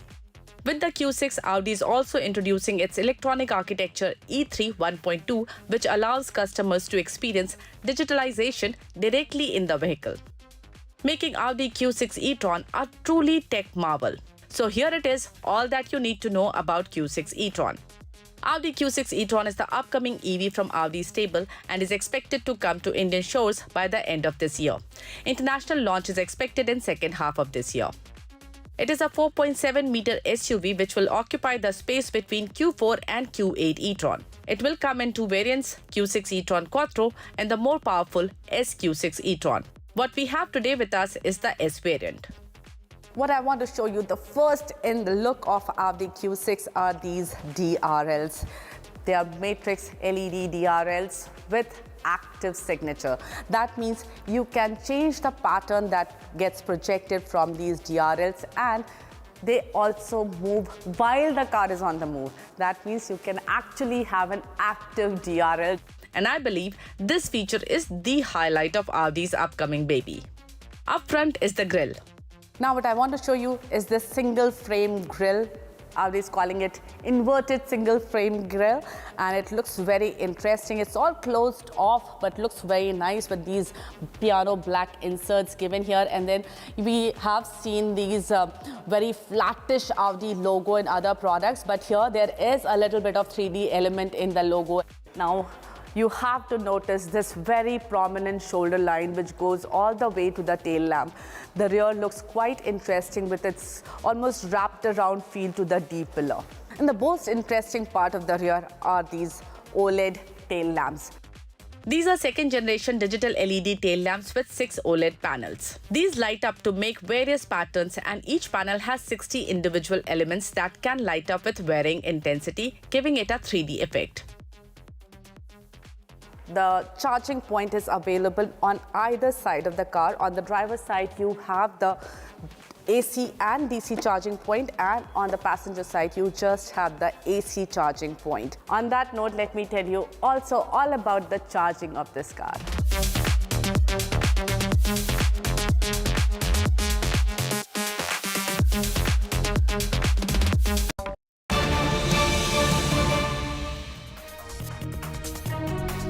Welcome back. And some breaking news now coming in. The Ministry of External Affairs in Delhi summoned the U.S. Acting Deputy Chief of Mission, Gloria Barbena, today. The meeting lasted approximately 40 minutes. Now, this comes a day after the U.S.'s comments on Arvind Kejriwal's arrest went public. The U.S. called for a fair and transparent legal process to follow the arrest of Delhi Chief Minister Arvind Kejriwal. And do remember, this comes after Germany too had weighed in on the issue, and at that time as well, there had been a sharp reaction from the Ministry of External Affairs. Well, for more on this story, let's now go across to Nikunj Garg. And Nikunj, give us more details, a 40-minute meeting with the US official. Well, yes, Dagi, and the inputs that are coming in to us via a news agency currently are fairly guarded. There are very sketchy details available. They say that, the US Deputy Chief of Mission was summoned, and that the meeting lasted 40 minutes. What it does not say is what was discussed and was this meeting any which way related to the US's commentary that has been reported by the mainstream national press today quite boldly in India as well. So we're yet to get those details from the Ministry of External Affairs or through our other reporting colleagues. But what it looks like is that obviously it has not pleased the government of India. Obviously, this kind of commentary, any nation, any jurisdiction is not going to take lightly. And hence, this meeting between the U.S. Deputy Chief of Mission and the Ministry of External Affairs. However, as I said to begin with, that currently there is no commentary available or no authoritative input or information available from the side of Ministry of External Affairs as to what precisely was discussed. That's right, though, Nikunj. Earlier Germany too had commented on Arvind Kejriwal's arrest and also spoken about, the rule of the law and fairness, etc. And at that time, we did see the MEA react, saying we see such remarks as interfering in our judicial process and undermining the independence of our judiciary, that India is a vibrant and robust democracy. So, given that that was the sharp reaction to the comments from Germany, and now a day after these comments given by the Home Department in the US to Reuters, today you have a US diplomat being summoned. Well, obviously, it looks to be part of that chain. I'm not linking the German commentary because that was asked of a very senior ranking minister in Germany, and then he reacted. In this case, obviously, a briefing to Reuters resulted in this commentary. As we can see now on air, our viewers also can see, this US Deputy Head of Mission is obviously not wanting to comment on the meeting from their side, and she has quietly walked away from a very pesky press reporter of a gang of press reporters outside the Ministry of External Affairs.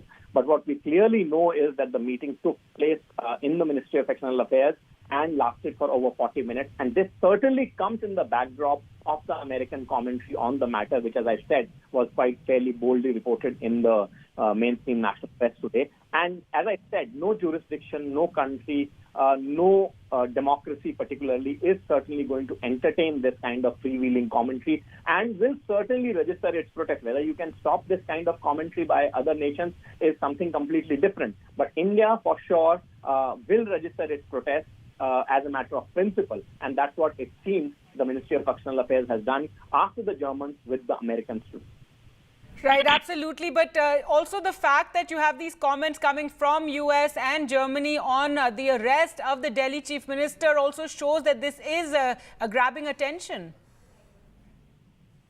Well, yes, obviously, the fact remains that those countries and their fairly senior ranking diplomats have chosen to speak on this matter. And as I said, that India certainly is not going to appreciate that. As we speak, the matter of Mr. Kejriwal's arrest is being adjudicated, particularly his bail application is being adjudicated in a fairly serious manner at a constitutional court in the form of Delhi High Court. So India would certainly want that its judicial processes, post the law enforcement processes, are followed to the sea, and in between there is no outside commentary that is coming on that or reflected in any which way. However, what has happened currently is that these nations have chosen to talk while this process is on, and in a manner that certainly New Delhi will not appreciate, and New Delhi would, as I said, as a matter of principle, would want to register its protest on the kind of commentary that is coming in. Because remember, if there is a judicial process that is on in the United States or in Germany, the Germans or the Americans would probably not like our commentary on that. All right, thanks so much, Nitin Gadkari. They're talking on this development with India summoning a US diplomat. We're also now joined by NDTV's Kadambani for more. And Kadambani, a day after these comments from the US on Arvind Kejriwal's arrest, where they said that we're encouraging a fair, transparent and timely legal process for Arvind Kejriwal. Today you have a US official being summoned. A 40-minute meeting took place.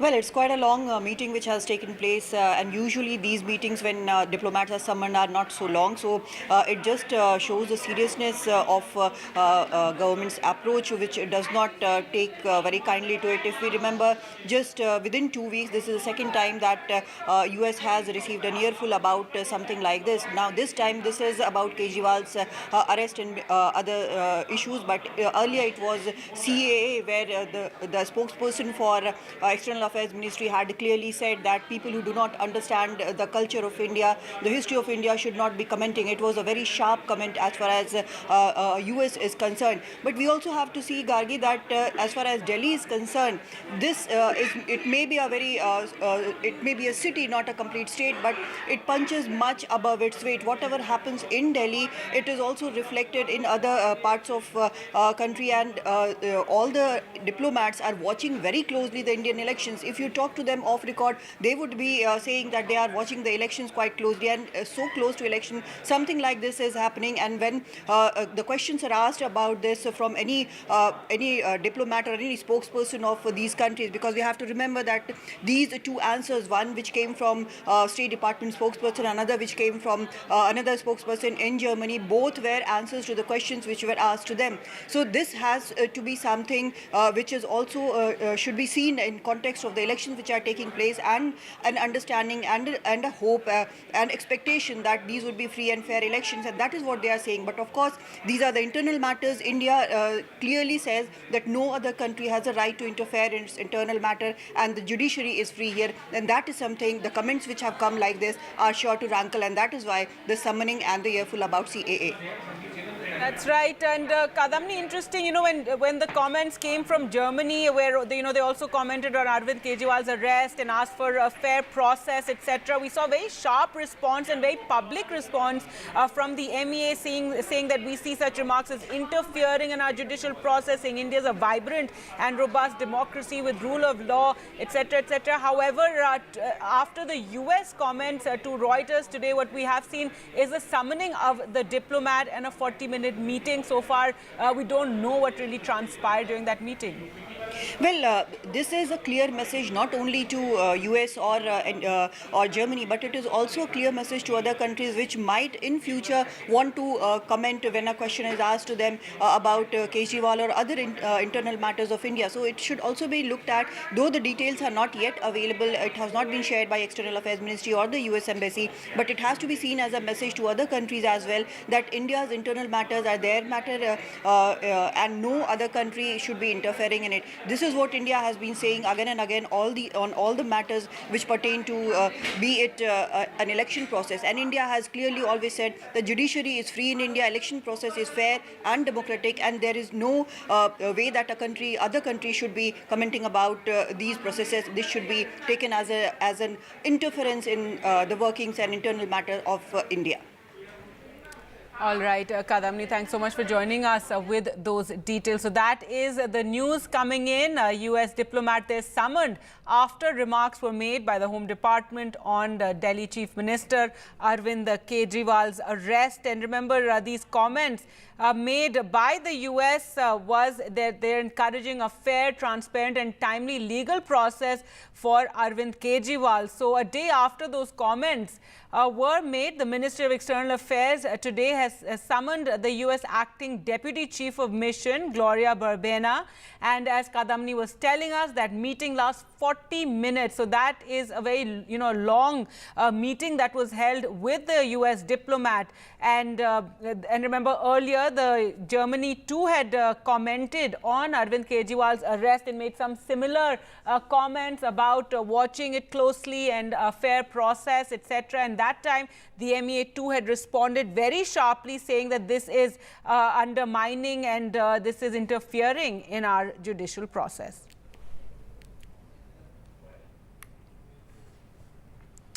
All right, moving on to other news now. And let's get you all the election news and news from Maharashtra, where the Uddhav Thackeray Shiv Sena today released its first list of 16 candidates. It released names for all of Mumbai. Anil Desai will contest from Mumbai South Central, while Mumbai North, Northwest, which saw a seat tussle, they announced Amol Kirtikar to contest from there. Now, this is the seat from where Congress's Sanjay Nirupam was hoping for a ticket. The NCP Sena both were eyeing Mumbai Northeast, which now the Sena has announced its candidature, and Chandrahar Patil will be contesting from Sangli seat on which the Congress was keen. Now, after the announcement of these seats, Sanjay Nirupam has hit out over this announcement. He says there is an attempt to undermine the Congress in Maharashtra, and he also said that he appeals to Congress leaders to end this alliance with the Uddhav Thackeray Shiv Sena. आज हमने शिवसेना की तरफ से 22 उम्मीदवारों की घोषणा की है। 17 हम 22 लड़ेंगे और 17 की घोषणा की है। आपको पता होगा, इसमें मुंबई है और महाराष्ट्र के बहुत से इलाके से हमने आज उम्मीदवार घोषित किए हैं। तो मैं भी यही कह रहा हूं कि शिवसेना को इतना एक्सट्रीम स्टैंड नहीं लेना चाहिए। इससे कांग्रेस का जबरदस्त नुकसान है और कांग्रेस के नेतृत्व का ध्यान आकर्षित करना चाहता हूं कि आप अभी भी इंटरवीन करिए, नहीं तो अलायंस तोड़िए। अगर पार्टी को बचाना है तो अलायंस तोड़िए और मैदान में उतरिए, लेकिन आप शिवसेना के साथ अलायंस करके अपने आप को हमेशा के लिए खत्म करने का जो फैसला कर रहे हैं वो बहुत ही आत्मघाती है पूरे कांग्रेस पार्टी के लिए, और इसका असर पूरे महाराष्ट्र भी पड़ेगा, महाराष्ट्र से बाहर भी पड़ेगा। Well, let's go across to Radhika for more on this. And Radhika, with the announcement of candidates, the Uddhav Thackeray Shiv Sena clearly, ruffling feathers within the MVA, and Sanjay Raut, for one, extremely angry over this announcement, saying that there's an attempt to finish the Congress and also asking leaders to call off this alliance. Certainly, the list announced by Sena has led to a lot of displeasure, and a lot of the allies are upset over the list simply because discussions and deliberations were going on. We know that Congress leaders had met Sharad Pawar yesterday, and also there were different meetings that had happened with Sena leaders as well over the last few days over a few disputed seats. But those disputed seats have in fact been featured in the list of that was released by Sena today. That includes Sangli, which the Congress wanted, which is Congress's stronghold, but Sena has fielded its candidate from Sangli. Apart from that, of course, Mumbai Northwest and South Central, both were under dispute. Both the Congress wanted. Of course, Mumbai Northwest was being eyed by Sanjay Nirupam. However, it is Amol Kirtikar who was fielded from Sena's side, from Mumbai Northwest. Now, Amol Kirtikar, of course, has been called by ED in connection with a BMC Khichdi scam. Now, which is what Sanjay Nirupam had said today, that we do not want, Khichdi scam criminals to be a part of this alliance, and also going on to hit out at both the Congress and Sena. Congress bending over backwards for Sena. Sena is dominating in this alliance, and that should not be accepted, is something Sanjay Nirupam has said. Sanjay Nirupam also giving an ultimatum to his party, saying that some decision has to be taken by the Congress leaders, else he has other options to go for. So yes, many others within the party also are not very happy with the list that has been announced. We heard Bala Saheb Thorat and several others, Vijay Wadetiwar as well, saying that there was discussions ongoing as far as these disputed seats were concerned, and this list that was announced this morning was unexpected, and they should have been consulted before Sena fielded its candidates in these disputed seats. So that's as far as Sena is concerned. Now, a blow for MVA after VBA, in fact, broke its ties. Of course, they were in talks over a few seats. MVA was ready to give 4 seats or 4 to 5 seats to VBA. However, VBA has decided to go alone. Prakash Ambedkar's party has decided not to ally with the MVA, and therefore they have announced their list of candidates. So 2 setbacks today.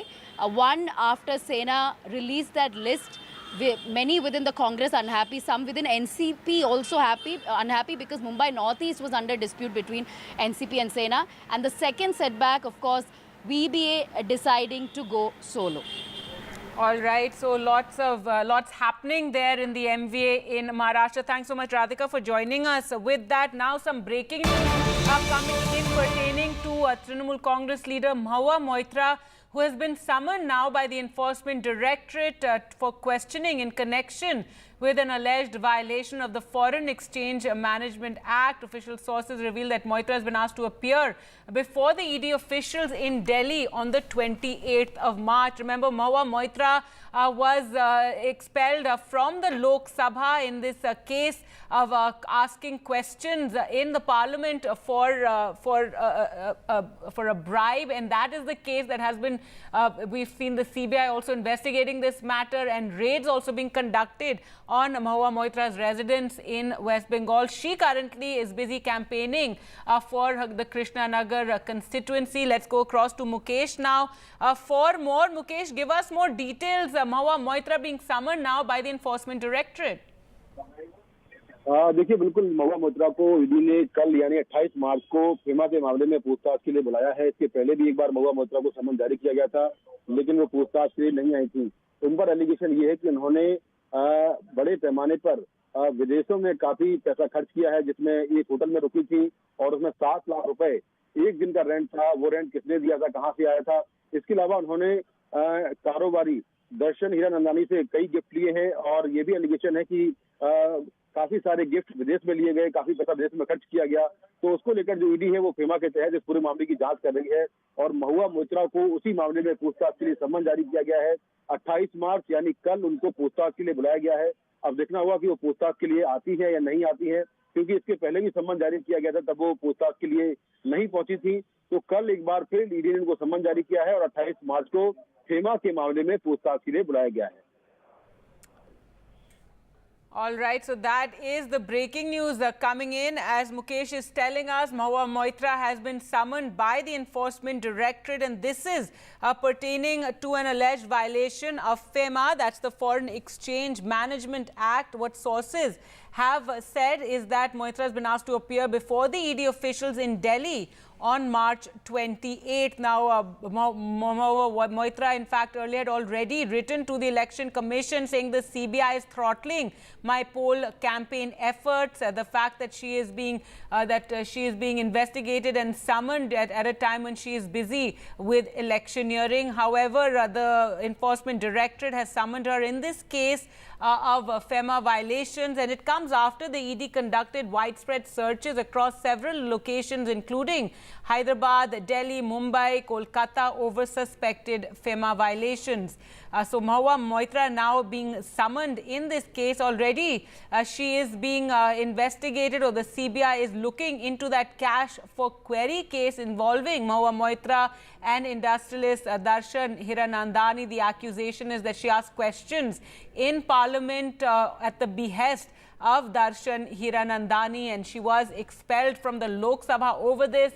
However, Trinamool Congress leader has hit out and said that she is being targeted by the agencies and by the BJP because she has been critical of Prime Minister Narendra Modi and brought up various issues in the past, and claims that that is the reason that she is being targeted by the agencies and this action being taken against her. Mahua Moitra, who is currently campaigning in Krishnanagar constituency for the Trinamool Congress, now being summoned for questioning by the Enforcement Directorate. Remember, the Trinamool Congress, the Congress, NCP, UBT, Shiv Sena have all alleged that the agencies are being used to target their leaders, Aam Aadmi Party as well, claiming the ED is used to target its leaders. Well, let's go across to Saurabh for more on this. And Saurabh, give us more details of this particular matter for which Mahua Moitra is being summoned. This is to do with foreign exchange for some sort of FEMA violations, and she's been asked to come to Delhi on the 28th.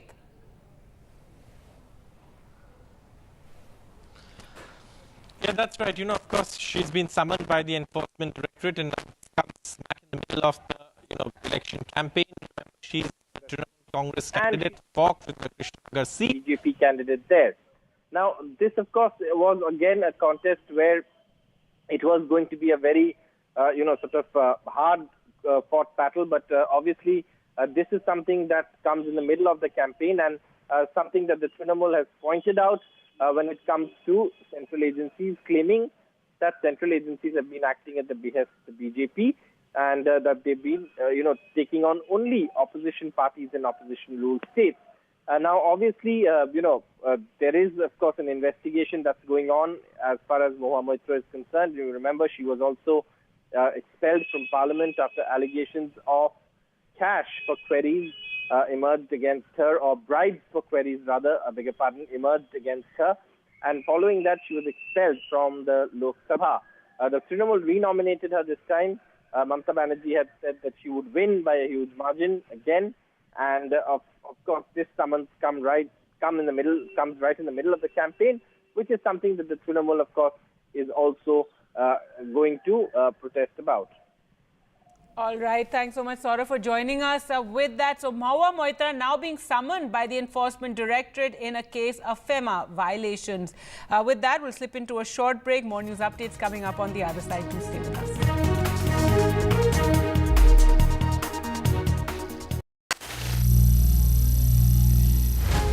Some people say the metaverse will only be virtual. One day this lecture hall will be made of code, and driverless cars would be trapped in intersections. But even in this maze of the future, you can't wish away health. It's time to become more resilient.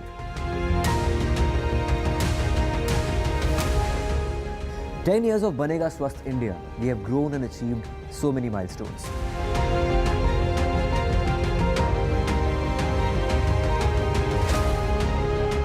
And now I have a plan to beat the urgency, to stop breathing with difficulty, to relieve getting choked with inactivity.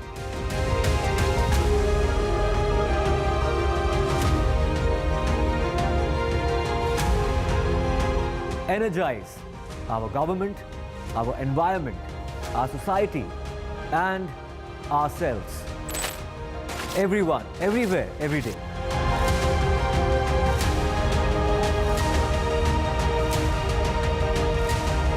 Banega Swasth India. One world hygiene.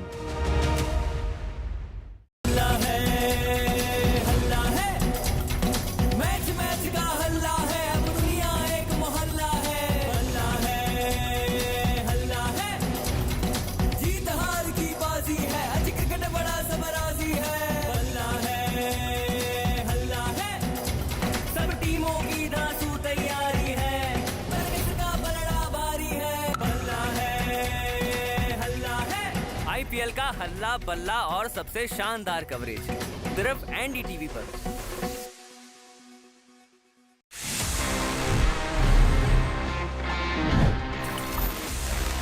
Friends, it's time now for my favorite section about this episode because हम हमेशा जब Q&A की बात करते हैं so ask TG is the thing जो मुझे बहुत पसंद आती है because I get to answer all your questions. So let's see इस हफ्ते हमारे पास में क्या-क्या questions हैं.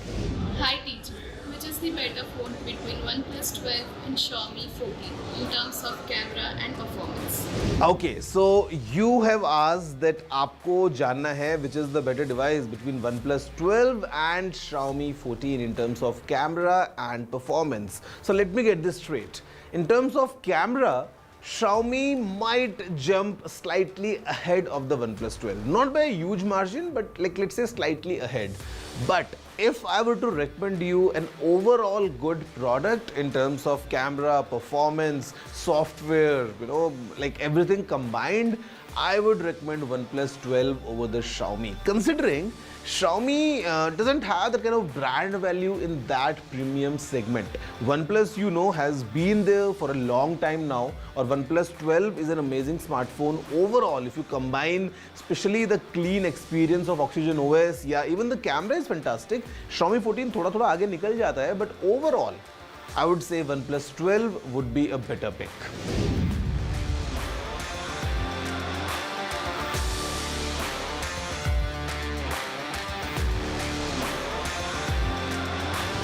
I mean, pretty simple. If you have access to your mobile phone number and अगर आपको वहाँ पे SMS की access है और अगर आपने वो number अपने account में add किया है, it's pretty simple. You just go to the password reset options और जो आपको OTP आपके phone पे आ रहा है, that security code, just enter that and Google should let you reset your password. So just use a different device to log in.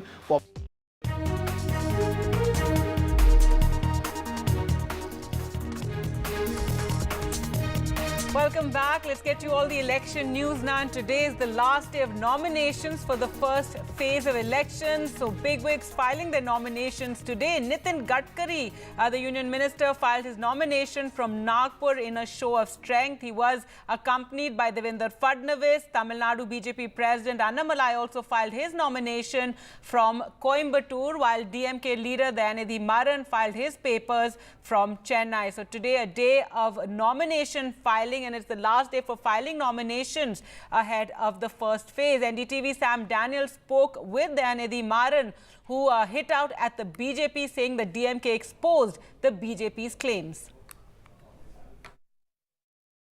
Joining us now, DMK's Chennai Central candidate and sitting MP, Mr. Dayanidhi Maran. Thank you very much for your time. You're seeking your fourth term. What would you call as your promises and your achievements? See, the last 5 years, we have been with the people. We have been fighting for the rights of our state and also for the rights of the people who've been suppressed by this BJP government. And if you see that throughout the 5 years, my participation in the parliament is to fight for the rights. And especially when they are trying to oppress and trying to fool the people that they have done something good the last 10 years, that has to be exposed. If you really see, in 2004, when Manmohan Singh government left, the GDP was 50 lakh crores for India. In 2004 when he came in. When 2014 left, it was 100 lakh crores, the GDP. So technically every 10 years, the GDP should double. When Modi took over, it was 100 lakh crores. So in 2024, when Modi is 10 years ending, what should be the GDP? Should be 200 lakh crores. But you know what the GDP now is? 167 lakh crores. That means the Modi government has failed in the economic development of India. They are trying to fool us saying there's growth. There's no growth. So how is he going to explain this? How is Nirmala Sitharaman going to explain this? We are here with the people. Even during COVID times, the flood times, we were with the people. And the flood, we never expected this flood. The flood which happened once in 75 years. The Prime Minister didn't even come once to Chennai. He has come for other programs, inauguration programs. He comes and says, so I say, Vanakkam to Chennai, but he has no love for Tamil Nadu. Probably he can read good from the teleprompters, but he's not able to read the minds of hearts of people of Tamil Nadu. That was DMK's Chennai Central candidate, sitting MP Dayanidhi Maran, talking to us after filing his nomination. In Chennai with Suresh, Sam Daniel, Find the TV. All right, news of Delhi Chief Minister Arvind Kejriwal, who today challenged in the Delhi High Court his arrest by the Enforcement Directorate in the money laundering case related to the now scrapped liquor policy. The bench of Justice Swarna Akanta Sharma has passed over the matter for a hearing later in the day after Kejriwal's counsel, Senior Advocate Abhishek Singhvi, questioned the agency's delaying tactics. The ED said they needed 3 weeks to reply. Mr. Kejriwal has said in his petition that his arrest violated his human rights and that the ED has has failed to prove the crime. Arrest without interrogation shows that the current action is politically motivated, is what he has said, demanding immediate release from jail and cancellation of remand. So that hearing will continue in the High Court. Meanwhile, Arvind Kejriwal's wife has addressed a press conference. Nita Kejriwal hit out at the probe agencies and said that Arvind Kejriwal will make a big revelation in the alleged Delhi liquor policy scam, saying 250 locations have been raided by the enforcement directorate, but no money has been found anywhere. इस so called शराब घोटाले की जांच में ED ने पिछले 2 साल में 250 से ज्यादा रेड मार लिए। वो इस सो कॉल्ड शराब घोटाले का पैसा ढूंढ रहे हैं। अभी तक किसी भी रेड में एक पैसा नहीं मिला। मनीष जी के यहां रेड मारी, संजय सिंह जी के यहां रेड मारी, सत्येंद्र जैन जी के यहां रेड मारी, एक भी पैसा नहीं मिला। अरविंद जी ने कहा है कि इसका खुलासा वे 28 मार्च को कोर्ट के सामने करेंगे। सारे देश को सच-सच बताएंगे कि इस सो कॉल्ड शराब घोटाले का पैसा है कहां। Let's go across to our reporters now, and Aishwarya and Ishika join us for more. Aishwarya, first to you. So this matter will be taken up by the High Court later on for hearing later in the day. Also give us more details of what went on in the court with Abhishek Manu Singhvi accusing the ED of delaying tactics.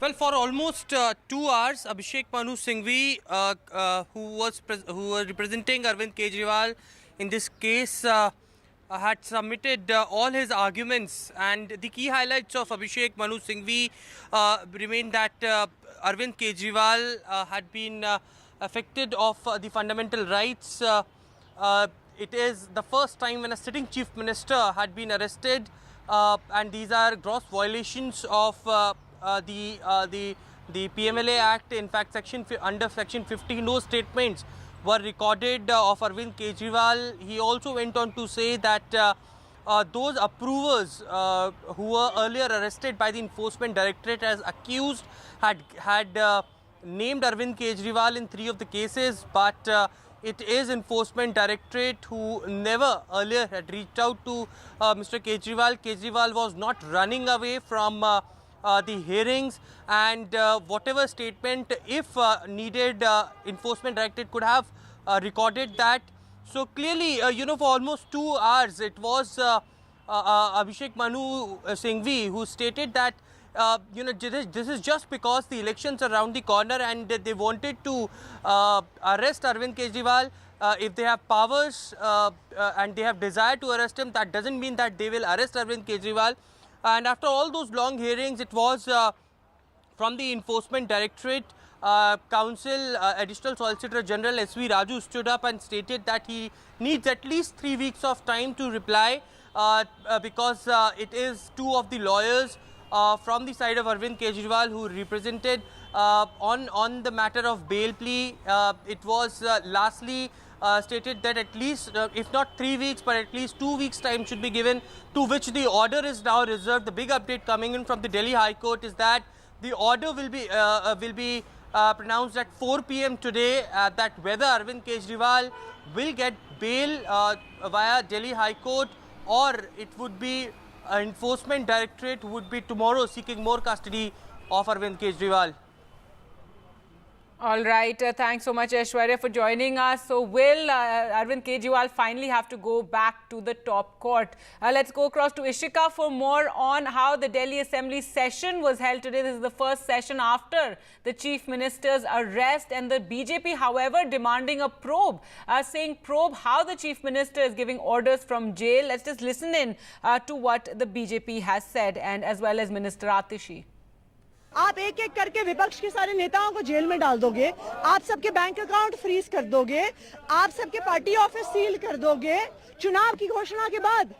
तो अगर आप विपक्ष पे इस तरह से हमला करेंगे तो विपक्ष चुनाव कैसे लड़ेगा? और अगर विपक्ष चुनाव नहीं लड़ सकता तो इस देश में लोकतंत्र कैसा बचा? देखिए, ये क्या विडंबना है।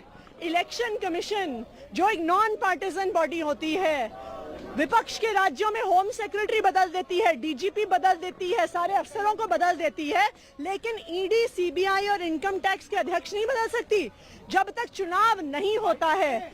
क्यों इन इंस्टीट्यूशंस के, क्यों इन एजेंसीज के अध्यक्ष नहीं बदले जाते जब ये साफ है कि इनको राजनीतिक तौर पर इस्तेमाल किया जा रहा है? सीधा सा साफ है, हमारी मांग है कि अरविंद केजरीवाल भ्रष्टाचारी हैं, उन्होंने चोरी की है, दिल्ली को लूटा है, उन्हें इस्तीफा देना चाहिए। आम आदमी पार्टी चोरों को बचाने का काम कर रही है, ये बुनियादी फ़र्क है दोनों में। और हमारी जो लड़ाई है दिल्ली की जनता की लड़ाई है, दिल्ली की जनता को लूटने का काम अरविंद केजरीवाल ने किया है। अब ये चीज़ें इस्टेब्लिश हो रही हैं, हिरासत में एक आदमी जो हिरासत में है उसको मुख्यमंत्री बनाए रखना कहाँ की नैतिकता है? आम आदमी पार्टी को सोचना चाहिए और खुद उन्हें अरविंद केजरीवाल को त्यागपत्र देना चाहिए। दिल्ली की चिंता अगर 8-9 साल की होती तो अभी ये फर्जी लेटर निकालने की जरूरत नहीं पड़ती। Let's go across to Ishika for more. Ishika, tell us more about what happened in this Delhi Assembly session that was adjourned, the first session after Arvind Kejriwal's arrest. Well, Gargi, as you rightly mentioned, that this was the first assembly session where, the chief minister would not be, did not participate since he is in the ED custody. But certainly, this assembly session that was called to discuss, the shortage of the healthcare, facilities in the Mohalla clinics and the Delhi government hospitals turned into a day full of drama. We did see very dramatic visuals that came from the Vidhan Sabha, where in fact, the MLAs of the Aam Aadmi Party wore a yellow T-shirt to the Delhi Assembly, and that yellow T-shirt had their campaigns of Main Bhi Kejriwal and also the display picture change campaign. They started raising slogans, and after that we also saw how they burned the effigy, saying that, this was the effigy of the so-called dictatorship of the Bharatiya Janata Party. Now it was, this was one protest that was held inside. Right after that, we also did see how there were few BJP workers that also gathered outside the Delhi Assembly, and they tried to do a dharna pradarshan, but very shortly, they were detained because of the huge police deployment that was there at the Vidhan Sabha. So certainly a day full of drama, very dramatic visuals that came from inside and from the outside. But because of this drama, today we did see that the House was adjourned. In fact, it will resume only on Monday at 11 a.m. But certainly the discussion that was to be held, that was not taken place, and the Aam Aadmi Party, they say that they are going to use, every stage to raise their concerns over the, over what they call the illegal arrest of Arvind Kejriwal. Over to you. All right, Ishika, thanks so much for joining us with those details. So dramatic scenes, as Ishika was describing in the Delhi Assembly. As you can see, AAP leaders in yellow T-shirts and with Arvind Kejriwal masks. With that, we'll slip into a short break. News updates coming up on the other side. Stay with us.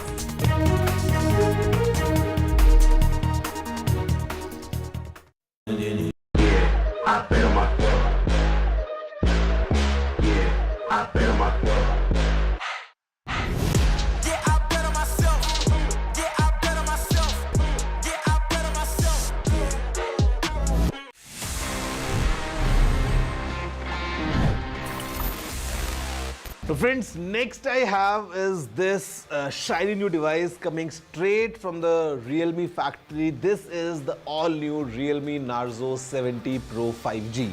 और मैं shiny क्यों बोल रहा हूँ? Because see, of course it's shiny, मतलब the way it looks, even the frame is very shiny. At the same time, this phone really shines bright जब हम इसके features को देखते हैं. Because यहाँ पे काफी interesting चीज़ें Realme has packed. What we have is a Sony IMX890 sensor के साथ आने वाला 50 megapixels वाला primary camera that has OIS. At the same time, inside the phone is really packed with features. In fact, हम यहाँ पे अभी इस फोन में gestures से इसको कंट्रोल कर सकते हैं because this has got something that Realme calls air gestures. So अगर आप देखो इसको and have a closer look about how this Realme Narzo 70 Pro really is, I would say a very interesting mid-range smartphone coming straight from Realme. Finally, the wait is over. Realme's latest hotshot, the Narzo 70 Pro 5G, ID finally India में launch हो गया है. This phone is packed with amazing features that will make you go wow. इस phone में है एक rainwater smart touch feature. This means no more tensions about phone usage in a light drizzle. The powerful MediaTek Dimensity chipset lets you game, multitask and do everything else at lightning speed. The 5000 mAh battery and SuperVOOC fast charging will get you back in action in no time. The phone's horizon glass design gives it a super premium head-turning look. Realme has kept it affordable. Narzo 70 Pro 5G starts at just Rs 18,999. You can grab it in stylish glass green and glass gold colors from March 22nd on Amazon and the Realme website. With its awesome display, camera and overall performance, the Realme Narzo 70 Pro 5G is a total paisa vasool deal. If you're looking for a smartphone that's powerful, stylish and affordable, this is it.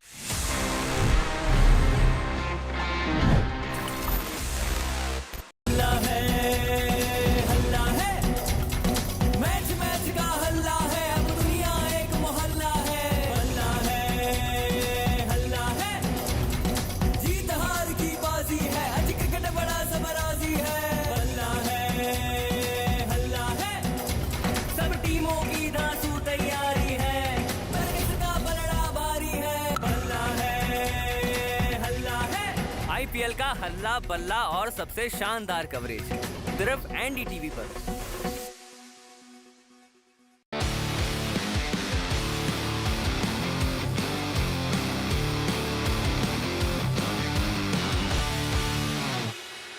Hello and welcome to NDTV Auto. I'm here in Jaipur for Volkswagen brand conference and they have made a slew of announcements here.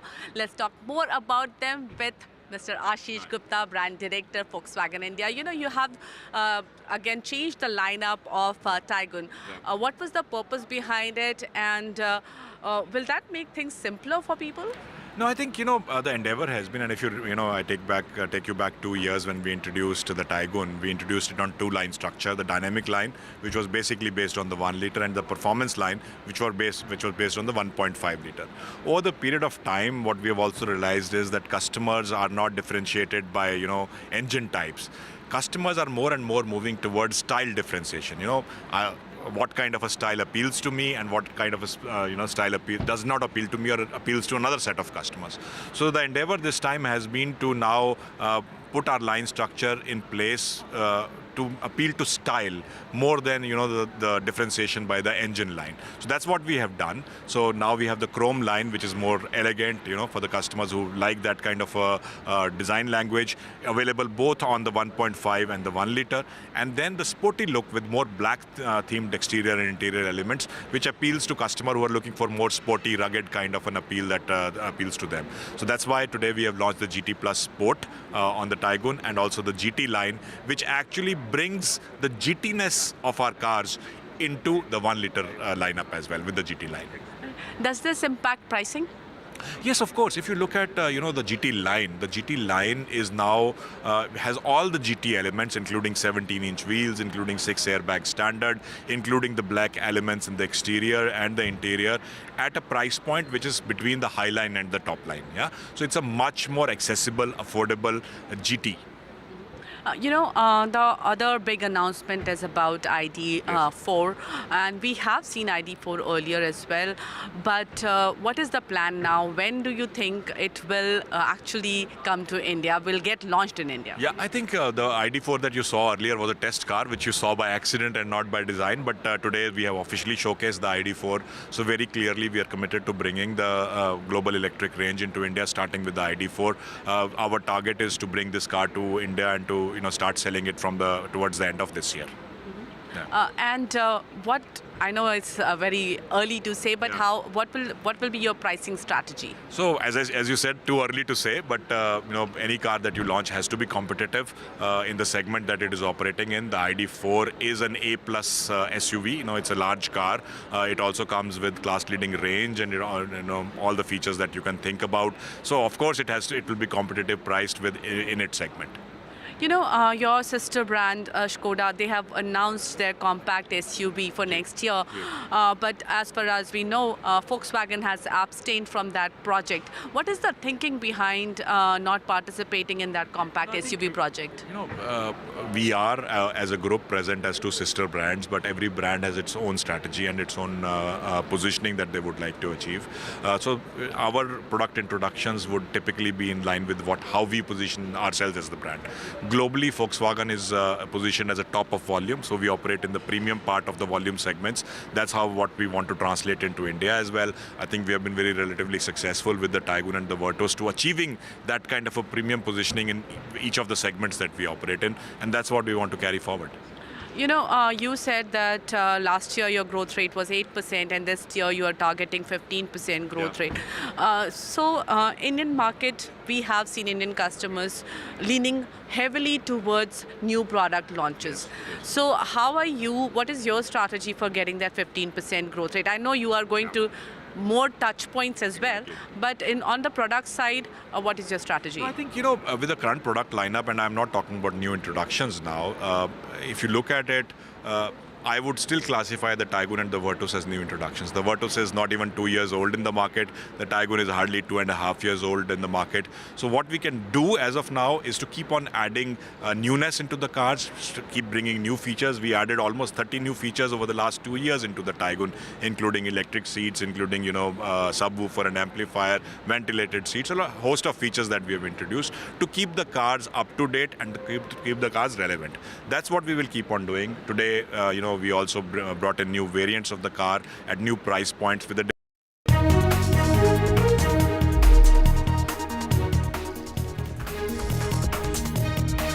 India summons a US diplomat over the comments made by US Home Department on the arrest of Delhi Chief Minister Arvind Kejriwal. A 40-minute meeting takes place with the US Deputy Chief of Mission. The US had called for a fair, transparent process for the Delhi Chief Minister. India releases a statement saying it strongly objects to the remarks of the US State Department spokesperson. A Mahabharat in the MVA over a Mumbai seat upset Congress leader Sanjay Nirupam dares the UBT Sena. Nirupam calls on the Congress to snap ties with the Sena after it announces candidates for all the seats.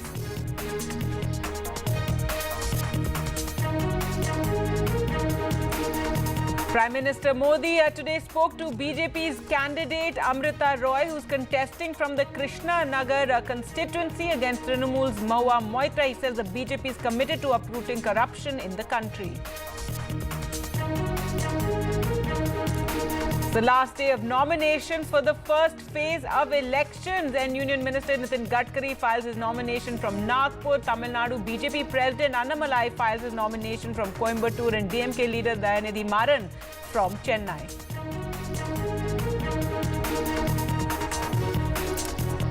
In Chhattisgarh, an encounter between the security forces and Maoists, and 6 Maoists have been killed in the Bijapur district. This after they allegedly killed 3 villagers on Holi.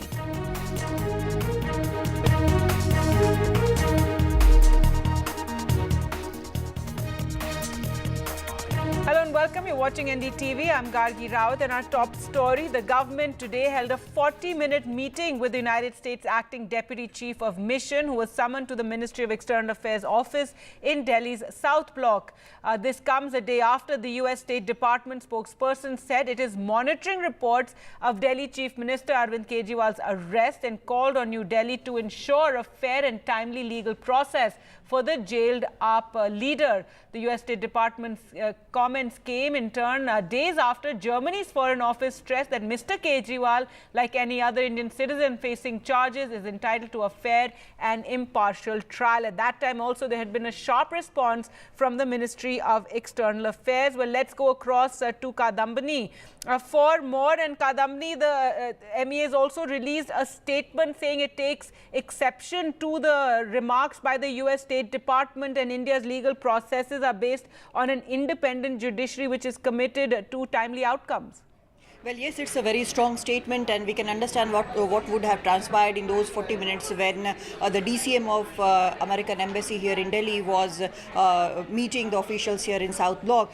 This statement says that they have taken a very strong objection to the comments made by the State Department spokesperson who was asked this question, and he answered about that question on Kejriwal. Though Kejriwal has not been named in Indian statement, it has talked about a certain legal proceeding and has said that as a fellow democracy, the states are expected to be respectful of sovereignty and internal affairs of others, and the responsibility for fellow democracies is even more, otherwise it will set up an unhealthy precedent. So this is also a message to all other countries who might in future would have made any statement when a question would have been asked. So this is a clear statement not only for the US but others as well.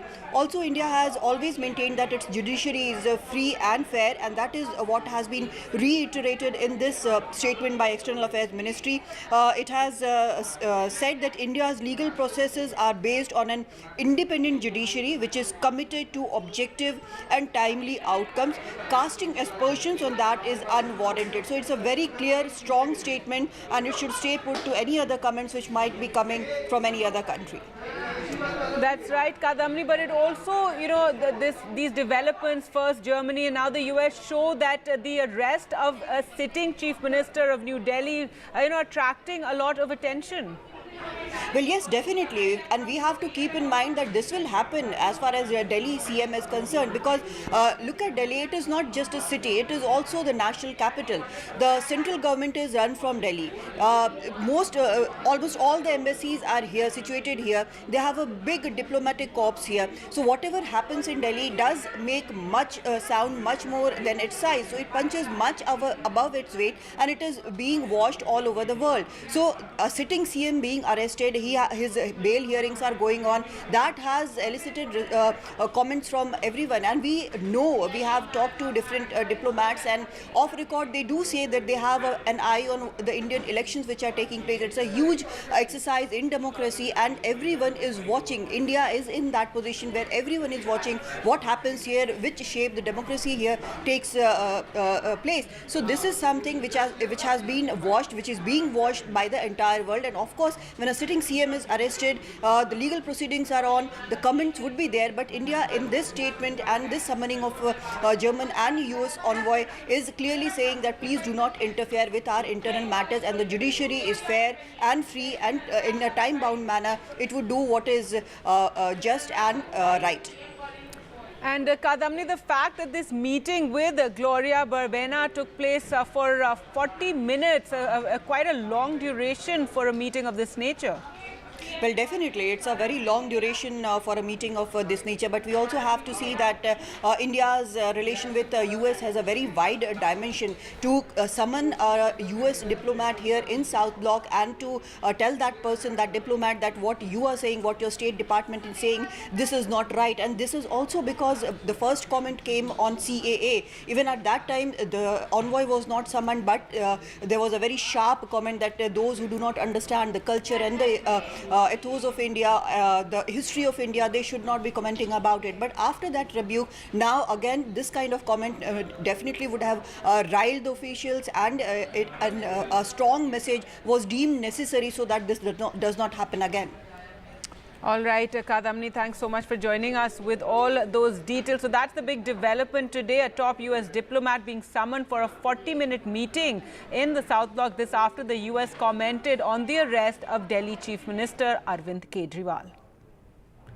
Well, let's now get you election news from Maharashtra, and muscle flexing in the MVA today. The Uddhav Thackeray Shiv Sena announced the names of 17 candidates, including for 4 seats in Mumbai. In fact, Sangli, which was under dispute between the Congress and Sena, has now been taken by Chandrahar Patil of the Shiv Sena. So till yesterday, Congress was keen on this seat, and it was considered a Congress stronghold. But the Shiv Sena, UBT Shiv Sena, they're announcing the candidatures. Mumbai Northwest was also under dispute between Congress and Sena, but now taken by Sena for its candidate Amol Kirtikar. But this has led to a sharp reaction from the Congress, and especially especially Congress leader Sanjay Nirupam, who was hoping for a ticket. He has now hit out over this announcement by the Shiv Sena and said that it is trying to finish the Congress in Mumbai, and also asked the Congress leaders to end this alliance with the Shiv Sena. आपने देखा होगा, मैंने प्रारंभ में ही कहा कि जिस तरीके से मुंबई की 6 में से 5 सीटें शिवसेना के हवाले कर दी गई, वो निश्चित तौर पर कांग्रेस पार्टी को मुंबई में पूरी तरह से दफन करने का एक कार्यक्रम है। लेकिन हमारा शुरू से आग्रह था कि आप 50-50 करिए, 3 सीट हमारा 3 सीट आपका। लेकिन जिस तरीके से शिवसेना ने जोर जबरदस्ती की है और एक तरह से कांग्रेस पार्टी को अपने घुटने पे लाके दे दिया है, वह निश्चित तौर पर शिवसेना के पूरे नियत के ऊपर सवाल करने वाला है। जो कांग्रेस का वोटर है वो कहां जाएगा? कांग्रेस को जो वर्षों से लगातार वोट करते आए हैं, क्या वो शिवसेना के इस हरकत के बाद शिवसेना के पास जाएंगे, शिवसेना को वोट देंगे? मुझे इस बारे में संदेह है। शिवसेना को इतना एक्सट्रीम स्टैंड नहीं लेना चाहिए, इससे कांग्रेस का जबरदस्त नुकसान है। और कांग्रेस के नेतृत्व का ध्यान आकर्षित करना चाहता हूं कि आप अभी भी इंटरवीन करिए, नहीं तो अलायंस तोड़िए। अगर पार्टी को बचाना है तो अलायंस तोड़िए और मैदान में उतरिए, लेकिन आप शिवसेना के साथ अलायंस करके अपने आप को हमेशा के लिए खत्म करने का जो फैसला कर रहे हैं, वो बहुत ही आत्मघाती है पूरे कांग्रेस पार्टी के लिए, और इसका असर पूरे महाराष्ट्र में पड़ेगा, महाराष्ट्र से बाहर भी पड़ेगा। आज शिवसेना उद्धवजींच्या शिवसेनेने यादी जाहीर केलेली आहे। खरं म्हणजे त्यामध्ये सांगली त्यांनी जाहीर करणं किंवा मुंबईमधलं सुद्धा धारावी जिथे तो मतदारसंघ जाहीर करणं हे योग्य झालं नाही असं माझं मत आहे। त्यांनी असं जाहीर करायला नको होतं। ज्यावेळेस आम्ही चर्चेमध्ये आहोत, यामध्ये शेवटी एकत्र ज्यावेळेस आम्ही आघाडी आहे, तो आघाडी धर्म असतो आणि तो सर्वांनीच पाळला पाहिजे। त्यामुळं त्यांनी हे जागा जाहीर करणं योग्य नाही। आमचा आजही आग्रह या जागेसाठी आहे। एवढंच नाही तर भिवंडीच्या जागेसाठी सुद्धा आमचा आग्रह आहे। आणि या बाबतीत जे जाहीर केलं आहे त्या बाबतीत शिवसेनेने फेरविचार करावा असे म्हणेल। मुंबई में उत्तर पश्चिम लोकसभा की सीट 2014 में शिवसेना ने जीती, 2019 में शिवसेना ने जीती, तो 2024 में यह तय हुआ कि महाविकास आघाड़ी की तरफ से शिवसेना उद्धव बाला साहब ठाकरे के उम्मीदवार अमोल भैया कीर्तिकर चुनाव लड़ेंगे। आपके ऊपर अन्याय हो रहा है, यदि आपको टिकट नहीं मिल रहा है तो आप कांग्रेस पार्टी से जाकर कहिए, आप कांग्रेस पार्टी पर दबाव बनाइए, न कि टेलीविजन में आकर आप दबाव बनाते हैं। और हम एक महाविकास आघाड़ी में हैं, आप एक ऐसे आरोप लगा सकते हैं कि हम मदद करेंगे कि नहीं करेंगे। पार्टी मदद करती है ना, पार्टी ने तय किया है कि यह संयुक्त उम्मीदवार है। और आप तो बार बार कह रहे हैं कि 7 दिन के अंदर मैं अपने विकल्प ओपन रखा हूं, इसका मतलब आपकी किसी और दल से बातचीत चल रही है। जब किसी और दल से बातचीत चल रही है, आपके विकल्प खुले हैं, तो आप उस तरफ जाइए, आपको शुभकामना है, लेकिन हमारे उम्मीदवार के प्रति नफरत फैलाने का काम न कीजिए। And more developments in the MVA today. Prakash Ambedkar announced that he would be going solo. He will be contesting from Akola. Remember, talks were underway with the MVA. However, he was pushing for more seats which weren't forthcoming. So the Vanchit Bahujan Aghadi declaring its first list, and it will go it alone in the upcoming elections in Maharashtra. NDTV's Radhika sent us this report. UBT Sena released its first list of candidates for Maharashtra, which included 17 names. In fact, that has led to a lot of confusion, chaos and disappointment among the allies. In fact, several disputed seats have been taken by Sena. Congress not very happy with the list. In fact, as far as Sangli seat is concerned, there were numerous discussions that were going on. Congress wanted that seat. However, Sena has fielded its candidate in that particular seat, and several leaders within Congress unhappy over it. And even 2 seats within Mumbai, which include Mumbai Northwest as well as Mumbai South Central, which were also under dispute, which the Congress wanted, have now been taken by Sena. In fact, Sanjay Nirupam taking a press conference, hitting out at both Congress and Sena, because Sanjay Nirupam had been eyeing this particular seat. He'd been saying that Congress is bending over backwards for Sena, and Sena is dominating and will destroy Congress party. In fact, he's also given an ultimatum for Congress to decide on this seat within a week, or he will have other options to look out for. So many within Congress unhappy with Sena's list, because They feel many of the disputed seats were still under discussion and were still to be decided, but before that, Sena has staked claim and announced this particular list. Now, another setback for MVA is after VBA, in fact, broke away from the MVA. In fact, they were in talks for a possible alliance and for possible seat sharing. However, VBA has decided to go solo in the elections. This is a big setback. MVA was ready to give about 5 seats to Prakash Ambedkar's VBA. However, VBA deciding to go solo, not wanting to join hands with MVA despite long discussions and talks over the last few weeks. In fact, VBA has also announced its list of 8 candidates.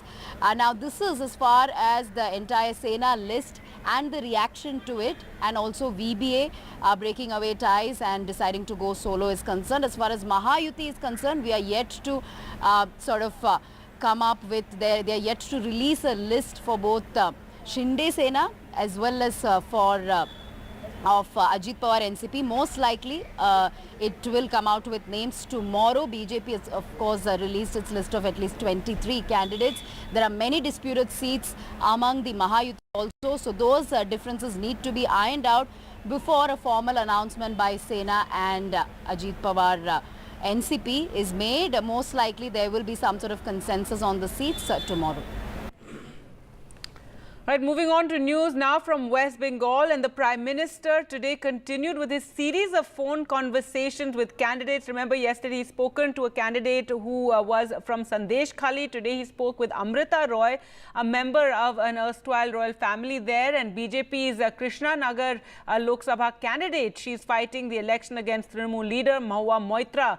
During the conversation, the Prime Minister said the BJP was committed to uprooting corruption. He also said he was working to ensure that money looted from the poor people in West Bengal and attached by the Enforcement Directorate was returned to them. Amrita ji नमस्कार। नमस्कार मोदी जी, आपका बहुत आभारी हूँ। आप मुझे chance दिए हैं लोगों की सेवा करने के लिए। हम 100% कोशिश करेंगे। आपका चुनाव अभियान कैसा चल रहा है?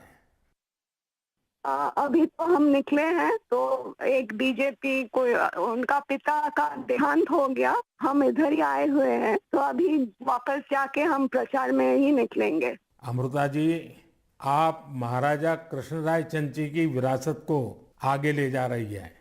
एक बात आपको हम शेयर करना चाहेंगे, हम क्या कह सकते हैं? जी जी जरूर, मुझे अच्छा लगेगा। ये जो महाराजा कृष्णचंद्र का हम फैमिली है, तो उसका भी ये लोग विरोध कर रहे हैं। क्या बोल रहे हैं कि वो ब्रिटिश के साथ साथ दिया था, फिर वो मैंने हम लोगों को गद्दार समझते हैं। क्यों किया वो नहीं बोल रहा है। इतना जमीन दान किया, इतना सब लोगों के लिए किया, भलाई के लिए किया, वो सब नहीं बोल रहे हैं। लेकिन क्या बोल रहे हैं, तो हम बोला कि क्यों किया ऐसा महाराजा कृष्णचंद्र, अगर नहीं करते तो हमारा सनातन धर्म तो पूरा खत्म हो जाता है कि नहीं। तो वो बात है, क्योंकि तब का वो जो नवाब थे सिराजुद्दौला, तो वो तो बहुत अत्याचारी भ्रष्टाचारी थे, तो उसीलिए उन्होंने तो अकेला नहीं किया, बहुत सारे राजाओं के मिलन हुआ, उसके बाद सभी ने किया। जगत सेठ भी थे और राजाओं थे, तो उसी सभी के मेहनत से ये काम सफल हुआ। तो अगर नहीं होता, आज हम हिंदू नहीं रह पाते, हमारा भाषा दूसरा होता, हमारा वेशभूषा एकदम अलग होता और सभी अलग हो जाते। हम तो दूसरों के अधीन रहते ना, यही बात है। अमृता जी, बचपन में हमारे यहाँ हम लोगों को जो पढ़ाया जाता था, उसमें कृष्णचंद्र राय की समाज सुधार का काम, बंगाल के विकास का काम, बंगाल के विकास के मॉडल, ये सब सुनने को मिलता था बचपन में। अब देखिए, ये वोट बैंक की राजनीति करने वाले लोग हैं, तो बहुत ही अनाप शनाप आरोप लगाएंगे और 300 साल पहले की घटना निकालेंगे, 200 साल पहले की घटना निकालेंगे और बदनाम करने का प्रयास करेंगे। ये खुद अपने जो वर्तमान पाप है उसको छिपाने के लिए वो ऐसी चीजें ढूंढते रहते हैं। लेकिन जब भगवान राम की बात आती है भगवान राम की बात आती है तो वो कहते हैं कि सबूत कहाँ है, इतनी पुरानी बात क्यों निकालते हो। लेकिन जब कृष्णचंद्र राय की बात आती है तो वो तुरंत निकालते हैं। तो इस प्रकार से उनके दोगलापन होता है और आपको इसका बिल्कुल मन में प्रेशर नहीं लेना चाहिए। आपने तो बंगाल का उज्जवल भविष्य और आपका स्वयं का जीवन भी लोगों के लिए रहा है। हाँ जी। और आपके सामने बंगाल की विरासत को बचाने की भी चुनौती है। और आप इसे कैसे देख रही हैं? आप हम पॉजिटिवली देख रहे हैं। हमारा लड़ाई जो है लोगों का सेवा के लिए है, करप्शन हटाने के लिए है और वंचित लोगों के उपकार में आने के लिए है। All right, so that was the Prime Minister's conversation with Amrita Roy, and let's now get to the latest on Mahua Moitra, who is the Trinamool Congress candidate who is contesting against Amrita Roy. Mahua Moitra has now been summoned by the Enforcement Directorate for questioning in an alleged foreign exchange violation case, according to sources. The agency wants to question Ms. Moitra over transactions linked to a non-resident external NRE account, as well as a few instances of foreign remittances and transfer of funds, according to sources.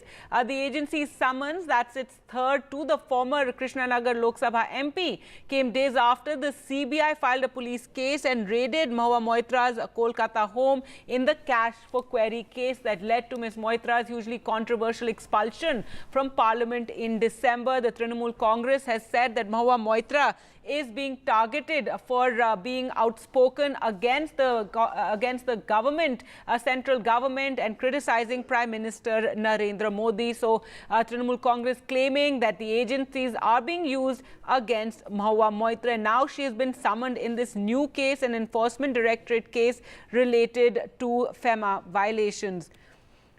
Well, let's go across to Dr. Sharta Rupa, spokesperson of the BJP. Your reaction to this allegation by the Trinamool that Mahua Moitra's summons and her targeting by the probe agencies is politically motivated?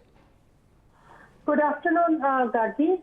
You see, Trinamool has a habit of saying anything everywhere is politically motivated. In fact, I would like to give them a thesaurus so that they can at least, get in different words instead of saying politically motivated. No, this one, if you remember, I don't want to go through the details over and over again. Mahua Moitra has been giving away her password merrily to somebody outside, and all her questions have been typed from outside. Now the logic is that she's been saying that she was fully aware every time her account was accessed because the OTP came to her, which in my opinion makes it even worse. So here we have an elected representative from Krishnanagar who goes to Parliament and plays havoc with the IP security of Parliament. With this access, anything could have happened, I'm sure. She's given away as a member of Parliament. Right, so that case is being investigated by the CBI. This seems to be a fresh case. Enforcement Directorate now alleging some kind of FEMA violation and summoning Ms. Moitra. She's already complained to the Election Commission about the CBI, saying that this is all targeting at a time when she is busy campaigning in her constituency. Kargi, this is actually all related to the original case of giving away her password. She has been happily accepting cash, which she keeps saying that where's the cash? There are only some gifts, one lipstick and a bag, but there is a lot of cash involved. As her the friend of hers, Hiranandani, has been very no, not Hiranandani. There's another man. I keep forgetting. There's so many names. Now, this friend of hers has been saying that he has seen cash being transacted between the two. So therefore, I think the CBI was on an inquiry based on a direction from the Parliament, and ED has latched on to this because CBI does not make direct arrests. It's the ED which handles all the financial misgivings or the mistransactions, and then I don't know whether she will be nabbed, but she's been called for questioning. So let her go for questioning. All right, well, we'll leave it there. Thank you so much for joining us on the program. With that, we'll slip into a short break. More news coming up on the other side. Stay with us.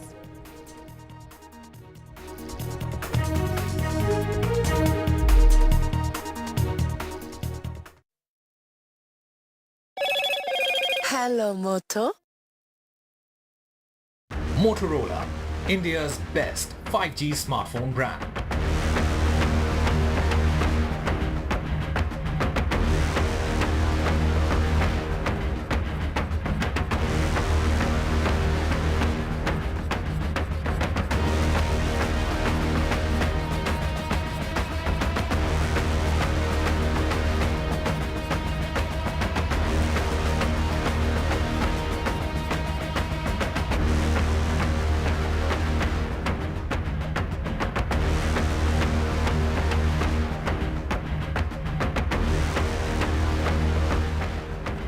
This show isn't just about news from the southern states. It's one that looks at the rest of India and the world from a diverse South India point of view. Because NDTV has always taken the southern view seriously. The Southern View with Veera Raghav. Only on NDTV 24x7.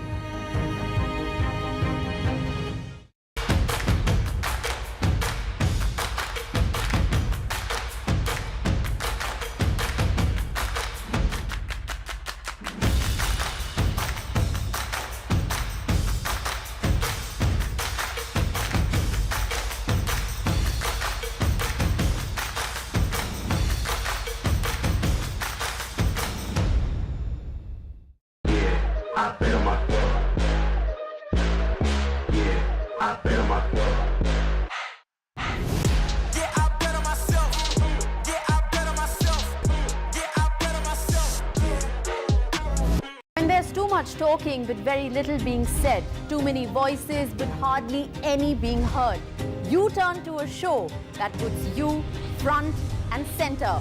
A show that headlines the stories of the people, by the people, for the people. Hello and welcome to NDTV Auto. What I have with me today is real special. It is the latest EV from Audi, Q6. What's special about it is it's based on a completely new platform, PPE, Premium Platform Electric. This platform Audi has developed for their electric vehicles and it has a lot to offer.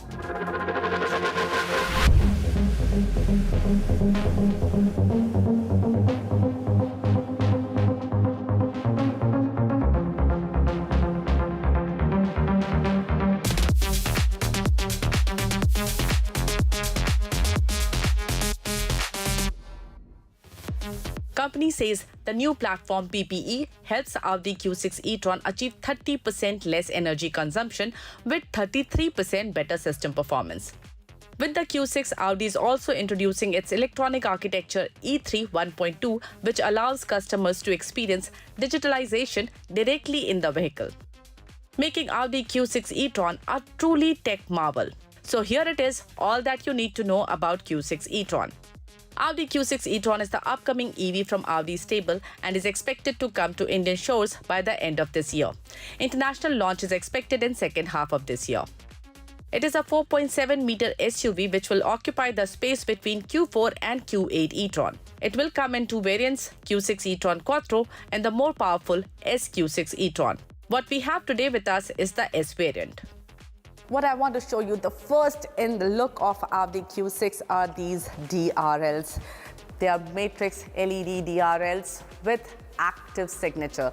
That means you can change the pattern that gets projected from these DRLs, and they also move while the car is on the move. That means you can actually have an active DRL.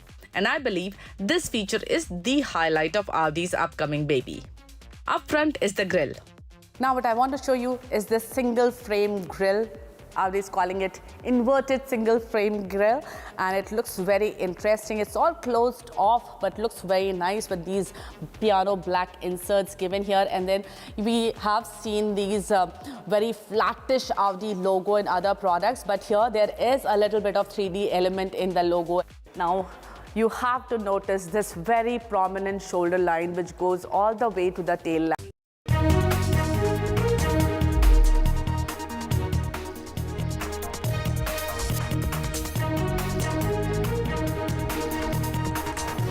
welcome back. Let's get you news now from Karnataka, where resentment is building in Kolar and Congress troubles for the party ahead of the Lok Sabha elections. MLAs and MLCs from this Lok Sabha constituency have threatened to resign if Karnataka Minister K.H. Muniappa's son-in-law, Chikka Pedana, is fielded from here. 5 MLAs and 2 MLCs raised this and even met with the Speaker at the Vidhan Sauda. Sitting Minister MC Sudhakar initially alleged that Congress High Command paid no heed to their demand, but later claimed they have been asked to wait for some time and that the High Command as well as the state leadership would arrive at a decision soon. K.H. Muniappa is Food and Civil Supplies Minister. His daughter Rupa Shashidhar is already an MLA.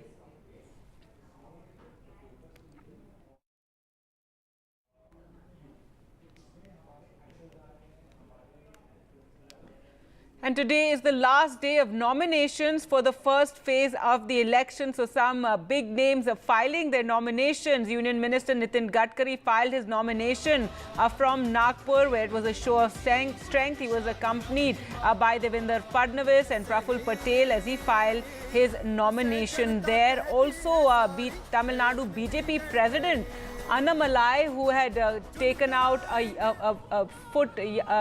Pad Yatra in the state, also filed his nomination in Coimbatore, while a DMK leader, Dayanidhi Maran, filed his papers from Chennai today.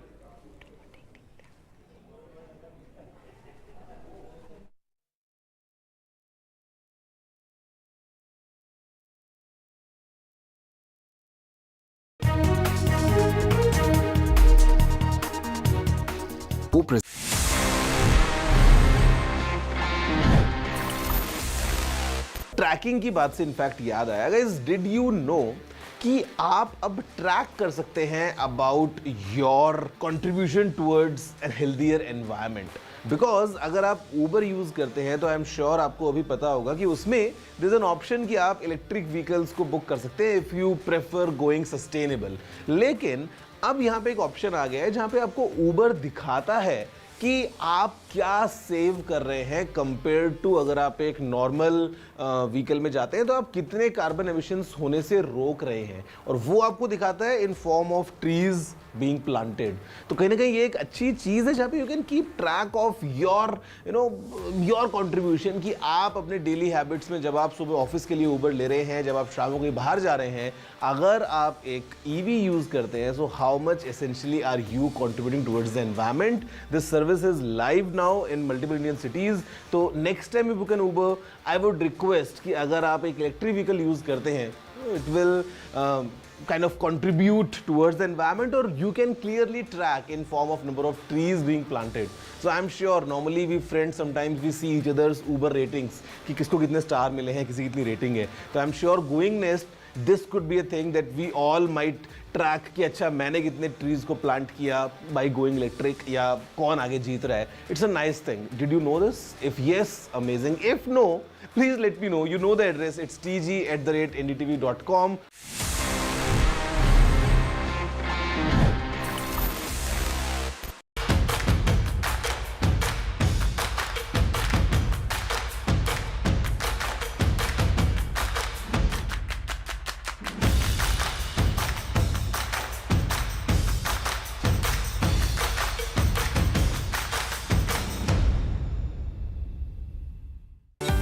Stay informed and entertained with the new and updated NDTV News app. You can watch all our channels live, listen to podcasts, read breaking and exclusive news from around the world and more. Download the NDTV app today and get access to the best journalism.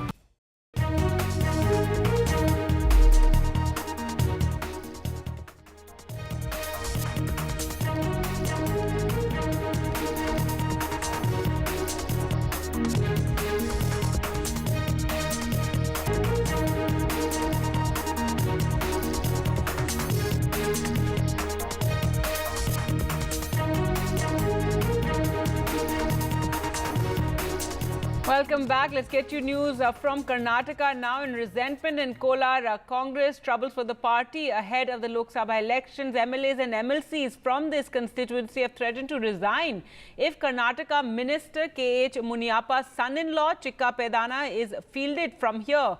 5 MLAs and MLCs raised this issue and even met with the Speaker at the Vidhan Sauda. Sitting Minister MC Sudhakar initially alleged that Congress High Command paid no heed to their demand, but later claimed they have been asked to wait for some time and that the High Command as well as state leadership will arrive at a decision soon. K.H. Muniappa is Food and Civil Supplies Minister. His daughter Rupa Shashidhar is already an MLA. NDTV's Nehal spoke with Mr. Sudhakar. I have all respects for the party High Command, but here we want others to be given representation. See, that is the only issue. And since some people are trying to put pressure on the High Command to get the seat, so I thought we can, there's no point continuing, but rather sit back at home rather than continuing. So we have with us K.H. Muniappa, Karnataka Congress Minister. Sir, the resentment brewing in Kolar Congress. What is your statement for that? Congress party is a big party. Naturally, these things will be happen. But unfortunately, it has reached to the peak. I was surprised on that issue because we all together, called by the Chief Minister and Deputy Chief Minister, we met and we explained our problems and we appealed to them. I never lost in the election, only one time I lost. You give an opportunity, I will win the seat. I have got my own experience. And they also told, we want some people, they also proposed. Ultimately, we all, Ramesh Kumar, both the ministers, Bharati Suresh, Dr. Sudhakar, myself, and all MLAs, together we have taken a decision. It will leave it to the High Command. The Chief Minister and the Deputy Chief Minister and the President of the PCC can take the decision. We abide by it. That was the end. Thereafter, this is surprise development that takes place. On this issue, I don't want to say anything on this issue. I am the sincere and a disciplined soldier of the party. Whatever the decision the party will take, I will abide by it. So, but also most of the rebel leaders have been stating that they will be waiting for a decision from the High Command. Okay, Suppose the High Command's decision is not in your favor, sir. Whatever they take decision, I will abide by it. Thank you. So much. That was Mr. Muniappa talking about whatever the decision of the High Command, they will abide by that. With camera person Govind, Pratibha Raman in Bengaluru for NDTV. So we have with us Kesh. All right, let's go across to Pratibha now for more. So Pratibha, resentment in Kolar against this nomination by the Congress, and now the Congress High Command and the state top leaders are going to look into all this and take a decision? That's right. In fact, it started off with a meeting between K.H. Muniappa as well as Mallikarjun Kharge this morning, where they did speak about the resentment that has been brewing. It snowballed into a bigger issue around afternoon, where 5 MLAs as well as 2 MLCs went to the Vidhan Sauda to meet with the Speaker, discuss about the concerns that they have. One of the main concerns that they raised was that they have been treated as slaves, quote unquote, under K.H. Muniappa, and we have to talk about the kind of portfolios that have already been given to Mr. Muniappa as well as his kith and kin. They did point out that his daughter is already an MLA who's also the chairman of one of the boards here, and the fact that the son-in-law would also be given a ticket proves that dynasty politics exists in the Congress, and this needs to be eradicated. These were some of the concerns that were laid out, and the Congress High Command as well as the state leadership has taken note of this and has also brought in some amount of time so that they could placate these leaders or bring about some kind of a solution to this entire problem that is brewing in Kolar Congress. All right, Pratibha, thanks so much for joining us with all those details. So some infighting there in the Congress in Karnataka. Well, news now from Maharashtra, where also there has been some amount of infighting in the Maha Vikas Aghadi, and you've had after the Uddhav Thackeray Shiv Sena announced its candidates for 17 seats, including 4 seats in Mumbai. Congress leader Sanjay Nirupam has hit out over this announcement and also said that the Congress should end its alliance with the Shiv Sena. Sangli was also under dispute between the Congress and Sena, but that too candidate has been announced by the Shiv Sena. Till yesterday, Congress was keen on this seat, while Mumbai Northwest was under dispute between the Congress and Sena, but now taken by Sena's Amol Kirtikar. आपने देखा होगा, मैंने प्रारंभ में ही कहा कि जिस तरीके से मुंबई की 6 में से 5 सीटें शिवसेना के हवाले कर दी गई, वो निश्चित तौर पर कांग्रेस पार्टी को मुंबई में पूरी तरह से दफन करने का एक कार्यक्रम है। लेकिन हमारा शुरू से आग्रह था कि आप 50-50 करिए, 3 सीट हमारा, 3 सीट आपका। लेकिन जिस तरीके से शिवसेना ने जोर जबरदस्ती की है और एक तरह से कांग्रेस पार्टी को अपने घुटने पे लाके दे दिया है, वह निश्चित तौर पर शिवसेना के पूरे नियत के ऊपर सवाल करने वाला है। जो कांग्रेस का वोटर है वो कहां जाएगा? कांग्रेस को जो वर्षों से लगातार वोट करते आए हैं, क्या वो शिवसेना के इस हरकत के बाद शिवसेना के पास जाएंगे, शिवसेना को वोट देंगे? मुझे इस बारे में संदेह है। उद्धवजींच्या शिवसेनेने यादी जाहीर केलेली आहे। खरं म्हणजे त्यामध्ये सांगली त्यांनी जाहीर करणं किंवा मुंबईमधलं सुद्धा धारावी जिथे तो मतदारसंघ जाहीर करणं हे योग्य झालं नाही असं माझं मत आहे। त्यांनी असं जाहीर करायला नको होतं ज्यावेळेस आम्ही चर्चेमध्ये आहोत। यामध्ये शेवटी एकत्र ज्यावेळेस आम्ही आघाडी आहे, तो आघाडी धर्म असतो आणि तो सर्वांनीच पाळला पाहिजे। त्यामुळं त्यांनी हे जागा जाहीर करणं योग्य नाही। आमचा आजही आग्रह या जागेसाठी आहे। एवढंच नाही तर भिवंडीच्या जागेसाठी सुद्धा आमचा आग्रह आहे आणि या बाबतीत जे जाहीर केलं आहे त्या बाबतीत शिवसेनेने फेरविचार करावा असे मी म्हणेल। मुंबई में उत्तर पश्चिम लोकसभा की सीट 2014 में शिवसेना ने जीती, 2019 में शिवसेना ने जीती, तो 2024 में यह तय हुआ कि महाविकास आघाड़ी की तरफ से शिवसेना उद्धव बाला साहब ठाकरे के उम्मीदवार अमोल भैया कीर्तिकर चुनाव लड़ेंगे। आपके ऊपर अन्याय हो रहा है, यदि आपको टिकट नहीं मिल रहा है तो आप कांग्रेस पार्टी से जाकर कहिए, आप कांग्रेस पार्टी पर दबाव बनाइए, न कि टेलीविजन में आकर आप दबाव बनाते हैं। और हम एक महाविकास आघाड़ी में हैं, आप एक ऐसे आरोप लगा सकते हैं कि हम मदद करेंगे कि नहीं करेंगे। पार्टी मदद करती है ना, पार्टी ने तय किया है कि यह संयुक्त उम्मीदवार है और आप तो बार बार कह रहे हैं कि 7 दिन के अंदर मैं अपने विकल्प ओपन रखा हूं। इसका मतलब आपकी किसी और दल से बातचीत चल रही है। जब किसी और दल से बातचीत चल रही है, आपके विकल्प खुले हैं, तो आप उस तरफ जाइए, आपको शुभकामना है, लेकिन हमारे उम्मीदवार के प्रति नफरत फैलाने का काम न कीजिए। Now more news from the MVA in Maharashtra, and Prakash Ambedkar, who was in talks with the MVA for seats, will now go solo as he's not getting the seats that he was demanding, and Prakash Ambedkar himself will contest from Akola, and Vanchit Bahujan Aghadi has declared its first list from Maharashtra where they will go it alone. NDTV's Radhika sent us this report on all the developments in Maharashtra. UBT Sena released its first list of candidates for Maharashtra, which included 17 names. In fact, that has led to a lot of confusion, chaos and disappointment among the allies. In fact, several disputed seats have been taken by Sena. Congress not very happy with the list. In fact, as far as Sangli seat is concerned, there were numerous discussions that were going on. Congress wanted that seat. However, Sena has fielded its candidate in that particular seat, and several leaders within Congress unhappy over it. And even 2 seats within Mumbai, which include Mumbai Northwest as well as Mumbai South Central, which were also under dispute, which the Congress wanted, have now been taken by Sena. In fact, Sanjay Nirupam taking a press conference, hitting out at both Congress and Sena, because Sanjay Nirupam had been eyeing this particular seat. He'd been saying that Congress is bending over backwards for Sena, and Sena is dominating and will destroy Congress party. In fact, he's also given an ultimatum for Congress to decide on this seat within a week, or he will have other options to look out for. So many within Congress unhappy with Sena's list, because They feel many of the disputed seats were still under discussion and were still to be decided, but before that Sena has staked claim and announced this particular list.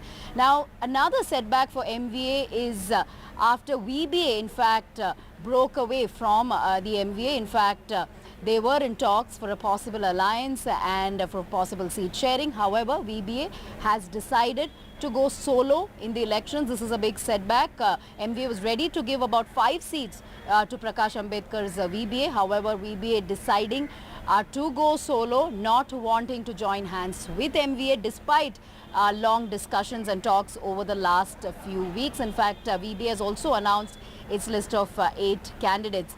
Now this is as far as the entire Sena list and the reaction to it, and also VBA breaking away ties and deciding to go solo is concerned. As far as Mahayuti is concerned, we are yet to come up with they are yet to release a list for both Shinde Sena as well as for of Ajit Pawar NCP. Most likely it will come out with names tomorrow. BJP has of course released its list of at least 23 candidates.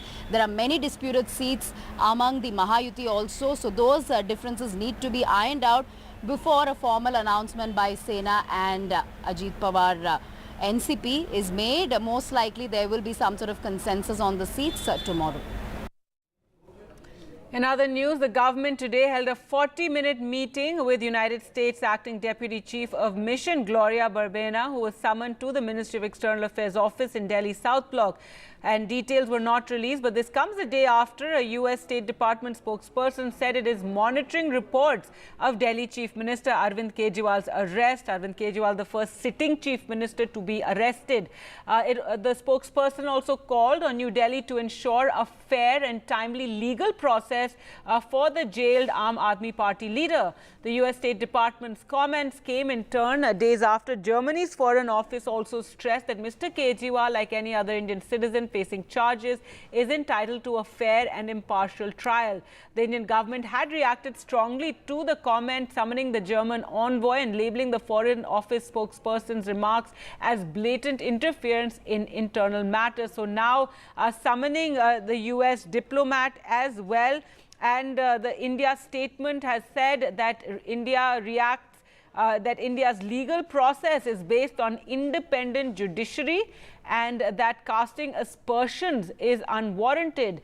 States expected to be respectful of other sovereignty could end up setting an unhealthy precedent, is what the India statement has said on the comments from the US, in turn discouraging anyone else also from commenting. The US had said about Kejriwal's arrest in comments that were made to Reuters is that we are closely monitoring Arvind Kejriwal's arrest. We encourage a fair, transparent and timely legal process for Chief Minister Kejriwal.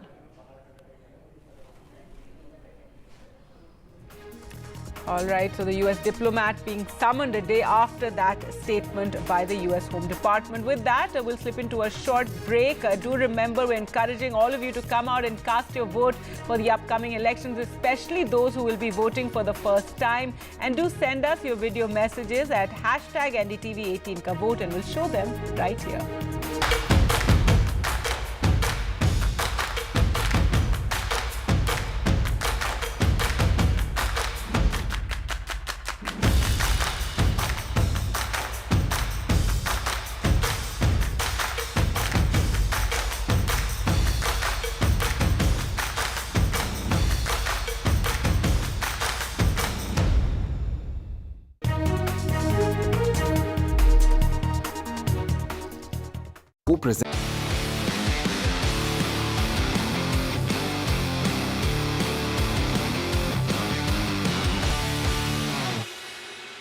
Welcome to NDTV Auto. I'm here in Jaipur for Volkswagen brand conference, and they have made a slew of announcements here.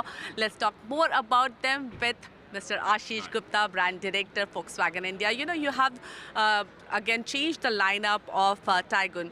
What was the purpose behind it, and will that make things simpler for people? No, I think the endeavor has been, and if I take you back 2 years when we introduced the Tygoon. We introduced it on two-line structure: the dynamic line, which was basically based on the 1 liter, and the performance line, which was based on the 1.5 liter.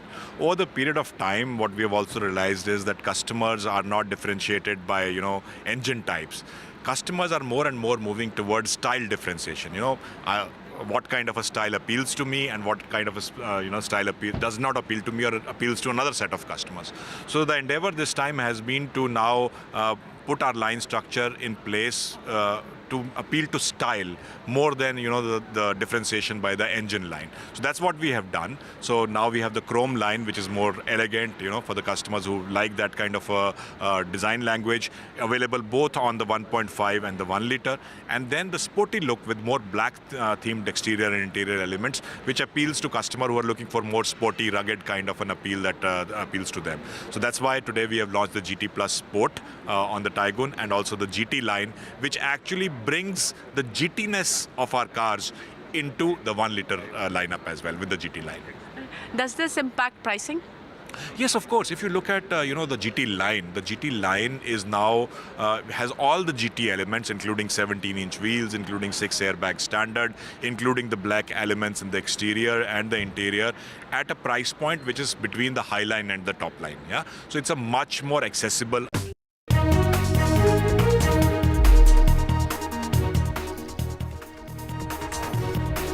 Welcome back. Prime Minister Narendra Modi is continuing with his series of phone conversations with various BJP candidates, and today he spoke with Amrita Roy, a member of an erstwhile royal family and BJP's Krishna Nagar candidate. She is fighting the election against Trinamool leader Mahua Moitra. During the conversation, he said the BJP was committed to uprooting corruption in the country, and also that he was working to ensure that the money looted from poor people in West Bengal and attached by the Enforcement Directorate was returned to them. Amrita ji नमस्कार। नमस्कार मोदी जी, आपका बहुत आभारी हूँ। आप मुझे chance दिए हैं लोगों की सेवा करने के लिए। हम 100% कोशिश करेंगे। आपका चुनाव अभियान कैसा चल रहा है? अभी तो हम निकले हैं, तो एक बीजेपी को उनका पिता का देहांत हो गया, हम इधर ही आए हुए हैं, तो अभी वापस जाके हम प्रचार में ही निकलेंगे। अमृता जी, आप महाराजा कृष्णराय चंची की विरासत को आगे ले जा रही है।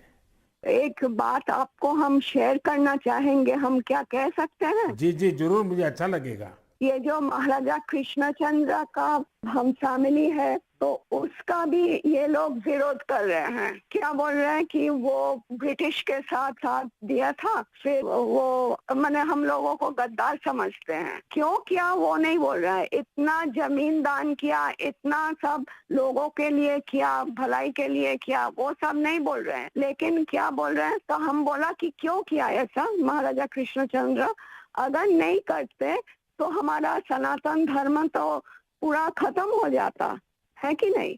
तो वो बात है, क्योंकि तब का वो जो नवाब थे सिराजुद्दौला, तो वो तो बहुत अत्याचारी भ्रष्टाचारी थे, तो उसीलिए उन्होंने तो अकेला नहीं किया, बहुत सारे राजाओं के मिलन हुआ, उसके बाद सभी ने किया। जगत सेठ भी थे और राजाओं थे, तो उसी सभी के मेहनत से ये काम सफल हुआ। तो अगर नहीं होता, आज हम हिंदू नहीं रह पाते, हमारा भाषा दूसरा होता, हमारा वेशभूषा एकदम अलग होता और सभी अलग हो जाते। हम तो दूसरों के अधीन रहते ना, यही बात है। अमृता जी, बचपन में हमारे यहाँ हम लोगों को जो पढ़ाया जाता था, उसमें कृष्णचंद्र राय की समाज सुधार का काम, बंगाल के विकास का काम, बंगाल के विकास के मॉडल, ये सब सुनने को मिलता था बचपन में। अब देखिए, ये वोट बैंक की राजनीति करने वाले लोग हैं, तो बहुत ही अनाप शनाप आरोप लगाएंगे और 300 साल पहले की घटना निकालेंगे, 200 साल पहले की घटना निकालेंगे और बदनाम करने का प्रयास करेंगे। ये खुद अपने जो वर्तमान पाप है उसको छिपाने के लिए वो ऐसी चीजें ढूंढते रहते हैं। लेकिन जब भगवान राम की बात आती है, तो वो कहते हैं कि सबूत कहाँ है, इतनी पुरानी बात क्यों निकालते हो। लेकिन जब कृष्णचंद्र राय की बात आती है तो वो तुरंत निकालते हैं। तो इस प्रकार से उनके दोगलापन होता है और आपको इसका बिल्कुल मन में प्रेशर नहीं लेना चाहिए। आपने तो बंगाल का उज्जवल भविष्य और आपका स्वयं का जीवन भी लोगों के लिए रहा है। हाँ जी। और आपके सामने बंगाल की विरासत को बचाने की भी चुनौती है। और आप इसे कैसे देख रही हैं? आप हम पॉजिटिवली देख रहे हैं। हमारा लड़ाई जो है लोगों का सेवा के लिए है, करप्शन हटाने के लिए है और वंचित लोगों के उपकार में आने के लिए है। संदेश खली से भी हमारी बहनों ने, बेटियों ने वो आवाज उठाई जो एक महिला मुख्यमंत्री और उसके ऐसे शासन के खिलाफ थी जहां शासन चरमरा गया है, कुप्रबंधन है, भ्रष्टाचार है, संरक्षण उन लोगों को है जो बहन बेटियों के साथ बलात्कार अत्याचार करते हैं। और एक महिला मुख्यमंत्री ममता बनर्जी उस राज्य की महिलाओं को संरक्षण नहीं दे पाई, बल्कि संरक्षण दिया है तो भ्रष्टाचारियों को, बलात्कारियों को। Well, let's go across to Saurabh now for more. And Saurabh, interesting series of conversations the Prime Minister is having. Today he spoke to Amrita Roy, who is contesting against Mahua Moitra, and he spoke out about corruption and ED, etc. Yesterday we saw he spoke to a Sandesh Khali, a survivor. Rekha Patra was also contesting this election. So really trying to put the spotlight on their various criticisms of Mamata Banerjee, be it women protection or corruption. Well, the Trinamool, of course, has hit back at, the comments. And, of course, this is something that obviously, the BJP will also focus on. And, Prime Minister Modi's calls to these candidates is something that is, a huge morale booster for them ahead of elections. And what they are saying is that, these are candidates whom the BJP has, of course, put up against the TMC. Now, obviously, women candidates is something that the BJP is focusing on, which is why if you see the Prime Minister has called two candidates so far from Bengal, and both of them are women. One, of course, in Krishnanagar, and, of course, Amrita Roy faces, Mahua Moitra of the Trinamool Congress. And the other, of course, is Rekha Patra, who takes on Haji Nurul Islam, who is, of course, the Trinamool Congress candidate there. So obviously, these are seats where the BJP has put up surprise candidates, and and these seats are going to see a contest. And yes, the Prime Minister, of course, taking on the TMC, saying that they will try to dig out stuff to hide their current misdeeds, and of course the TMC hitting back at the BJP, saying, look, there is no question of, why are they withholding Bengal's dues, all of that. So obviously, this is going to be a very, very, strongly fought campaign in Bengal, both on behalf of the TMC and the BJP as they take on each other in these elections. All right, Saurabh, thanks so much for joining us with all those details. With that, time for us to slip into a short break. News updates continue on the other side. Stay tuned.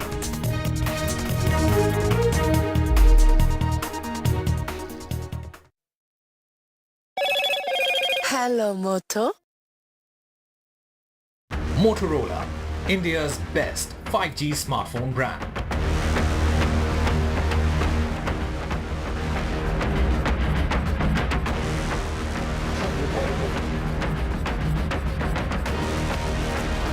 On his 39th birthday, superstar Ram Charan visited iconic Tirupati temple and offered prayers along with his wife Upasana and daughter Klinkara.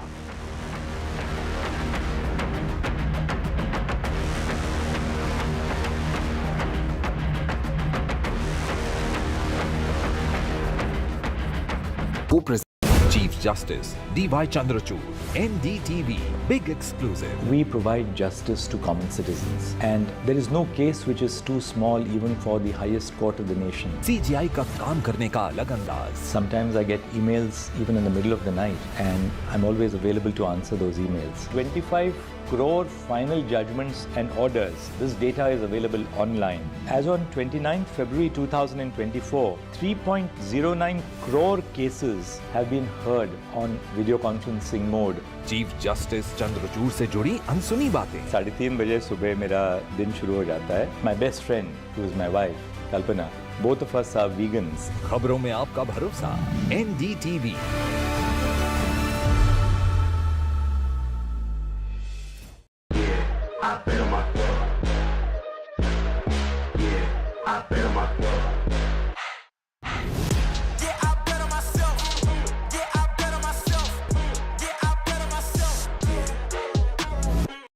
A debate has many facets, perhaps no one right answer.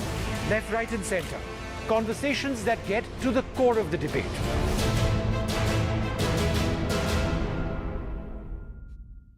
Hello and welcome to NDTV Auto. What I have with me today is real special. It is the latest EV from Audi, Q6. What's special about it is it's based on a completely new platform, PPE, Premium Platform Electric. This platform Audi has developed for their electric vehicles, and it has a lot to offer.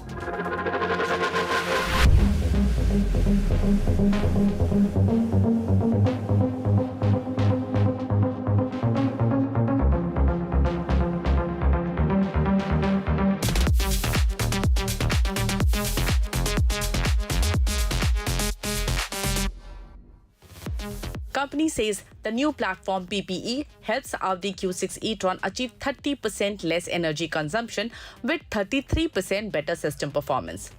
With the Q6, Audi is also introducing its electronic architecture E3 1.2, which allows customers to experience digitalization directly in the vehicle, making Audi Q6 e-tron a truly tech marvel. So here it is, all that you need to know about Q6 e-tron.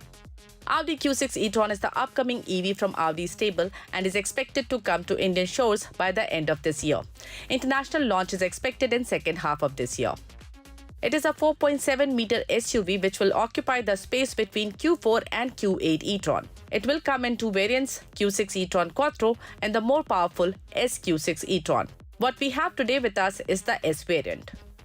What I want to show you, the first in the look of Audi Q6 are these DRLs. They are matrix LED DRLs with active signature. That means you can change the pattern that gets projected from these DRLs, and they also move while the car is on the move. That means you can actually have an active DRL. And I believe this feature is the highlight of Audi's upcoming baby. Up front is the grille. Now what I want to show you is this single frame grille. Audi is calling it inverted single frame grille, and it looks very interesting. It's all closed off but looks very nice with these piano black inserts given here.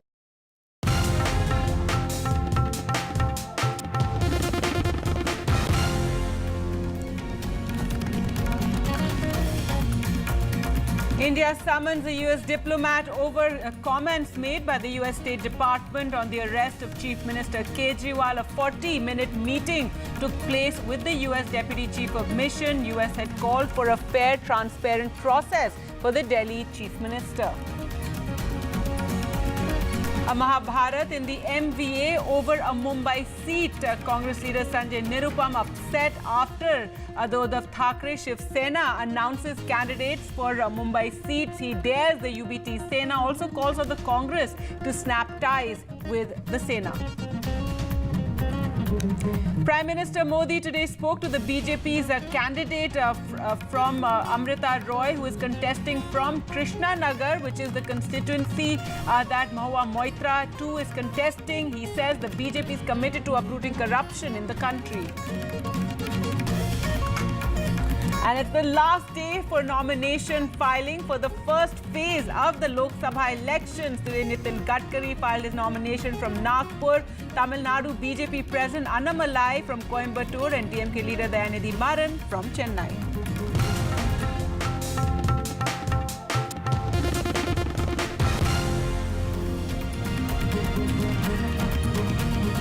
Hello and welcome. You're watching NDTV. I'm Gargi Raut. Up first, let's get you all the developments taking place in Karnataka, where there's trouble for the Congress party in the Kolar constituency. MLAs and MLCs from this Lok Sabha constituency have threatened to resign if Karnataka Minister K.H. Muniappa's son-in-law Chikka Pedana is fielded from there. In fact, 5 MLAs and 2 MLCs raised this and even met with the Speaker at the Vidhan Sauda. Now, sitting Minister MC Sudhakar initially alleged that the Congress High Command did not pay any heed to their demands, but later said that they have been asked to wait for some more time and that the High Command as well as the state leadership will arrive at a decision soon. Meanwhile, K.H. Muniappa is the Food and Civil Supplies Minister and his daughter Rupa Sashidhar is already an MLA.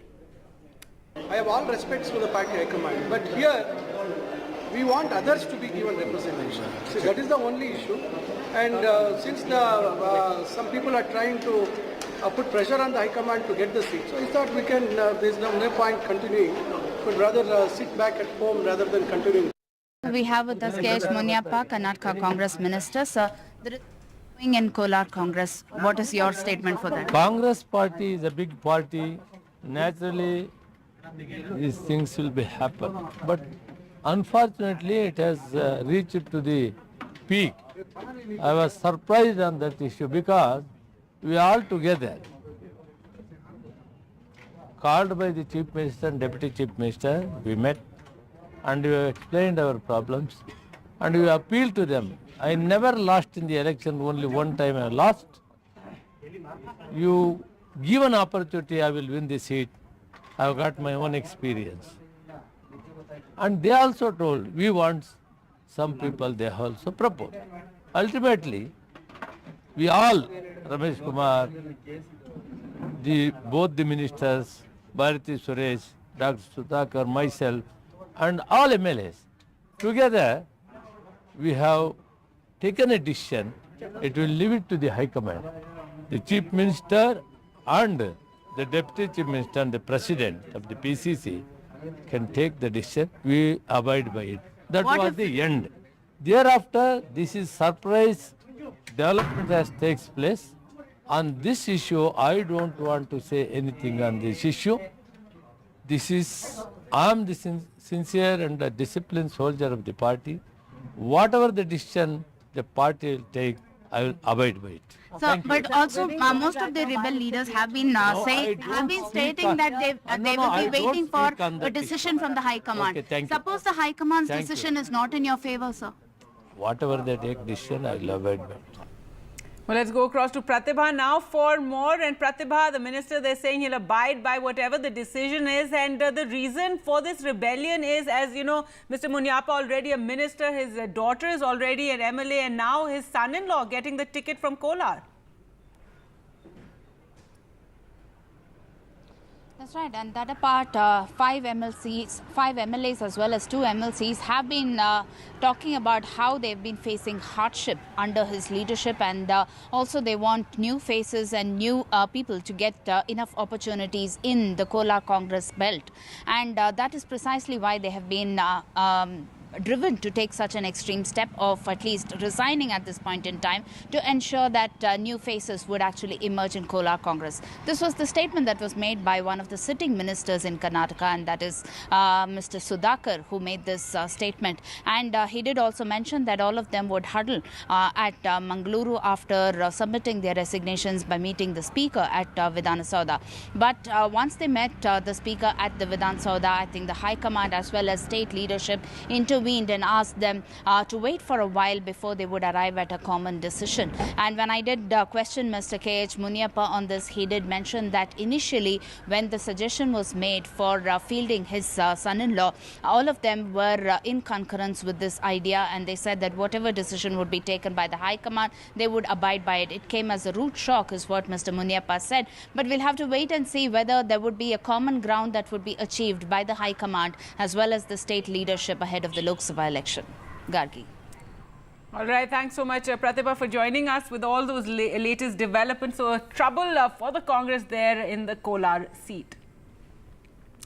All right, an update now on Delhi Chief Minister Arvind Kejriwal, whose health has deteriorated in ED custody. Remember, today the High Court had taken up his application against his arrest, but news coming in on his health situation, and his sugar level is, according to reports, going up and down. Remember, he is a diabetic, so Arvind Kejriwal's sugar level has dropped to 46, which doctors say is very dangerous for his levels to go so low. This on a day that the Chief Minister has challenged in the Delhi High Court his arrest by the Enforcement Directorate in the money laundering case related to the now scrapped liquor policy, and the High Court bench was to take up the matter later. Kejriwal's counsel, Senior Advocate Abhishek Singhvi, had questioned the ED's delaying tactics